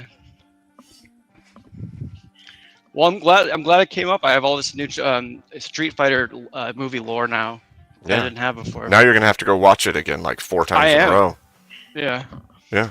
I went through like a phase where I was just watching all of the Jean-Claude Van Damme movies, which is how I watched the Street Fighter. As you do. Bloodsport is probably his best. Yeah. Bloodsport, Yeah. Boxer, Lionheart. Bloodsport, yeah. Yeah. Bloodsport's Go along with legendary. Any of them. I was raised on Bloodsport big time. That's a fantastic movie. I don't know about the multiple. I think there's like 4 or 5 sequels after that that are like increasingly less quality as you go on. I don't know. I think they did unrelated Bloodsport sequels without him. I know they did a couple of Kickboxer sequels too, and they Yeah, did I saw one- those. Yeah. Kickboxer was good too. And I think the last Kickboxer movie they did was actually about Tong Po, if I'm not mistaken. Like it was him having a comeback from being a villain. That's actually was really the- cool. What Here's was a the one good called one. where it was he was twins. He played twins. Oh, Yeah, because there was a Yeah, couple I double. can't- Because there was like Double Team and then Double Impact. I think Impact might have been the one with the twins. Double Impact is probably that sounds right. No, Double Impact is the one with Dennis Rodman, I think. Oh, okay. I thought that was Double Team, so Oh, that's Double Impact. you know what? That, by the You're way, that right. movie was awesome. With That's the one with so- Dennis Rodman in like it. that whole batshit ending in the Coliseum with the explosion. Yeah, dude. Yeah, I can literally picture it right now. Tiger and all Insane. Someone was doing like something when they wrote the ending of that for sure. I think I know what it was. Hard Yep. Target was fun too, but It's- yeah. It's wild that they were like trying to build Rodman up as a serious star at one point. Yeah. Well, I mean, Demolition. He kind of peaked at Demolition Man. Wait, no, hang on. That's not them. That was Oh Wesley. no, that was Wesley Snipes. Never mind. Oh, Yeah, no. Yeah, the No. funny hair. Oh, Yeah. no. Oh, Dude, why'd you have to do that? Oh, racism. Rip stream. We gotta shut it down now. Gotta shut it down. Oh I mean, I remember when Dennis Rodman was cast as Blade. Yeah. Oh god. Yeah, me too. And now he's friends with Kim Jong Un, like they're best Yeah. buddies. How wild is that? So weird. Yeah, it was cool when he's in the Matrix too. I enjoyed that one. So weird. And then when he was Curtis the Cowboy on Pee Wee's Playhouse. Yeah. His most iconic role. What an assorted history. You know what I found funny for actors was Ken Foree. He was in Dawn of the Dead. Yeah. Played With the original? yeah, Yep. he was in the original Dawn of the Dead, and he was in Devil's Rejects as Spaulding's brother, the pimp. Oh yeah. And then he was in Keenan and Kel for a while That's too. what I was just about to get. Yeah, to. he He was- was dad on Keenan and Kel. That's so- in between that. That's a good mix of really different genres. Knowing that he was the dad from Keenan and Kel makes me laugh every time I watch. Yeah, how could you the not? Halloween remake, and he says, "I'm Yeah. Grizzly, bitch." That's absolutely hilarious. I never made that connection. That's funny. Dude, Keenan and Kel. That was a There great was a show. trivia question that came up Okay. on last game show, and like I didn't ever see Keenan and Kel. Apparently, it was on Nickelodeon. Nickelodeon? or something. Yeah, that was like more when I was a kid. Yeah. Okay, so since Keenan's actually kind of a star, basically, I guess is what it's weird to call him that, but I guess Keenan Thompson is a star. Yeah, he was on SNL. Okay, Yeah. who else was a big fan of the original All That as a kid besides me? Me too. Yeah, I watched it. Yeah. So I It watched. wasn't when I was a kid. So when I watched that they did a Good Burger 2 with Keenan and Kel, it got my gears turning, Oh, that's those guys. and I Okay. thought Yeah. to myself, they should make an All That movie about the Ishbu character, but do it like the Borat movies. It's not too late. I mean, I guess maybe it is for some of the original actors, but Yeah, just imagine if they announced an All That movie with Keenan Thompson, Ishbu, Dude, people would journey go to a nuts. foreign land. dude, that would blow up for like yeah, because there's so many people like that would remember that. Is that the perfect nostalgia? Remember that age? They're still alive too. Most of the cast just don't I have think, Dan yeah. Schneider's name attached to it. I'm trying to think. I thought I was thinking if something happened to Kel's actor. I for some reason No, I he's- vaguely remember. Is he? I Is he met good? Kel. Okay. He's a cool dude. Hell yeah. Okay, good. Still around. The only Power Ranger I ever met was JDF. He and he was such a great guy. I love Jason. I absolutely love that man. Tommy was my hero as a kid. Actually, here, hold on. He was probably like, when they tell you don't meet your heroes, he was an exception because he was like one of the people that I idolized as a kid who actually was a quality human being. Yeah, there's a couple of them. I met Rufio from Hook. That's freaking awesome somewhere. too. Yeah. I forget what his name was. He was in the he did one of the voices in that Avatar animated TV show too. I met the Undertaker in an airport once, and Steve-O That's from Jackass really- in an wow. airport once. Did you put together did or Tombstone something? you? No. Well, no, Oh, they weren't dang. together. But Like I didn't. What a actually, combo, though. Steve-O and The Undertaker. That'd be fun, huh? Yeah, that's too cool. Cool Hang I out. meetups. didn't actually get to meet the dude, but it was a far bigger achievement for me as a 90s wrestling fan to have the Sandman open a beer a foot in front of me standing on a chair. Really That quick, does. really Oh quick my on the god. Jason thing. We'll have to discuss this another time, but I'm of the minority. Like I'm in the conspiracy row where I don't believe he self-deleted himself. I think Oh yeah. there's more behind it. Because there was a lot going on with it. Because he was hyping up his new movie coming out, which who knows if that's ever going to come out now, but just the story They're doesn't finishing make it. sense. They finished it. The movie's actually finished. It's being shopped, I guess, for a release, but it's supposed to be. Yeah, it's in distribution. Yeah, they're looking to secure as much distribution for it as they can, but it's finished. Yeah. crazy. So he says, Aaron, but we still have to wait and see it, Yeah. because I want to see it. SWB didn't pick Last all update Jason I stuff. remember seeing was that Yeah. they said it was like they're just looking for distribution, but it's looking like it should be out at some point next year, I think is what they're saying. Yeah, That's it the was same supposed thing to be they said out. about Half-Life 3. Yeah. It was supposed to be out 2 years ago on Jason's birthday, September Oh, wow. 4th. It's coming up, yeah. But this dude's been saying that for a while now. But anyway, just again, that's my conspiracy route. Which again, I'll have to come on another. I mean, time you and would go know better than into- most, I would think, too. Yeah. So. Yeah, I didn't like that the last whatever that Dark Side of Hollywood or whatever it was that they did about it. That was not. They could have done that better. My internet keeps being clippy. In and out. Flip it. Ship Well, it. at least it's making clips. Grab it and ship it. It's Cat. Cat's doing it. From the I great know. beyond. Wait, Cat is Hacker We all Man? assumed.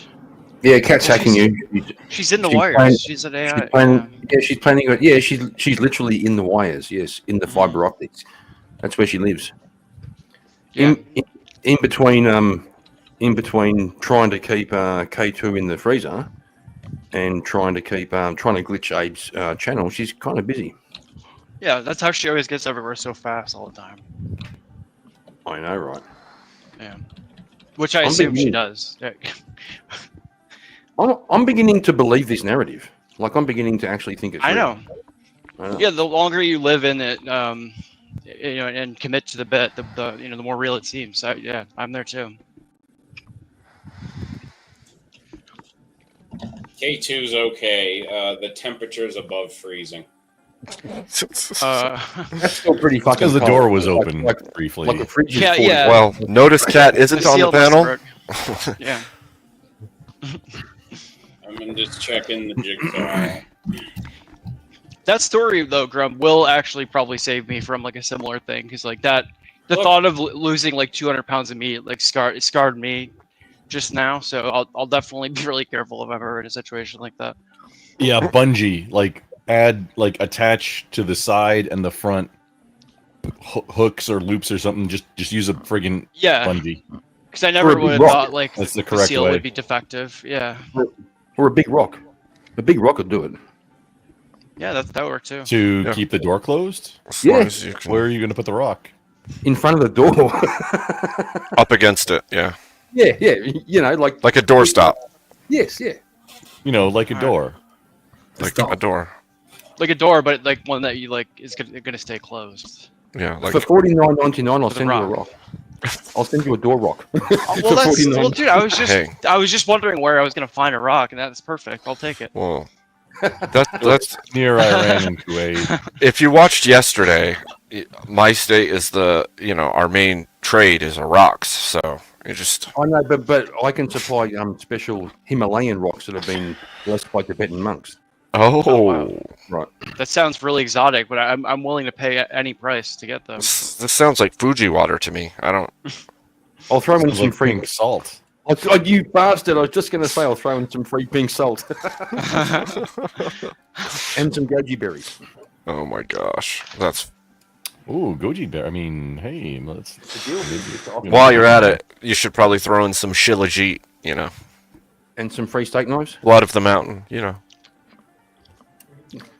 Well, I don't know. I mean, we're starting. You know, I didn't quite need all of that, but I'll still. Ginzu knives. It's I gonna already have change my your credit card life. out. It's gonna change your life. I might as well just buy all of them, I guess. Well, for $49.99, right, and no guarantees it'll arrive. Shipping issues, but you know, I'll do my best. Well, hey, I mean, you guys are doing me a favor. Like, this is really convenient. Thanks. I appreciate the offer. You see, Yeah. bro, I'm going to hire you. I kind of like. I don't miss those old commercials that used to be on like that, where they were like the infomercials. But like, it is. I completely forgot they existed. Now I'm kind of remembering a bunch of them in my head. Forgot about. I don't know if you guys had the same thing. The Ronco food dehydrator, slap chop. Yeah, dude, slap chop was the Shamwow. most legendary one. Yeah. Yep. Well, you always had someone Big saying time. at the end, but wait, there's more. And Wait, there was always, there's more. And there was always like a set of steak knives. Mm-hmm. Yeah, like just randomly, like no matter what the product was, like also steak knives. If And you then buy, after like, the the steak next- knives, there's like a special cloth for cleaning the steak knives. Well, then it was after always that, what yeah, sorry, man. Yeah. Like it was always what they couldn't sell last year. Yeah, like Oh, the yeah. leftover stock was the bonus there. Or after they've made their profit and they have leftover stock, that becomes the free shit you get with the next stuff. Mhm. Yeah, no, you could tell. You could tell that, just by looking at it, what exactly what they They were do doing. commercials where they would lead with, "Oh, you can get this full set of knives absolutely free with the purchase of our $100.99 knife sharpener." Yeah. Yeah, no, that is so real. What you just said. Yeah, that's exactly what they would do. Just buy this product and get this really chintzy cheap one with it. Yeah, we're gonna sell you a product that looks mildly appealing, and then try to bundle in a bunch of like really overpriced accessories and make them look like you need them. But And you there was could win the always- dinette set. And And it you was always got to like, guess the correct price. What would you expect to pay? Don't expect to pay $1,000. Don't expect to pay $300. We'll tell you later how much you're going to pay. Was it only yeah. 6 payments of $49.95? Yeah, when they do the payment plan just to make it seem like it's less. Yeah. God, dude, what a marketing is kind of disgusting. Whenever I think about it. Well, bro, I used to think so. When I was younger, and then Yeah.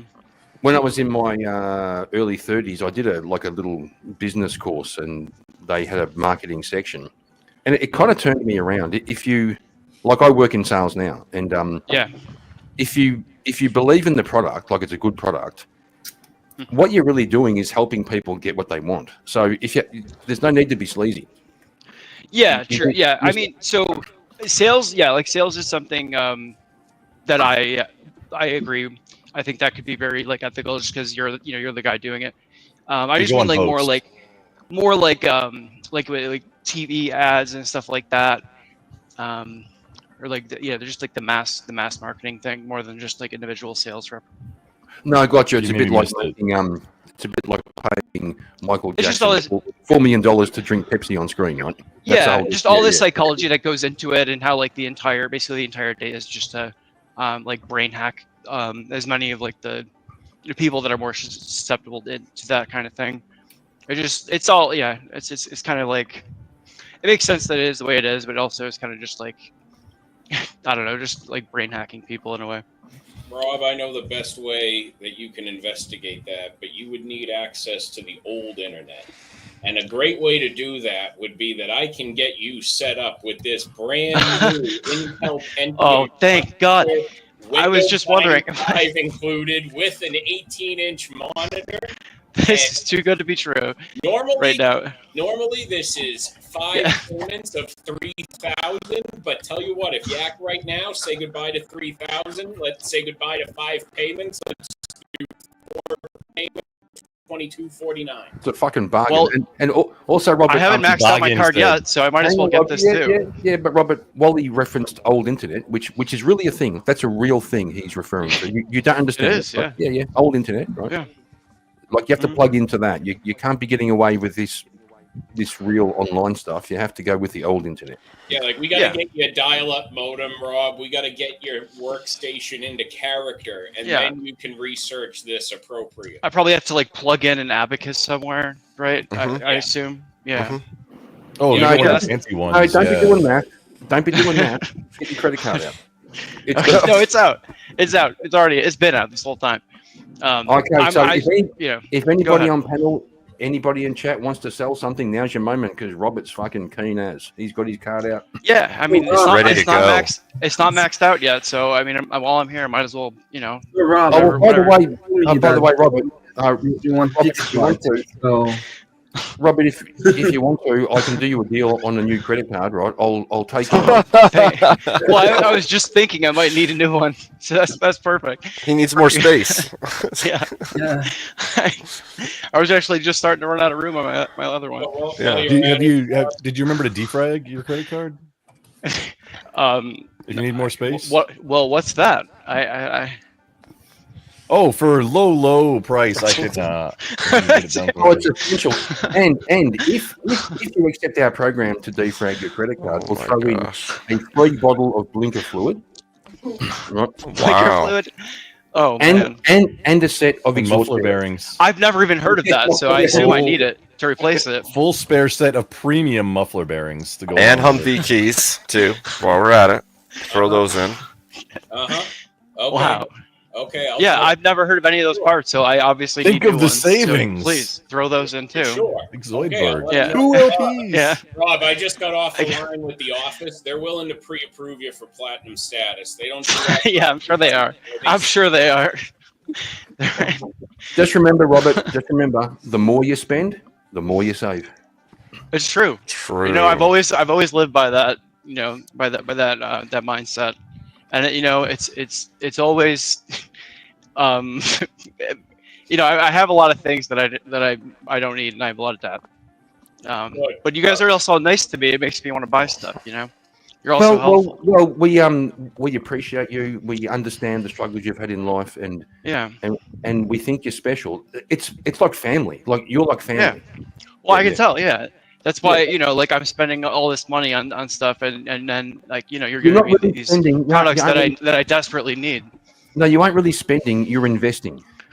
Yeah. Well, of course. Yeah. It'll pay dividends later You see, Rob. when you save. God, I hope it does. Like, You see, Rob, you can trust the Panelverse Shopping Network because our great TV grandfathers gave very trusted financial advice, and they certainly did.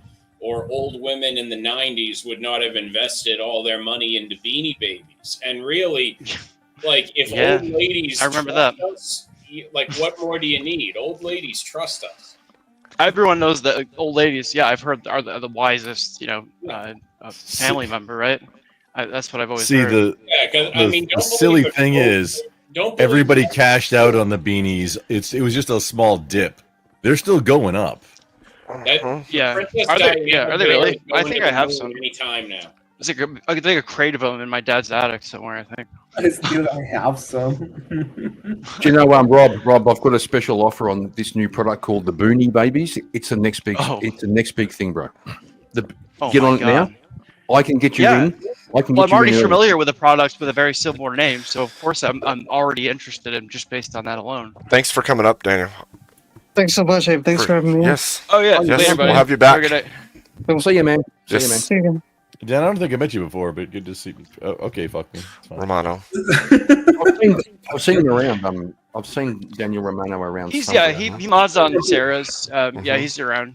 Yeah, He's cool. Sarah probably. Yeah, Is yeah. he the one, Yeah. Rob? Is he the one that my first impression of probably was seeing him in a masked rider esque outfit? Oh, did he? Was it one of those panels where like I the think that was might have superhero been my themes? very first impression of him was in some kind of Power Rangers or Masked Yeah. Rider costume. He definitely has He stuff has like that. them. Yeah, that makes sense. Yeah. Okay. He has That's pictures funny. of himself He with said each he of them. knows And, a few of yeah. the original. yes. He has pictures cast on of his. Power Rangers. Yeah. He has pictures of him with them and all kinds of stuff on his Nice. medium. So Mhm. pretty cool. Yeah, that's like Pretty cool, his pretty cool. channel's theme. That is a really badass first impression though. Yeah. Romano Productions, I think. I saw the regular version first. Mhm.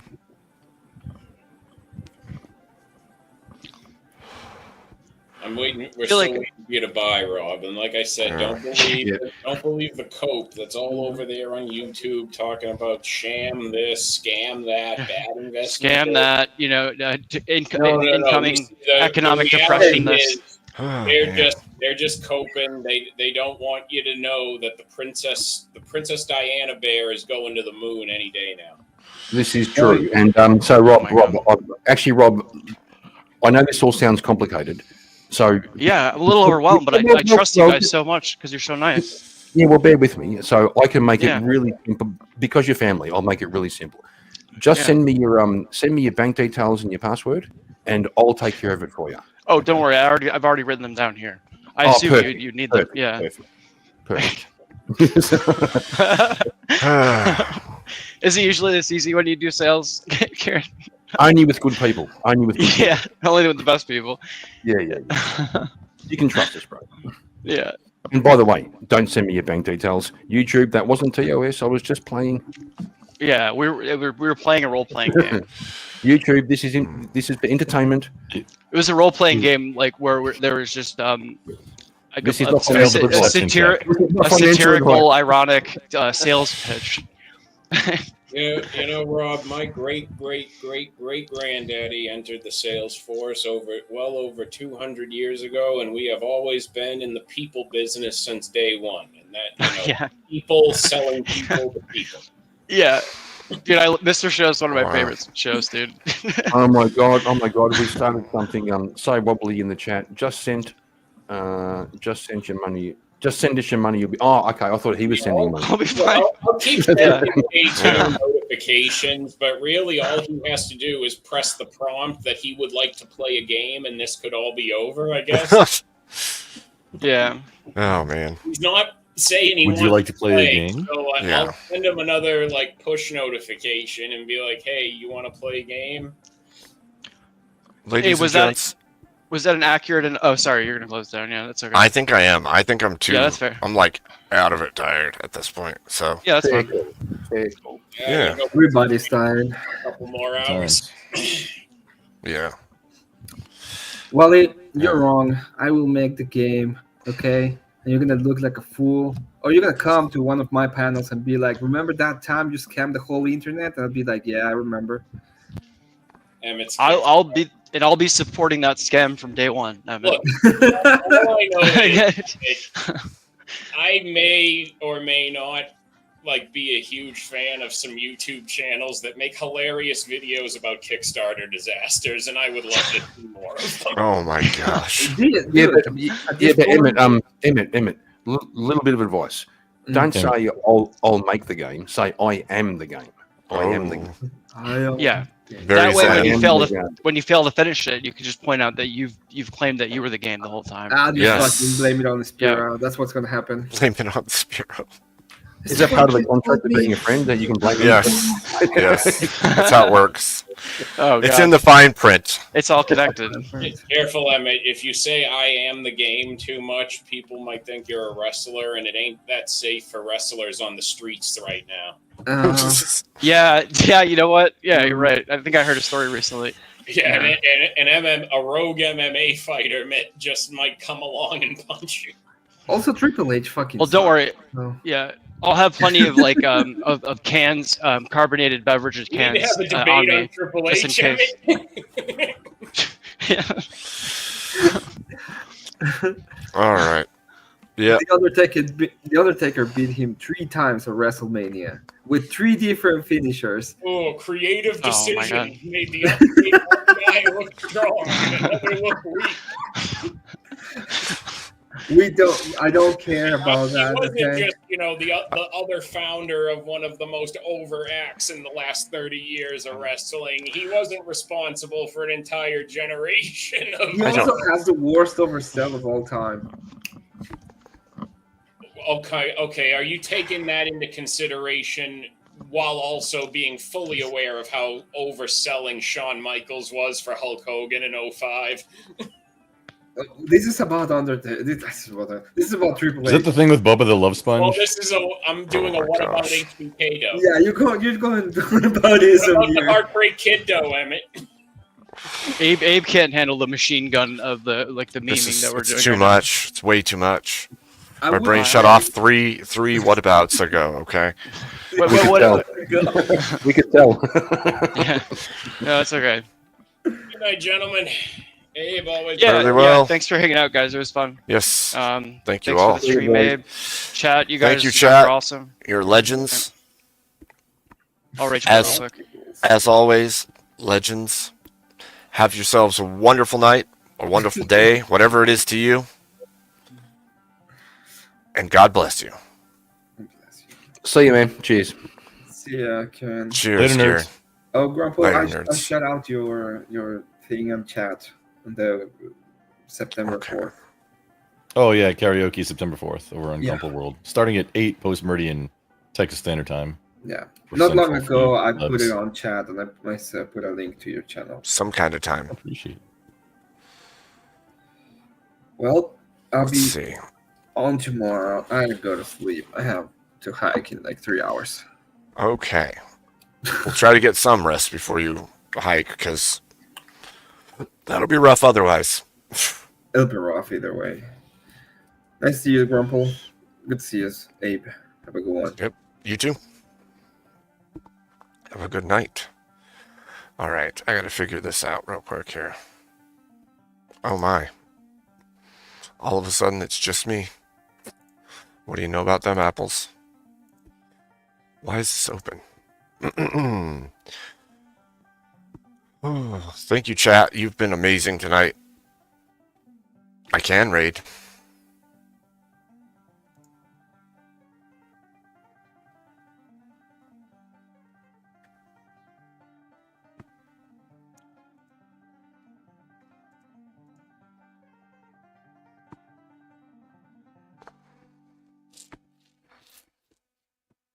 Oh.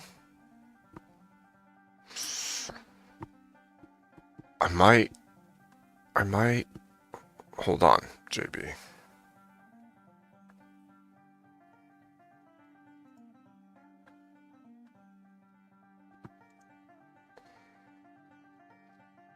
Yeah. You could put it in chat if you want.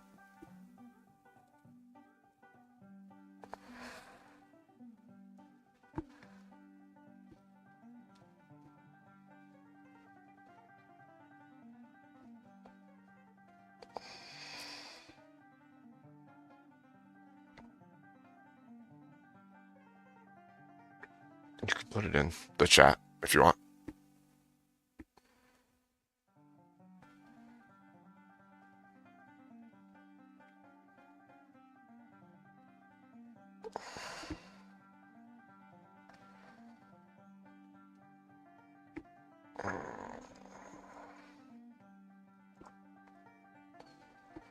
Night, Emmett.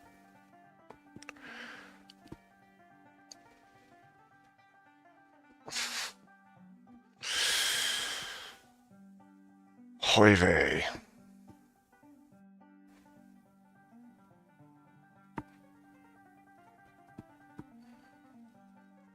I think we're all sleep deprived, actually. Like, I definitely didn't sleep enough after last night's stream, but it was still fun.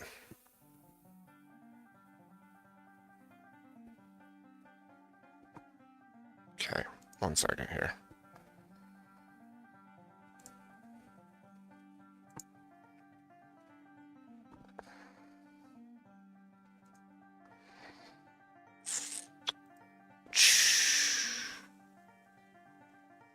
All right.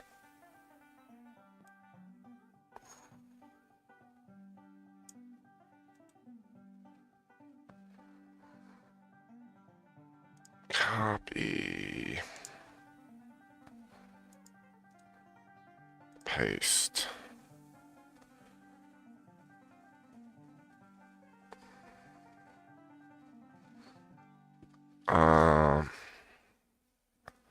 Yeah, I can't do it to that one. Actually, it won't let me. I have 2 flat feet, actually. Pretty sure, probably. 2 at least. It won't let me redirect to that one.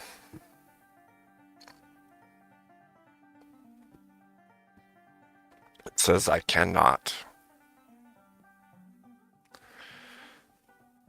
It's fine. I will just pick one and send it. And then I will go to bed. I tried, JB. If it said redirect privileges needed on that one, but it doesn't say it on the other ones, so.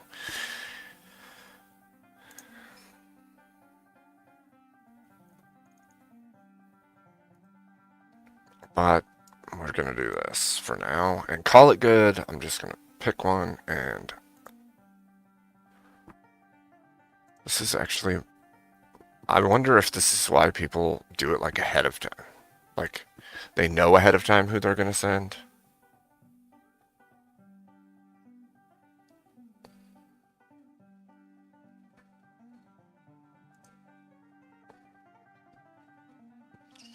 This is weird.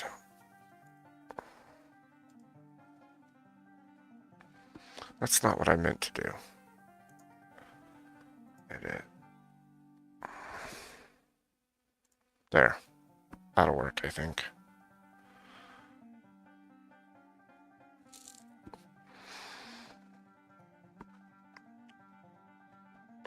You all have a wonderful night. Thank you so much. God bless you. I will see you again soon. Don't forget, tomorrow night, EOD is hosting D&D with me and Rob Knorr and a bunch of others. If you want to come and watch, we'd love to have you. I will see you guys tomorrow. What did it say, Wobbly?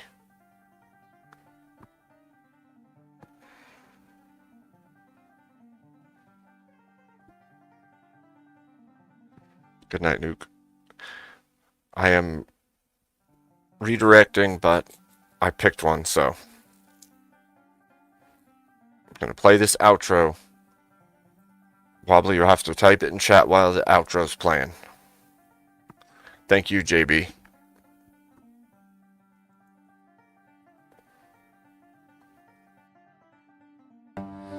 The final chord hangs a soft goodbye. It whispers to the night, then fades, it sighs. The air is still, no words remain.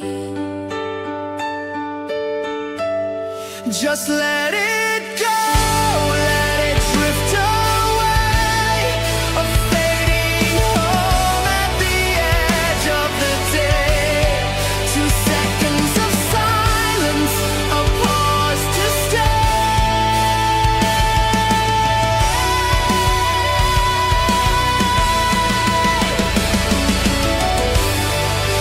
No need for voices,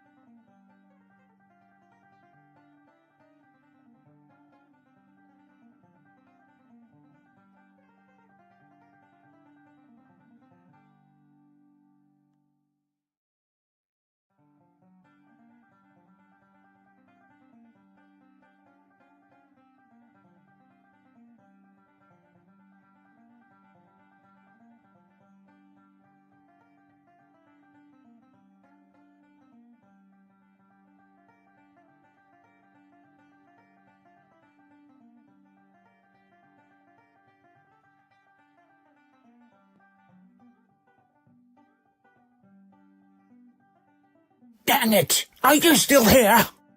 Leave already!